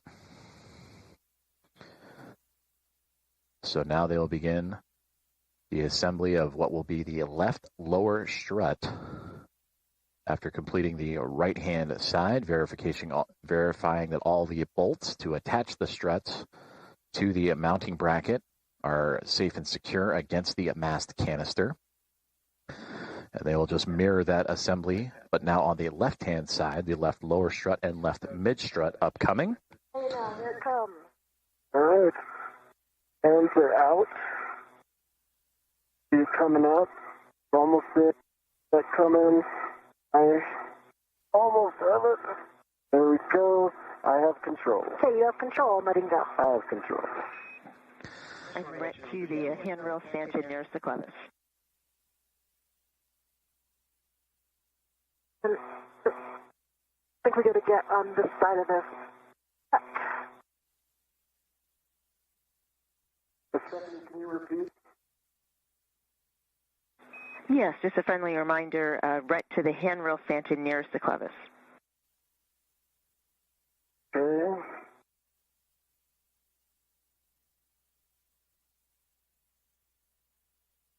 MWS rat is on the handrail stanchion nearest the clevis, near M22.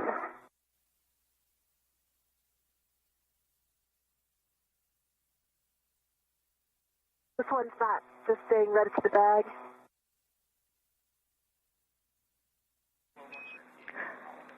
This one, once the red is on the handrail stanchion, you can release the bag to the bag, the red to the bag.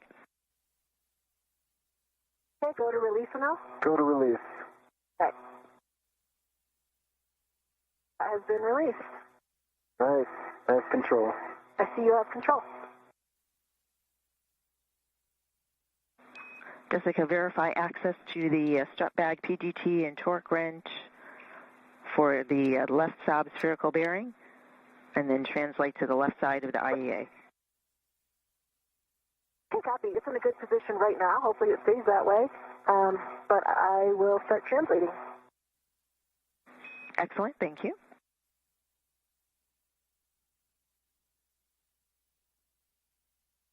Zeroing in on 3 hours and 15 minutes into today's U.S. Spacewalk 96, featuring NASA astronauts Jessica Meir and Anil Menon, the sixth of Jessica's career.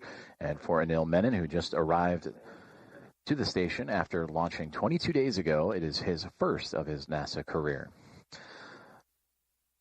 Today's spacewalk is to build out a modification kit to the 3B mast canister and augment the 3B power channel for the International Space Station. And this modification kit, this structure that they are building, is to support an International Space Station rollout solar array that'll be installed on a future EVA.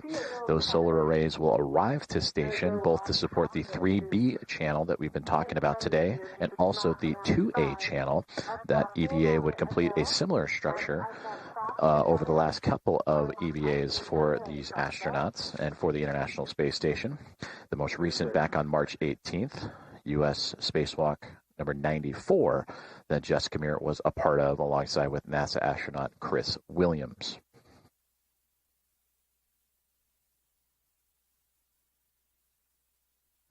So far, they have completed the upper triangle and the right side of the strut assembly to attach to that 3B mast canister, which is located all the way to the far end of the starboard side of the International Space Station. So they had covered some ground after exiting the Quest airlock. Over here on your left, I'm at the A-frame, so I'm going to get into a position to adjust your APFR.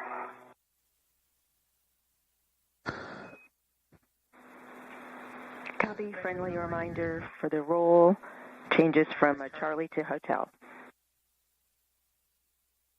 Copy, Charlie to Hotel.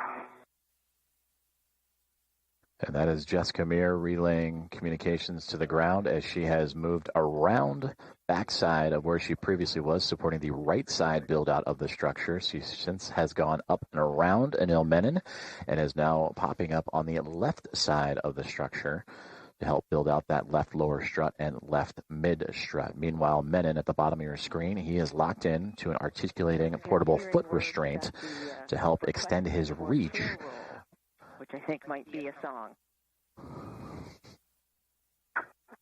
Copy, a slow roll for now. Right, and now Do my theme song. I've got a...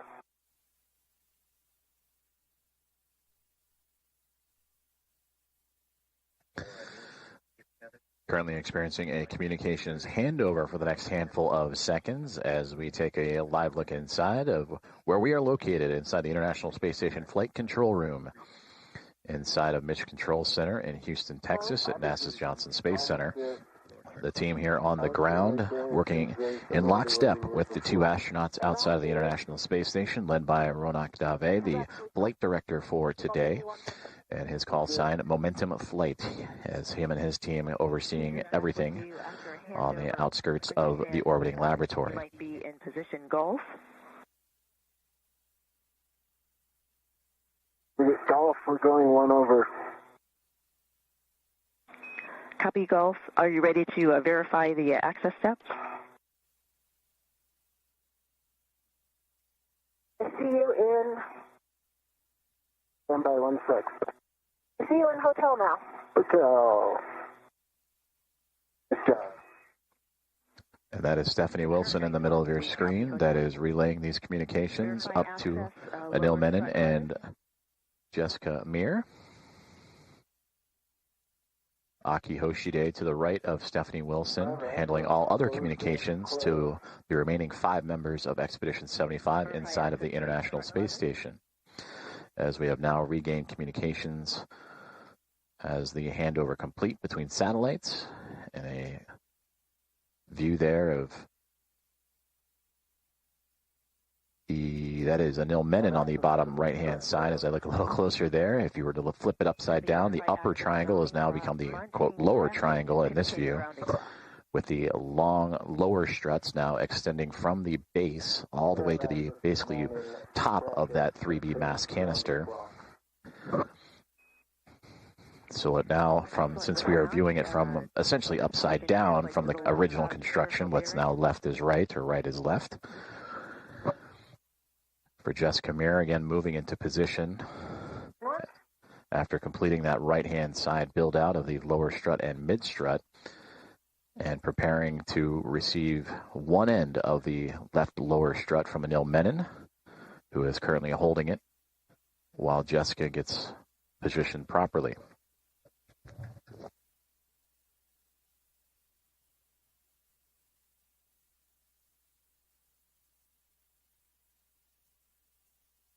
Stephanie, I'm at that location. I am going to get a BRT down on this side. It'll make it a lot easier.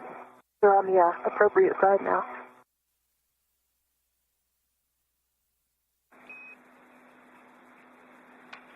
Copy BRT.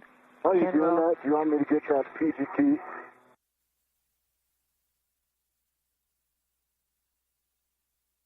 I can reach it. I think.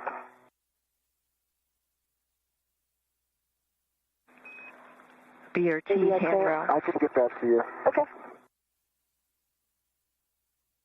Go ahead, Stephanie. Just suggested handrail for the BRT 2082, and when you're ready, the PGT settings for the strut bag TGT Alpha 1 clockwise 1. Copy, and I actually used 2081, and I'm getting the PGT. Copy 2081.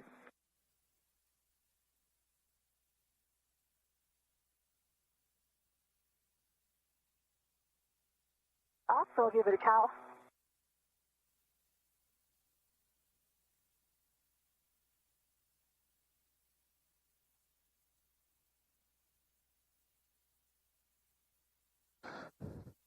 Cow, good LED test battery 40.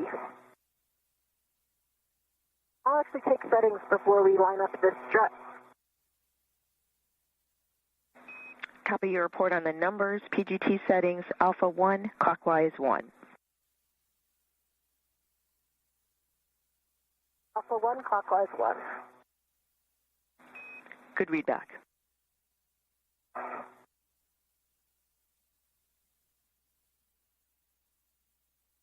That is set. All right.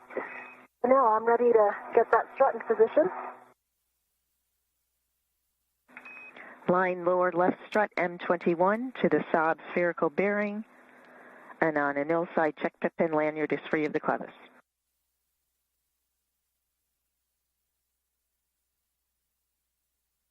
And now?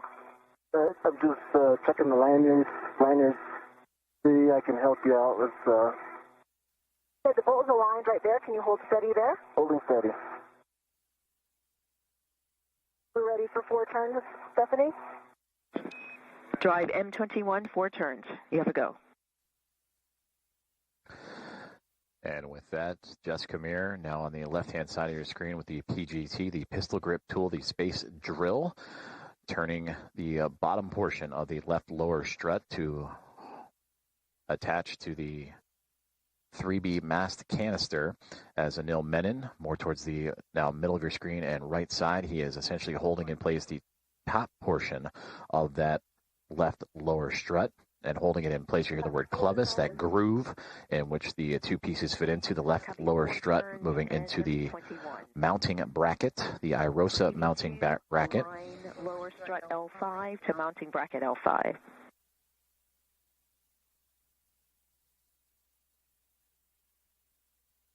So while Jessica Meir on the left is attaching the lower portion of this strut, Anil Menon just receiving instruction to now arrange that strut and properly align it into its correct configuration, and now properly aligned to the mounting bracket. Settings for your PGT, Bravo 1, clockwise 2. Is this just 2 turns here? That's affirmative. You'll be driving M22, 2 turns. And you can hand start them, your preference. I'm just going to hand turn them. That's a good plan.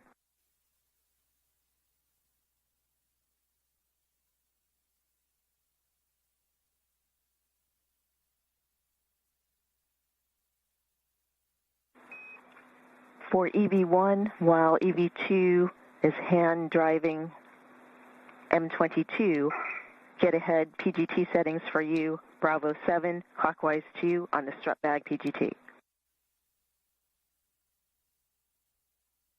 Bravo 7, clockwise 2. Right. Good to be 2 back. turns, Stephanie.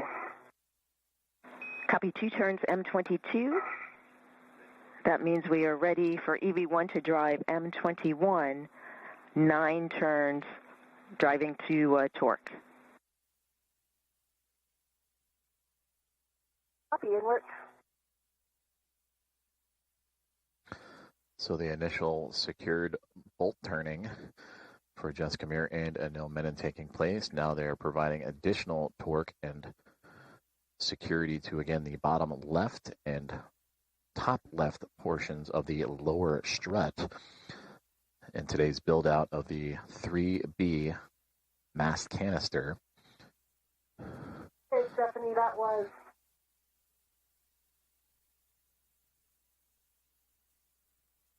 9 turns.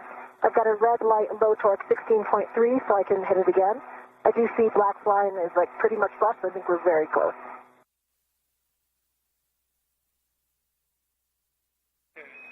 We copy. Thanks for the report. We'd like you to drive M21 again.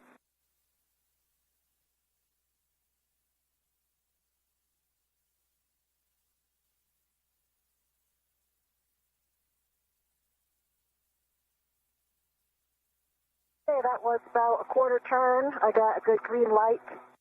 21.8, it does say it's a good green light, so I'm assuming it needs one more hit.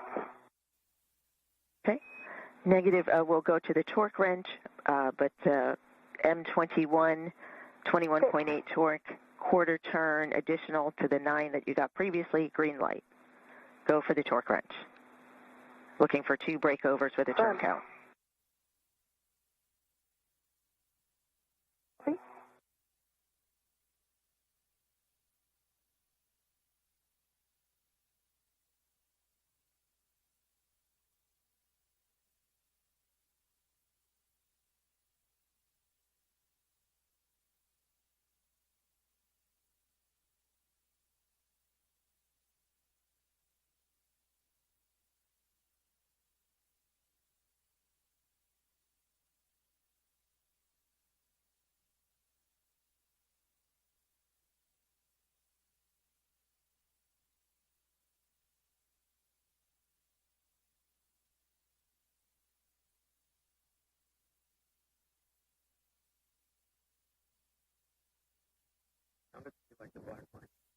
Approaching 3 hours and 30 minutes into today's Spacewalk, US EV 896. TCV setting of 2. Right now, NASA astronaut Jessica Meir with the teamwork of Anil Menon of NASA joining her on this spacewalk, currently assembling the left lower strut of today's build-out, a modification kit to the 3B power channel to help augment the 3B power channel and support the hardware of a rolling out solar array, an International Space Station rollout solar array, or IROSA. And there you can see that Jessica Meir is near the bottom of that mast canister and using the torque wrench to secure the lower portion of that strut. Anil Menon up at the top of this image is holding that topmost portion and will continue to secure his side once Jessica Meir has completed her end. But you can see the structure that has been built out quite well, actually, in this image. There you see the, quote, upper triangle just to the right side of Anil Menon, again, more towards the middle right of your screen. And that is the main portion of the build, the first portion of the build.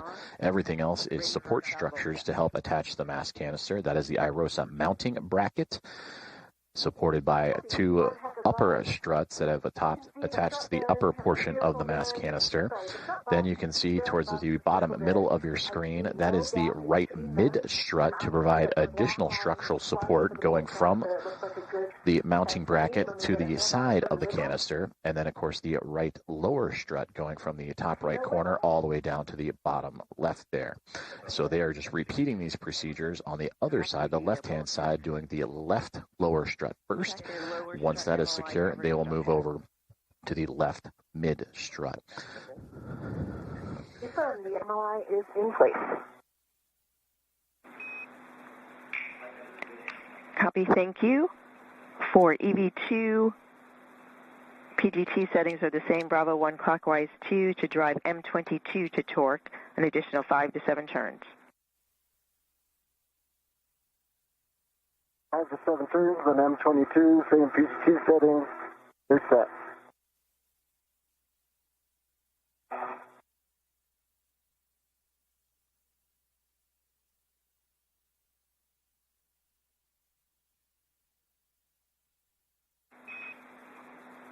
Jessica, with the completion of your Saab bolt checks, when you are ready, you can translate to the left side pad installation location.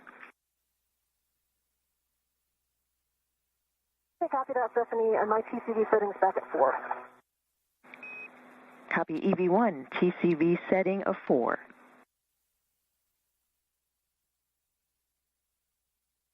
And on M22, 7 turns, green light, 11.8 torque, backline flush.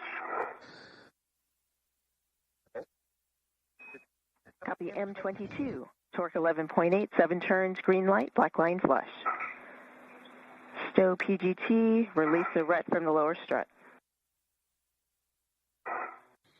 And with that call out and releasing the ret from the lower strut, the ret is the retractable equipment tether. That is to make sure that the equipment that they are working on, in this case the left lower strut, were not to break away from their workstation. The left lower strut has now been assembled after Jessica Meir did the bottom portion and Anil Menon did the upper portion, and you just saw a great helmet cam view from Anil Menon where you saw the upper triangle build. The right side has been completed, and then we go back to that camera. So that's a great view of that upper triangle. That is the IROSA mounting bracket on the near side covering the bottom portion of your screen with those two top struts, left and right, attaching it to the top portion of the 3B mast canister. So there you can somewhat see off the left-hand side of Menon's glove, the lower left strut going from the mounting bracket all the way down the canister to the bottom left-hand portion. Jessica Meir, who is floating just off to the top of the left-hand portion of your screen in the red stripes, she has now moved her way to the mid-center pad location. What's going to happen now is that they will prepare to install the left mid-strut. Jessica will be in charge of fixing the portion that will attach the mass canister, and for Anil Menon, he will attach his side to the upper triangle and the IROSA mounting bracket. So again, the NASA astronauts Jessica Meir and Anil Menon continuing to proceed along with today's spacewalk procedures, now passing 3 hours and 32 minutes on in, and they continue to cruise along with today's build of 6 struts and 1 mounting bracket. So once this left mid strut is on, that will be strut 6 of 6 before moving on to their next task, which would be helping assemble cables and additional installations in preparation for that installation of an IROSA, or International Space Station Rollout Solar Array, on a future spaceflight. Full length pending the side pad towards the mass canister.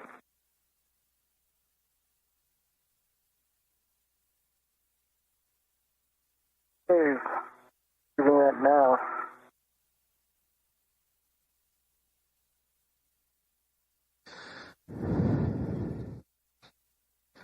And now the International Space Station making its way into an orbital nighttime. We've had a handful of those throughout today's spacewalk. As you see, Anil Menon starting to properly line up that left mid-strut now. It is a telescoping strut that expands out, so you can see him extending that mid-strut, in which he will hand off the end of that to Jessica Meir. I'll get a hand on the NLI. And I'll get a hand on the handrail. Okay, can you pull it toward you, actually? Towards me, okay. All right, we're in soft dock. Great.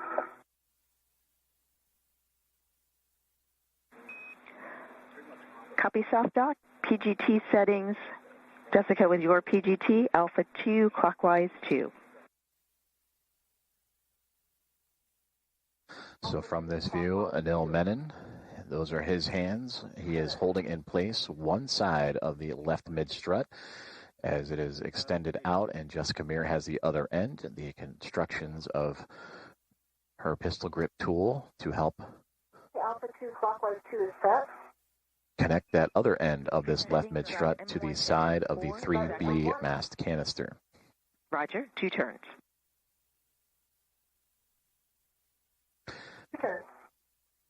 And we go inside the point of view of Jessica Meir in her helmet cam, and there is that pistol grip tool. You can see the settings on that tool as she is Copy 2 turns, M1. attaching the bolts to the side of the mast canister.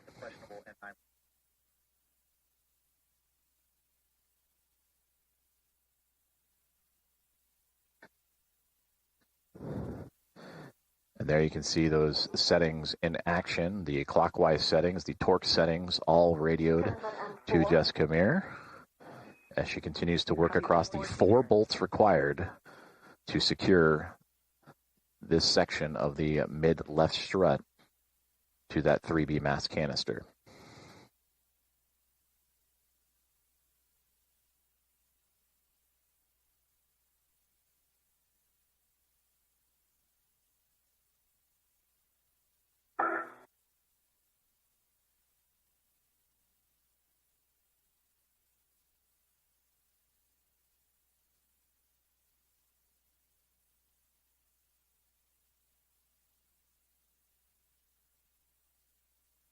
Turns on M2. M2, 2 turns.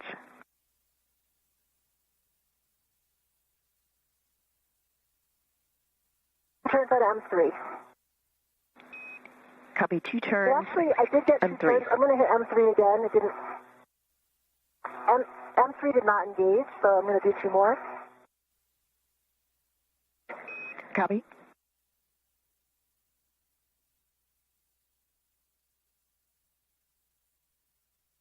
Now we're engaged, 2 turns.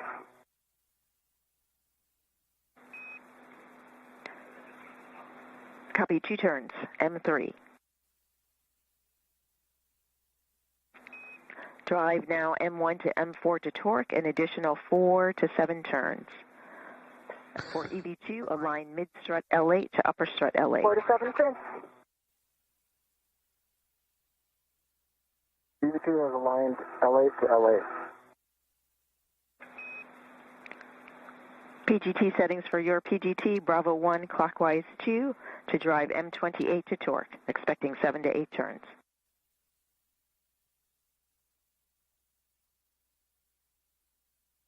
Bravo 1, clockwise 2, copy. Hey, M1, I got 4 turns, good green light, and 3.7 torque. M1 3.7 torque, 4 turns, green light. Good M1.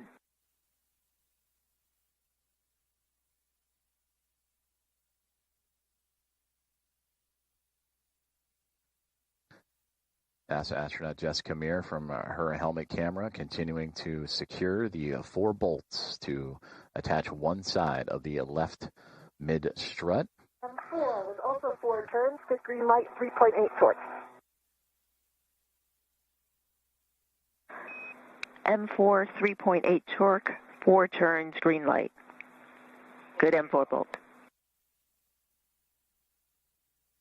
She initially provided the initial security, so a couple of turns, 2 turns each for bolts M1 through M4. That is the 4 you see on your screen.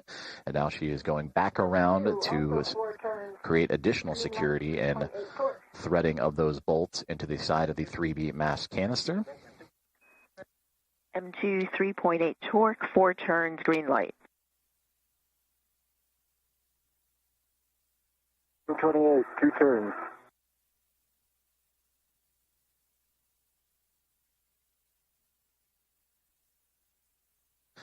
And once this is secure on the perspective of Jessica Meir, we will then transfer over to Anil Menon, who is holding the other side of this left mid strut and holding it up against its appropriate position against the IROSA mounting bracket, the International Space Station Rollout Solar Array mounting bracket.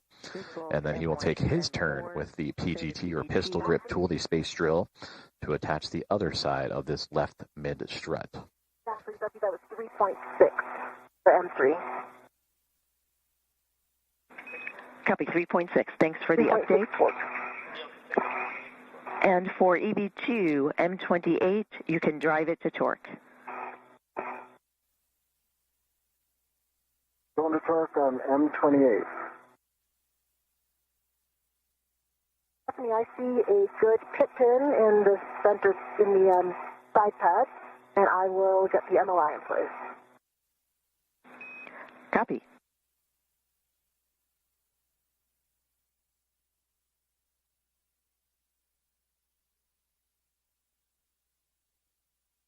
Additional turns on M28, so a total of 9 turns on M28. Black line flush, green light 11.4 or 11.9 on the torque. M28, 11.9 torque, 9 turns total, green light, black line flush. Confirm. With that, Anil, you can still your PGT. When you both are ready, the EV2 rec can be released from the mid-strut handrail. And Anil, you also have installed the mid-strut. Anil, you ready for it? Ready for it.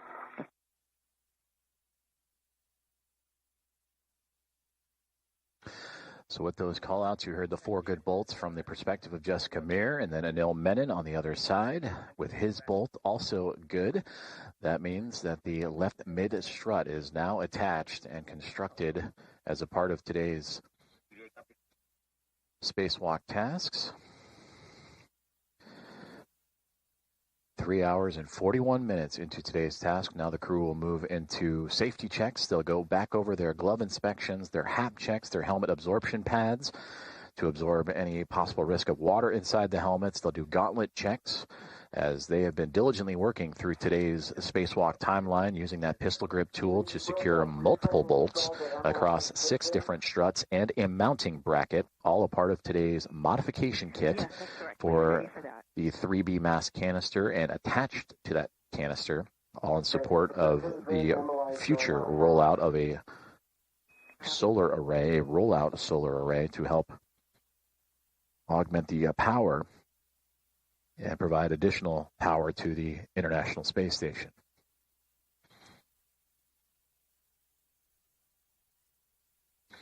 And again, we have had these glove, HAP, and gauntlet checks. Again, HAP, the helmet absorption pad, all throughout today's spacewalk.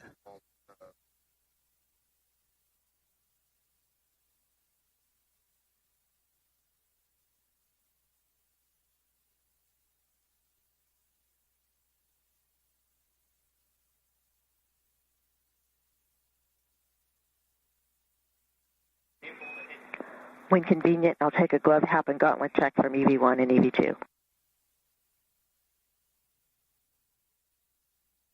EV1, dry HAP. I see the same nominal gloves, a little bit more of the black smudging now on my right index finger as well, and some really small ones actually really on all fingertips.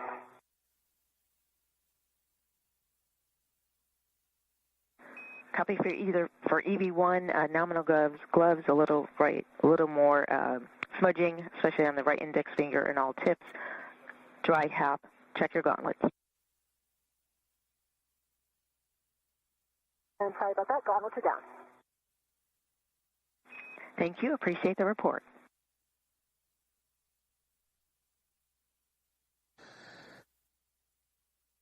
As they move through those safety procedures, temporary loss of communication and loss of signal with the International Space Station, which we will regain here shortly. It is anticipated with the handover of communication satellites. So we bring you back inside the International Space Station Flight Control Room at NASA's Johnson Space Center in Houston, Texas. We still have audio communication coming down from the crew as the flight team here inside the room, led by Flight Director Ronak Dave and his Momentum flight team, working through today's spacewalk procedures. To the left of Ronak is Chris Dobbins, who will support an upcoming spacewalk here in the month of August. Today's is the first of 3 this month.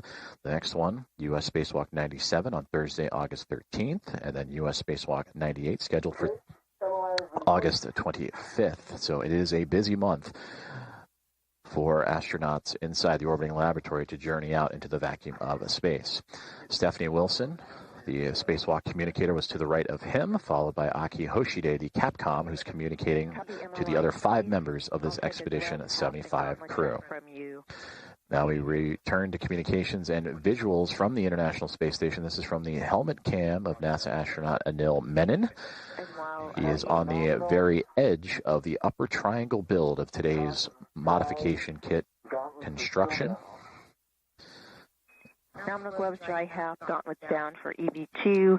EV1, perform socket swap to the 2-inch rigid from your trash bag on your PGT. York.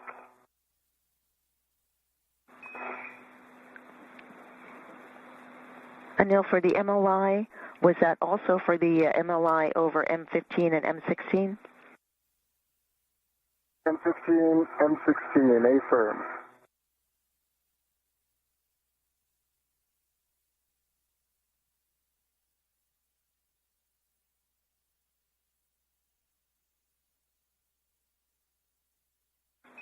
And we like the action that you're taking now. Thank you.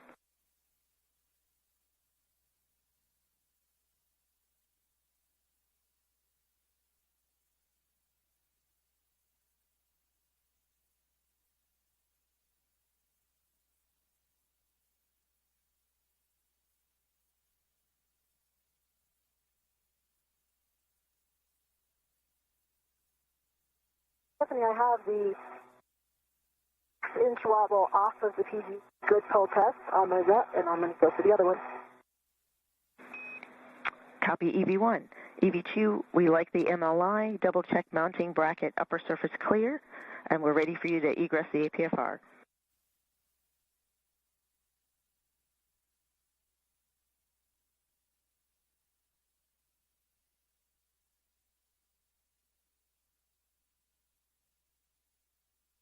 Line bracket up from surface is clear. Thank you for the report. Egressing.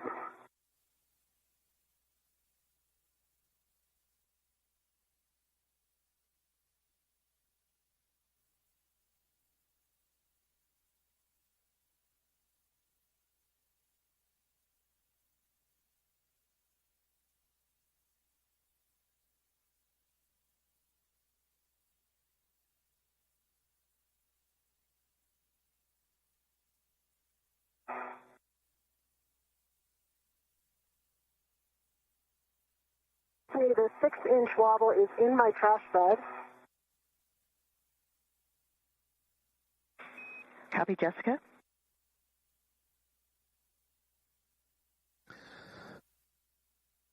So after successful checks of the MLI, the multi-layer insulation protecting the build-out that Jessica Meir and Anil Menon just completed, Anil Menon has been given the clear to exit the articulating a portable foot restraint and begin the next tasks on today's spacewalk journey. Non-axial loads into mid-strut while driving collar bolts. You can adjust your body position to reach the mid-strut collar.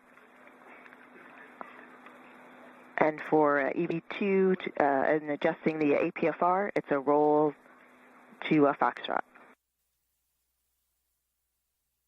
Rolling it to foxtrot.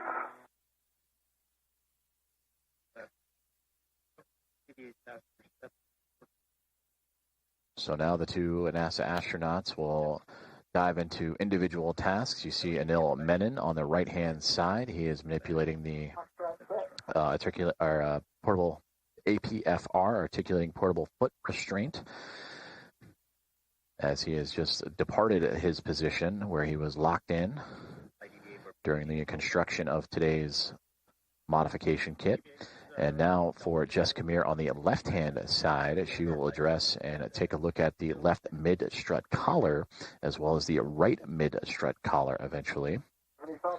And that will help cover up additional pieces of hardware that were recently built out by the two astronauts.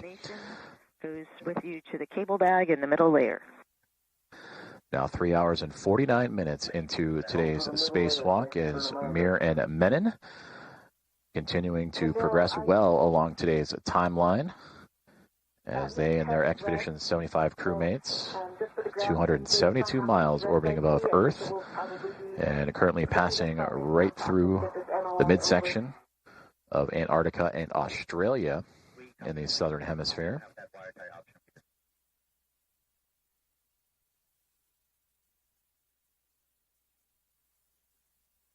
After egressing and beginning today's spacewalk officially at 7:33 a.m. Central Time, 8:33 a.m. Eastern, Anil Menon and Jessica Meir would make their way all the way down the starboard side of the International Space Station's truss structure, the backbone and support system of the orbiting laboratory, to the 3B channel and mast canister, where they would take a collection of 6 struts as well as the IROSA mounting bracket, and have since constructed all 6 of those pieces and the mounting bracket, and are now, for Jessica Meir, work on the left mid-strut collar, and for Anil Menon, with the body position, it's a good position to reach the mid-strut cleaning up the articulating portable foot restraint, and will now begin one of the next major tasks of today's spacewalk, which is preparing the IROSA cables that need to attach for that future rollout solar array.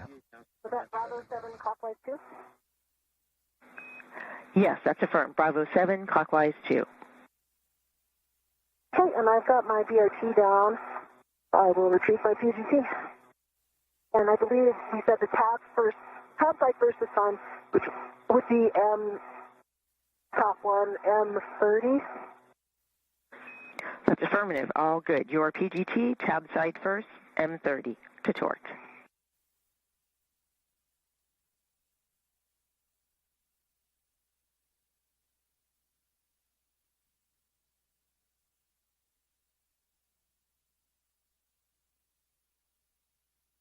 All right, I believe I have my AC tether fixed. I'm headed over to the cable bag. Copy. Nicely done. And just a reminder that my tether is on top of your tether. Copy. That's okay. Just I recommend translating back the same way you come. So.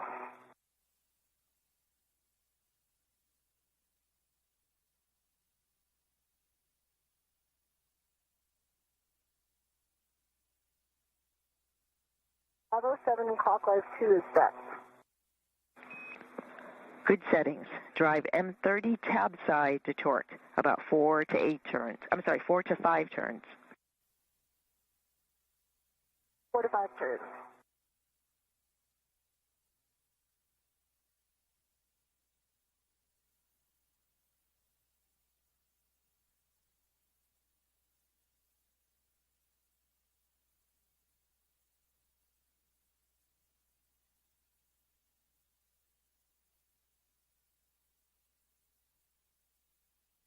Hey, Stephanie, I was actually 6 turns. I got a green light and 25.3. And the 30, 25.3 torque, 6 turns, green light, verified tab is rigid.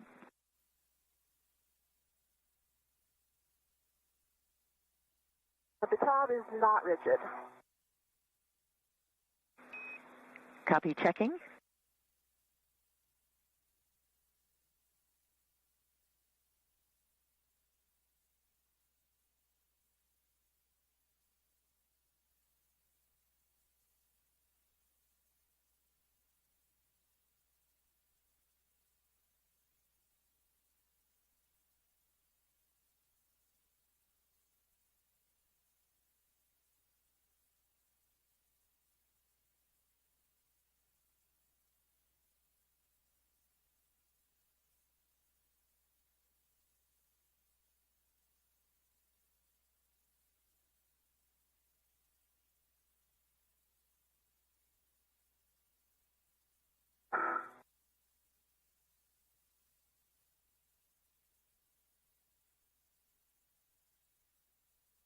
Bill, you see the moon to the... I'm not sure what way you're facing, but... To my right, yeah. I see it. Thanks for the heads up. I can see a future moon base there. See it too.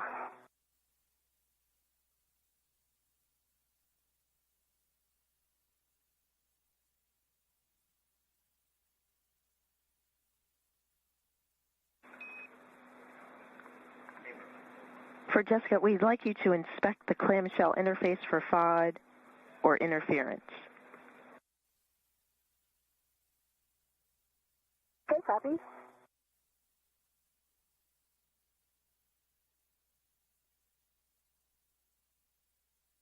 Don't see any FOD or interference. It looks like it's almost all the way to the tab on both sides, but I can still move the tab. I don't know if you can see that in my view or not. But I would say it's definitely not, the two sides are not completely mated. I think I recall in the other ones they may have been a little bit tighter, but that may have been after I did the torquing with a manual ratchet.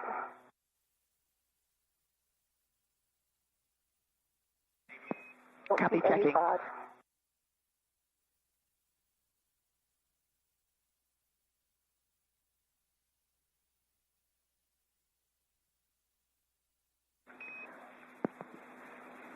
Jessica, we appreciate your words. We'd like you to drive M30 again, same PGT settings, Bravo 7, clockwise 2. Copy, and work.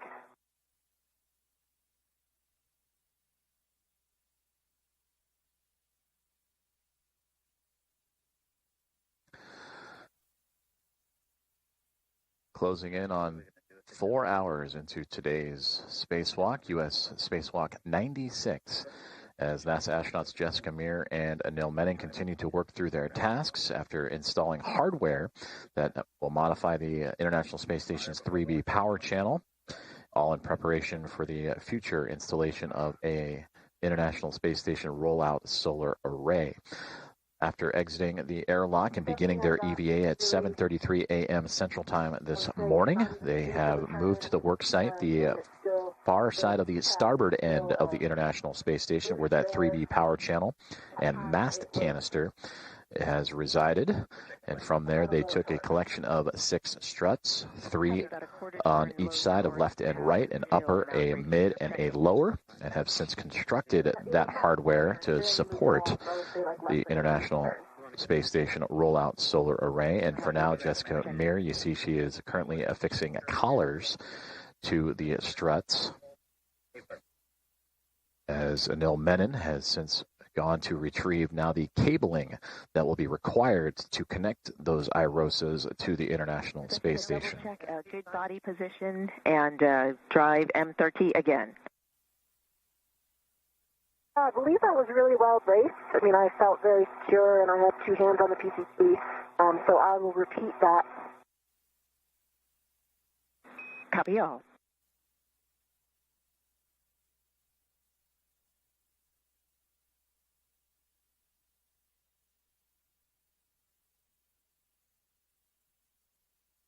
That was the same thing, barely moved. I got a good green light that time, 25.6 torque, and now the cab is almost rigid.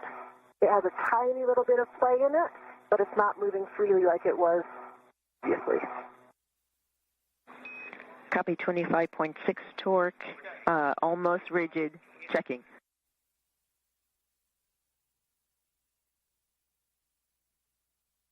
If you have a heck of view right now, I can move it for you and show you, but I'm not sure if you have a view. Thanks for the report and your work on M30. We are ready to move to M29, drive M29 to torque, 4 to 5 turns. Torque.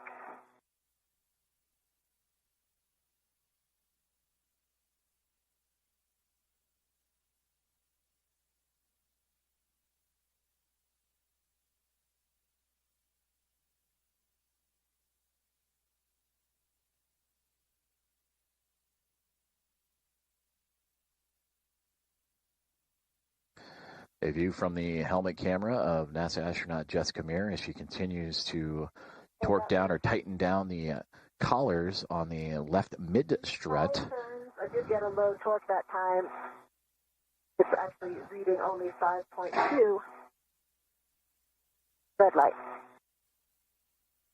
So I can try hitting that again, try to brace a little bit better. Yes, we'd like you to drive M29 to torque. Anil, nice work with the cables. And a nice update there for Anil Menon as we continue to monitor Jessica Meir's tightening of that left mid-strut collar. She will then move over to do the right mid-strut collar, part of the assembly that they did earlier on in today's spacewalk. And you heard the update on Anil Menon. He has since gone off and grabbed the cabling required to set up the portion of today's spacewalk that'll help the future spacewalkers connect the International Space Station rollout solar array to the space station's power systems and provide additional power to support critical station operations. The tab side to final torque. Okay, copy, and just wanted to give you one note before I do that. Maybe it's expected at this phase, but I do remember, like last time we did this, there was an uneven gap. Right now, it looks like there is still a gap that it's fairly even. It does look like it's a little bit more open on the M29 side. Very slightly. Definitely not the same difference as the previous one I installed. Copy the report and appreciate the words. We are still ready to manual ratchet clockwise M30 to final torque. Copy, I'm in manual ratchet. I'll put that in work.